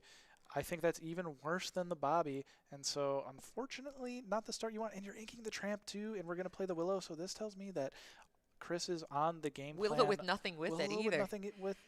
Oh, and he's got the Eleanor too, but it's because he didn't have that second 1-drop. He's not going to be able to get the Eleanor card on the next turn, and so Habibi's going to be feeling good about that. He's like, what do you Okay, have? but- This could be just out of pure curiosity. Yeah, and this time the Mowgli does miss, and so what Chris has are some very good cards in Nani to refill, in Eleanor to get that card and effect going on. So I've got to believe that this next turn might just be a Nani turn to get some other cards and hopefully set up enough to get that Eleanor for the future turn on turn 4. And I mean, the good news is Habibi hasn't had a crazy start either. We had nothing No. on turn 1, and then we had a Mowgli. So if you're going to have a bad start, the only other thing you can hope for is that your opponent does too. But Yeah. that Mowgli gave him information, so there can't be a ton of surprises. He inks the first card he draws, which is Ilanwi, and then we will see the Eleanor. He says she's too good to wait. Yeah. Mowgli's not singing anything, I'm afraid of. So Eleanor, get out here for at least one turn. Yeah, and this Eleanor is going to survive because there is not a singer. So we are going to make sure we are going to be likely to get that draw unless Habibi hard casted the Let the Storm on the Willow, which I didn't hate that play, to be honest. But we are going to. Oh, he does this interesting little like sneak peek and Yeah. it's like So I it can't kind of even looks tell like if he's a he sees magician. them. It's Yeah. like close-up magician. But yes, so he does it one at a time, keeping, and then along came Zeus, which, as we know, is great for pretty much any removal. 5 damage is the most you can pretty much do here.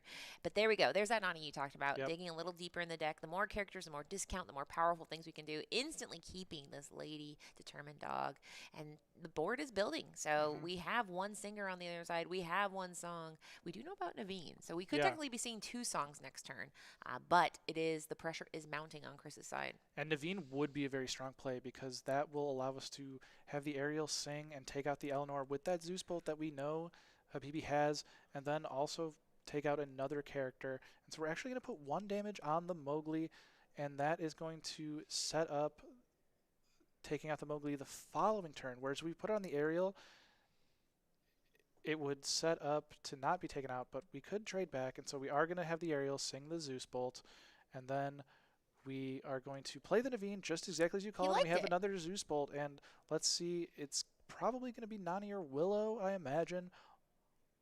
Yeah, Nani is really good at, so it's kind of like Willow is doing the discount. Nani is able to swing for 3, which is not anything you can ignore. But Mulan has been ambiently hanging out for 3 games now, saying, "But did you know I can quest for 6?" Right.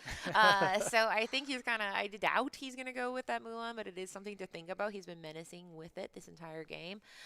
So now Finnick's the only one that's like, it's not me. Yeah, I'm it's just definitely gonna, not me. It's just, I will hang You can out. keep that Finnick all you want. Yeah. So here we go. He is making that choice. Very, very, very vital because, like we mentioned, that Nani can absolutely Yep. come back for that Cinder or Ariel next turn. So he does go with that one. And the big reason to pick the Nani is because now your Ariel does not have a free trade simply on the board, where the Nani would just go into the Ariel, and then Nani survives that challenge and could also go against the Naveen as well. And so we're just going to go into the Ariel with our Mulan and play the Rapunzel. Habibi knows that Chris had the Rapunzel, and so that's coming out pretty quick and probably expected this. But no, we're going to play the Willow first and then play the Rapunzel afterward. And so that gives us the ability to get the Willow in play and use that ink and draw 2 cards. And that is the best. I mean, he had to lose his Nani, and his Ariel was protected, but at what cost? Because now we're able to draw 2 cards. We're able to develop our board even further. He still has 2 cards waiting in the wings. The only one player here has access to a board wipe, and it is not Habibi. He has to earn every piece of removal he has. So it is going to be a rough uphill battle here for Habibi from this point forward, because Chris is also comfortably sitting at 7 lore. Ooh, I'm not sure taking 2 of our own characters for an Ariel is the best play, but it is a decent play because we do want to limit Habibi's singing ability. Now, the other side of it is if he sings a song with that Ariel that isn't Let the Storm Rage on, he'll take out that character and that song, and then we can trade back. But again, we only have 1 cost or 1 strength character, so maybe it is better to just make sure he can only sing 1 song next turn. Unless there's more Naveens. There could always be more. But it is going to be interesting because we've seen there is lots of weird cards in Chris deck. By weird, I mean lots of options. He has things like that Snow Fort that he could get out there and make it untenable to go ahead and get rid of some of these larger willpower characters like Mulan, like that Rapunzel gifted with healing. So it is now a resource battle where he has more characters. Now, QB is winning the more card side of things, but if they are songs, sometimes you want that ethereal voice out. You want something to replace those songs after you sing them. So he's just kind of has to do the math of how do I keep my resources up and healthy, because it's never going. It's a marathon, not a sprint against dogs. Right. And so without those card draw, you're going to start to lose resources against these dogs, because these dogs are just continuously putting out characters. But notably, without the Lilo, there is going to be a point where Chris is going to run out of resource if he doesn't draw Rapunzels or Tramps to kind of refill and craft the hand the way he likes it. And so Habibi at 4 cards versus Chris's 2 in hand. And so we're going to see if we ink down to 3 and play a card, we'll be pretty even with the hand size going into this turn. So he is deep in the thought vault. Is that something? But he Yeah. is just trying to see. Pondering and pondering. Yes, I did. I do like someone used. I think it was Terrace Black used the word ponder the other day, and I'm like, I'm gonna never stop saying ponder. I don't know if he started the pondering, but I can't stop thinking about that word. But ponder you must, because like we said, this is a win and into the top cut, and it is a lose and well, I don't know if it's actually guaranteed to be winning in, but it's certainly a losing out. Yeah. So we now statistically are likely to make it in. Either way, he is still thinking very hard on this because every single card matters. Because that Chris could have 2 tramps. He could have, it could be anything. It could be a boat. It could even be a boat, indeed. But let's see. Habibi really taking his time on this, so it is going to be quite interesting what he plays here. Again, like the clock may come into it, and we might have another battle with Father Kronos again, and we will see, because Chris is at 7 lore, Habibi's at 0, but if the turns keeps going along like this, it might go to time, and so you really don't want to draw in this situation, as it might put you in the 7th to 10th range for both of these players. Yeah, and neither of them, I think, want to draw. So I am very curious to see what he goes with here, because I know for a fact Habibi wants the win. So let's go ahead. I'm like, let's do it. So there we go. Yeah. We're inking the Ethereal Voice, and there we go. Beast Tragic Hero, which, as we've learned, is scary because he could very, very easily play an Eleanor and have some exotic characters next turn. That's not hard to do. Yeah, and so if this beast survives the turn, then we are going to start drawing. And so I wonder if the game plan was he was deciding between just simply playing the beast or playing the Ariel, boosting and singing a song and having to ink the beast. And he says, I'd rather just play the beast. If it survives, I'm in a commanding position to probably take this game. And I think that's why being a top-level player can be so tiring, is because you're doing calculations that's based on your experience, based on statistical likelihood, but something statistically likely still doesn't mean it can't not happen. So he just has to say, like, okay, what's the most likely punish here? He will go ahead and respond. Chris is responding with that Nani, getting a Mulan. I believe it looks like he has an Ursula, which could be if he's holding on to that song like you thought, that would be devastating. But let's find out, what was he holding on to? It was a song and a dock. This is a dock. It's probably a one-of dock, is what I'd guess. And so here's the other way, Katie, to defeat the beast is if you have enough lore, you could just start questing, and you force them to have to trade to just simply not lose the game, and that turns off the beast. And so I think if I'm Chris and I can't deal with this beast, I have so many characters out that I am just going to probably go sideways here and quest with everything. And we'll see if he agrees or not. Starts with 1 quest because this Mulan, she's resourceful, but she's basically just been hanging out and questing for 1 for the past 3 games. We'll quest again with this Rapunzel, gifted with healing, and now is a decision. Do I want my vulnerable characters here? And he says, no, I would like to go ahead. We get the trigger, drawing 2 for turns, and now Habibi has 3 cards in hand. He probably misses that, Let the Storm Rage On, but we got more songs where it's coming from. Ariel Spectacular Singer coming down. Let's go fishing for 4 songs, and he keeps Strength of a Raging Fire. A perfect option here because that can take care of anything on the board. Well, not Rapunzel, but we have options. Yeah, we can get close to taking out anything. And notably, if our beast sings the strength, then we don't have to challenge into one of these pesky characters, put a damage on it, and we'll keep our draw power active. And so we will see what Habibi decides. He's got a dock and a strength in hand at this point, and 1 other card from the beast, I believe. And so we've got 1 unknown, a dock, and a strength, and we shall see what our game plan is. Chris halfway to the 20 lore. Habibi still sitting at 0, but starting to turn a corner and being able to take the board. Chris still with 2 cards in hand. This is anyone's game at this point, and we are going to play the Ursula. So now we have dock and strength. The beast is going to sing the strength, taking out the Rapunzel, and now We're going to challenge in and take out that Mulan, losing our Mowgli in the process. And this puts us at 4 characters with 10 lore and a lady in play, where if we can get that lady up to 3 strength by playing 3 characters or a combination of characters in the tramp, we can go to 3, 4, 5, 16 lore on the next turn. And I believe I just saw the tramp off the top. Is that right? That might be the tapper brass. It Oh. couldn't be. This is the science of Okay, dogs, here's honestly. Finnick. But that is definitely the street smart dog. But there is a Finnick, which is a great way. You do have to pay 2, unfortunately, to get the bounce effect of back to the hand. And with the remaining ink, let's see what he elects to do here. Another Mulan. He really likes this card. Yeah. But she's put in a lot of work. I don't see why she wouldn't. And there we go. That is the enterprising and dog. then that is going to take out the beast, and Habibi giving the shake of the head that is not what I wanted to see, because not only is the beast gone, which is giving him all of the cards, it is going to allow Chris to continue going up to 20 lore, and Habibi is not looking like a great position. He still has that dock, and I believe we should know the other card, and I've forgotten it now.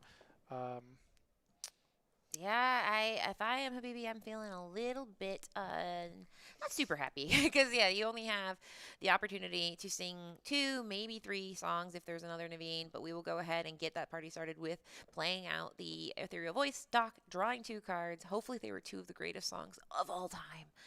Unfortunately, it's all hands on deck. It's not, the math is not in his favor at all, especially because that lady can be more quest for 3. That Mulan can quest for up to 6.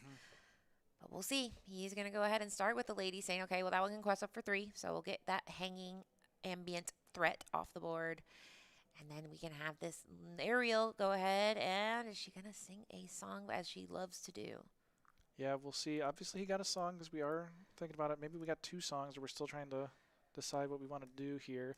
But this is a nail-biter of a game coming to the closing turns of this Game 3 to decide who is going to make the top 8 between Lost Boys Chris or Team ETB Habibi, who came all the way from Canada. Yeah, he came all the way to Canada. Let's see some explosive play here. Now, it is something where he's in quite the deficit. So even this turn is one of those things where we watch these turns like it's a nail biter. But after this turn, he has to nail bite for the rest of the game. So he has to turn this corner and keep turning around that corner ad nauseum. But here we go. I couldn't even guess what this Ariel is about to do. She's scared. She's alone. But she's spectacular at singing. She is spectacular at singing, and she has done a lot of work for Habibi in this game, but that last turn from Chris was just so powerful, using all of his ink perfectly and taking out the beast. It might just be too much for Habibi to come back.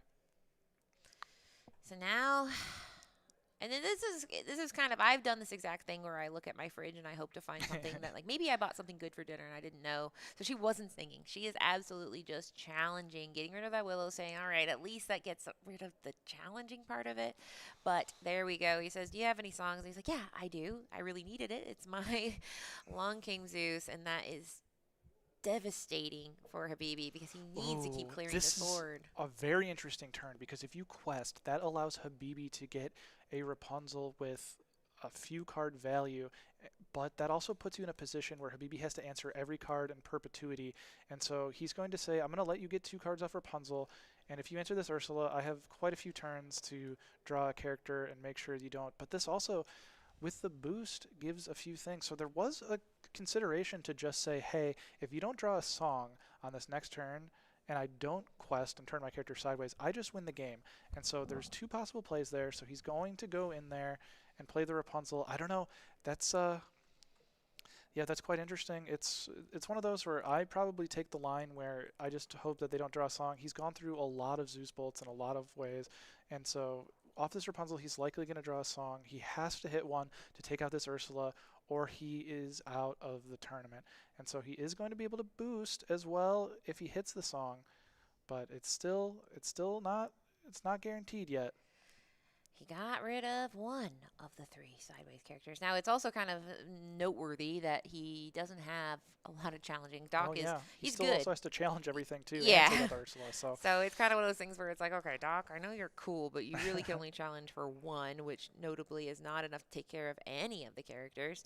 And Ariel would like to be singing a song, so I just think that I don't see a permutation where he can land this, but Yeah, and with the clock the way it is, I think the best Habibi at this point can hope for a draw, and Chris is just going to keep hoping that Habibi can't find an answer for all of these characters. yeah, and I think it's something where he has to find an answer for all of the characters forever. So even if, let's say, he just drew 3 Zeuses and he can play them for free, he has a card that says that, then he has to keep doing But, that. you know, my teammate J Shaft in the ICL likes to do in this situation is draw Under the Sea into Under the Sea at 19. And so that is a possibility to happen. Habibi gives the concession, did not draw the cards needed off the Rapunzel, and unfortunately will be eliminated. But that means Chris is going to move to 5-1 and be likely one of the higher seeds in Top Cut. And so congratulations to Chris and Lost Boys on a wonderful showing, and we're probably going to get him in for an interview here shortly. Yeah, so we will go ahead and get back into the booth here. I just have to use my big old brain to get us there. You know, I do my best here. There we go. JD ran. He saw me and he got, because honestly, you don't want me driving your car. And by your car, you mean OBS. Here I am. And we will go ahead and get that interview probably from Chris, because that was our last round of today. Yeah. Guys, I'm going to make them play more. It's a quick one. They got to play more. Yeah, Come on. Let's get Steve and Get Christian them out not there. banned. Let's get them not banned. Get them not banned. Because it's been a very fun day of Disney Lorcana. We have another day just like it tomorrow, and it starts with a celebration. The fireworks are in the morning because we have our top 8, and then we will transition. Well, I don't know actually, but we will no matter what. We have our top 8 tomorrow, and we'll go from there. Are we streaming the other one tomorrow? Yeah, we're streaming it all. Yeah. I mean, we're here. Yeah. We're here, and it's Lambeau Field, and there's cheese curds somewhere. If I don't get a cheese curd, I have not had a few things that are on my list, and I want to have We'll them. get you some cheese curds. Please, thank you. I as your didn't give you a concierge. rider, but I should have put cheese curds. Yeah, you guys are simple. I asked JDZ and Katie for a rider, and they said nothing. We're not. You should. I mean, honestly, me and JD are the worst people to ask. Like, if you're like, "Hey, what do you need?" We're like, "Actually, what can I get you?" And it's like, it's actually a terrible deal making. So if anybody wants to be our agent, please help. But yeah, production help. The trick is you always ask for a cup of only green Skittles to see how far they'll go. Oh, yes. So JD, will you be doing an interview? Should we?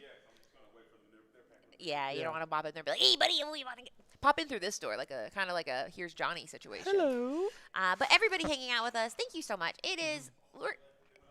Oh, see, we gotta get balloons tied to the players so we can see them as they wander away. Yeah. But to everybody hanging out with us, thank you. If you were not watching, we would just be mumbling to ourselves, which we probably still would be. Yeah, but this I makes do it that more often. fun. Yeah. Yeah. But this is mumbling with friends, and I have not had a pleasure of casting with you in person, so thank you. Oh, yes. This has been fun. We've done the ICL a few times, but not in person, it's just, different, it's right? different. You The get to look energy's over and be different, like, yeah.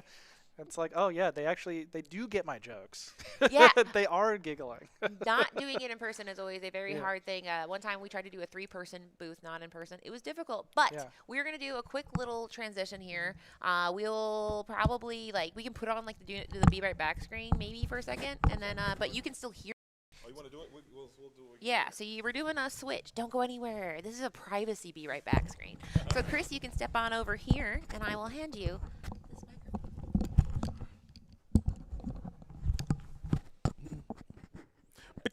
Be right back.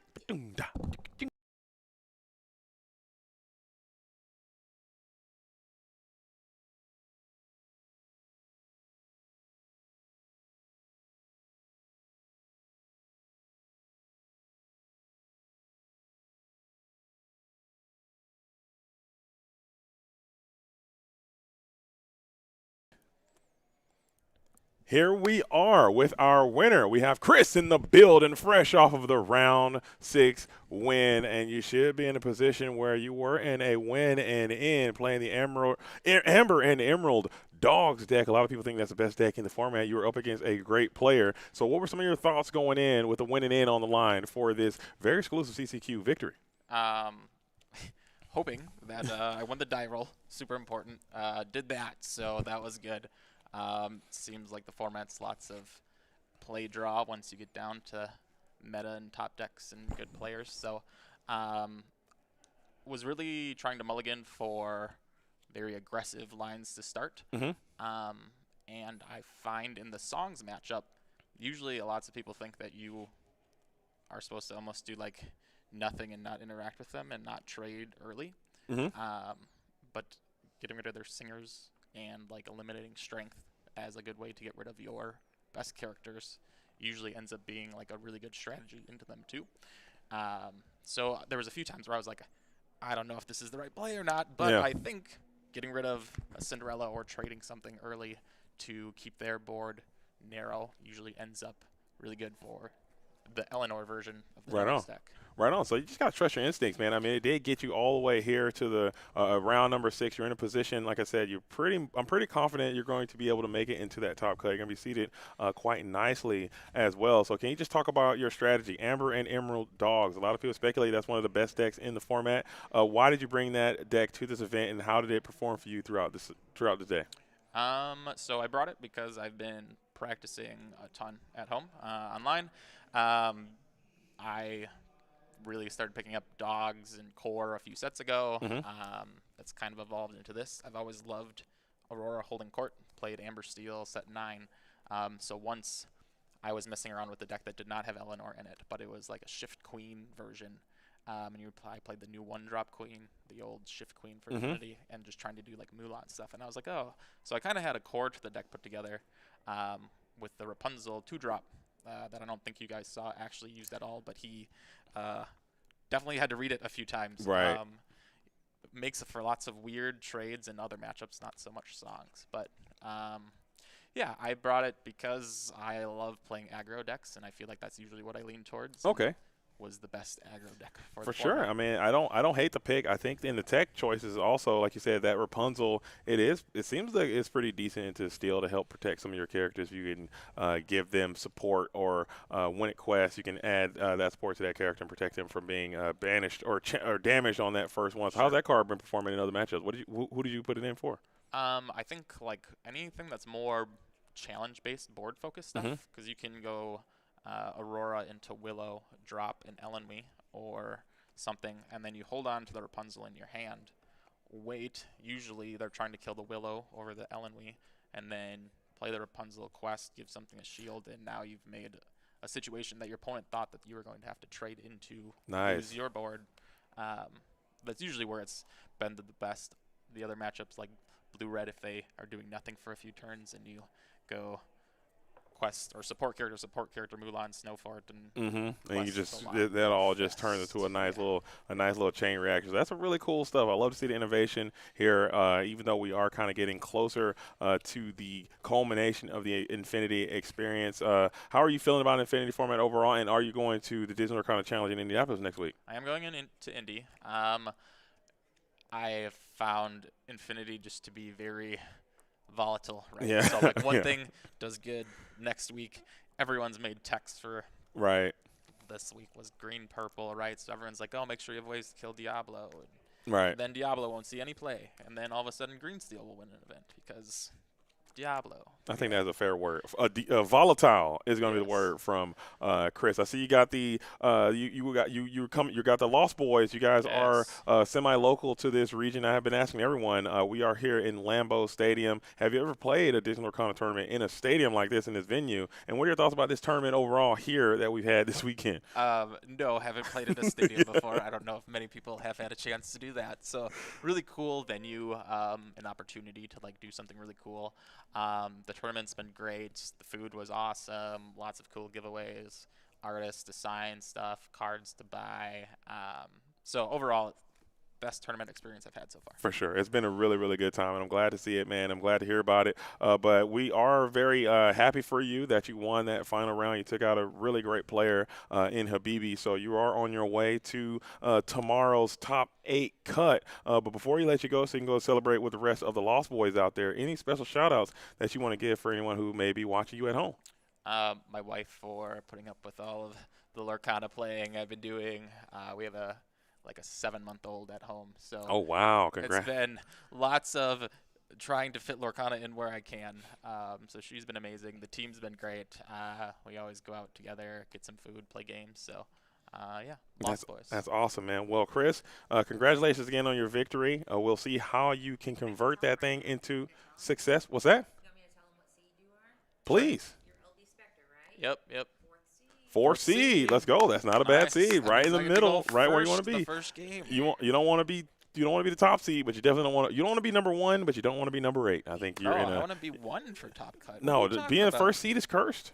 Oh. Confirmed. Cursed. Cursed, confirmed. Okay. Cursed. You heard it Cursed here. confirmed seed, but it is what it is. I think we want to wish you luck, man, and we will do that as we start to close the show. I'll let you get out there and celebrate with the rest of your Illumineers who might be cheering you on. Awesome. Thanks for the time. Of course. And that is Amber Emerald, Chris on dogs out here getting active with the Lost Boys. As what a day. This feels like a super short day, Katie. Okay. So we have some information coming your way. Coming in from Katie from the Lore Keepers Inn. Here it is. So we have just our in. top 8. Katie. So in first place we have Boy Howdy on Whoa. dogs. On second place we have Zenulus, friend of the show, on dogs. In third place we have You Know Who. I don't know who, but they're third, and we don't know if they're on dogs. LB Spectre, 4th seed, a little bit on dogs. Oh. Now Ben Gibson, I believe, is on items. He got 5th. Okay. And then we have Tiago, who is on dogs. We have Christian Y, who we saw round 1. He's on Amethyst Emerald. Okay, please. And then we have Not a Clue, who's on dogs. So that is what some people might call statistically, that is at least 5 out of 8, possibly 6, but we don't know. You know who you are. I don't know who you are. But if you're on dog, good. I told you guys. I mean, what did I say at the beginning of the show? Is that no matter what, you're going to see dogs in the top cut. Yeah. And you did a good job. Like, that's the thing is, like, the stream protects the viewers. We, like, work as, like, this, like, oh, I don't know what you're talking about. There's not dogs here. What are we talking about, dogs? I don't see no dogs. I don't see it. Then, like, we get to the top cut, you're like, it was dogs. Oh, yeah, they're here. I mean, and I thought that people would come out and maybe do things to take down their strategy a little bit more, but apparently those things did not happen as the Amber and Emerald Dogs decks. The dog days of summer are upon us, as I think that's like a 65% top cut. That is a lot. And it's hard man. not to ignore because, I mean, we talked about at the beginning of the show that the reason dogs is so insidious is that last round we saw there was Rapunzel technology. You might say gift revealing. No. The other one. Yeah. And so it just shows that every week we're like, what are you guys up to? And the answer is pivoting around Tramp, and you're not going to like it. Right. And, yeah, it was a very, very, very exciting day. We have Diet Coke Invitational. Get out your prop. He drank it. I He drank drank it, his it's Diet Coke. It's been gone for a while. We saw him sip an empty Coke 4 or 5 times. And I think it was partially for product placement, but partially because he just really was hoping. I was hoping. It was I was hoping Spawn. that thing would get a little rebuttal there. Yeah. A little rebuttal in the Diet Coke. But still, what a tournament, man. What a run. What a day. It is a super short day. And Katie, I feel like, honestly, at this point in the day is when I finally start to get my legs about me, and it feels like we're about to shut this thing down and sign it on off for another day. But maybe we can confirm those deck lists. I think tomorrow will be open deck lists, and we'll try to get as much of that information for you guys tomorrow as well. Mickey, what do you think about the top cut being 75% dogs? Pluto's a dog. I do love that we were like, wow, Top Cut is like at least 60% dogs. And Quisky said very smartly, so Indy will be about 15% dogs. And that is how it feels, because it just feels like we've shown you, we as a society have said, listen, if you play dogs, you have a very good chance of making the Top Cut, and yet we reject. And I don't understand. I still won't get it. And I just like Chris said in the interview, he said so eloquently, like, this format is very volatile. Dogs are still the problem, and there's still going to be a deck that is played, and they still will convert very well, as demonstrated in this event. And I think in DLC in Indianapolis, maybe honestly it's a regional thing as well. As you know, the European players typically don't really play that type of strategy. Dogs has never performed very well. Emerald Steel's never performed well in Europe, and it's no shock or surprise that it didn't do as well there.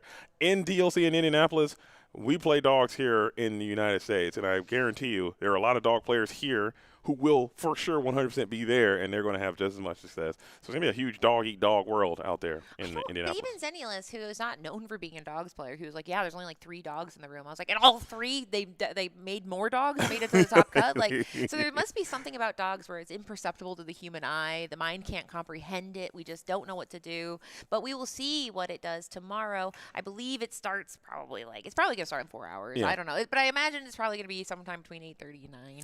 Have another day of Lorcana action, and we will take a little bit of time to get that information out to you guys. So I want to really, really thank everyone for being here and rocking and rolling with the program. Huge shout out to all the judges and staff for a stellar job today. Huge shout out to J-Bomb and Katie for hard carrying the program and doing everything they could in the booth. I love sharing time with you. You can't do the shout out to you, so I'm going to do it before you cut off. Shout out to JDZ in production. All right, you can carry on. And also a huge shout out to my wife production here, who's off to the side, who is a part of the Quest World team, as we are trying to on our own little individual quest to showcase as much high level Lorcana all over the country, maybe even someday all over the world. So hopefully if you enjoyed the show, please leave a like, follow, and or subscription wherever you may be, as we are starting to shut down the show, which is crazy. I'm looking at my watch, I'm like, this ain't right. I've never stopped the tournament at 5 o'clock. Like, I've never had it happen. I don't know. And the thing is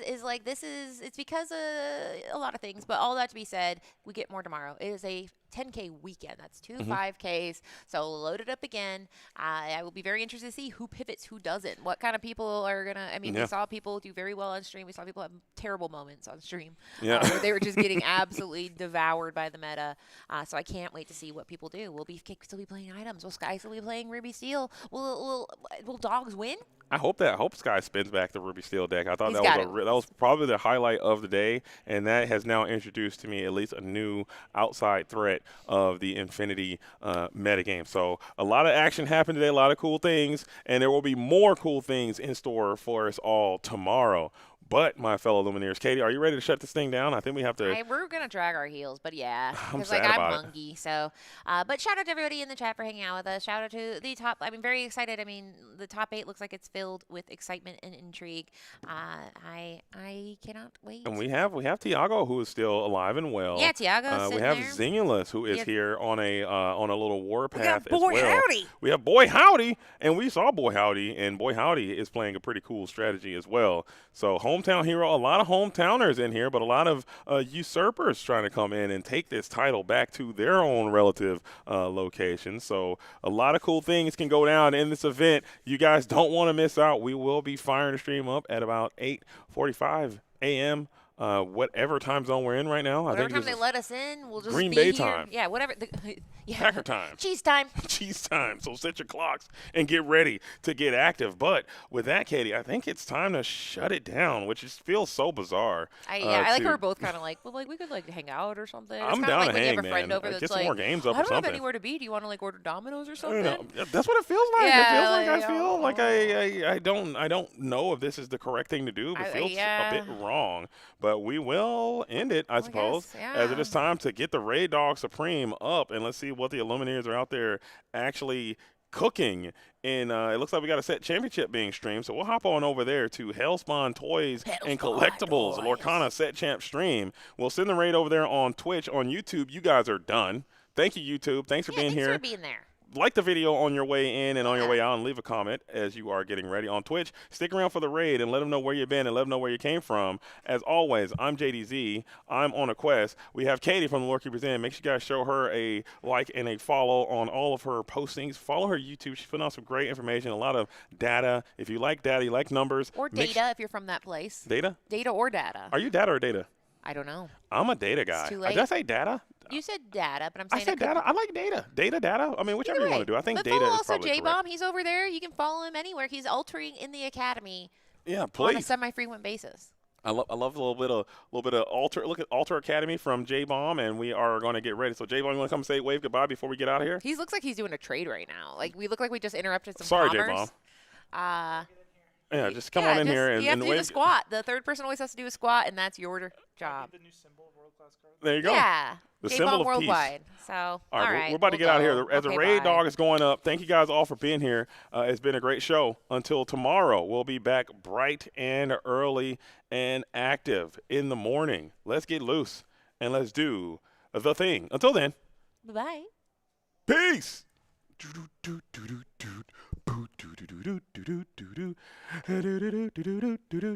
And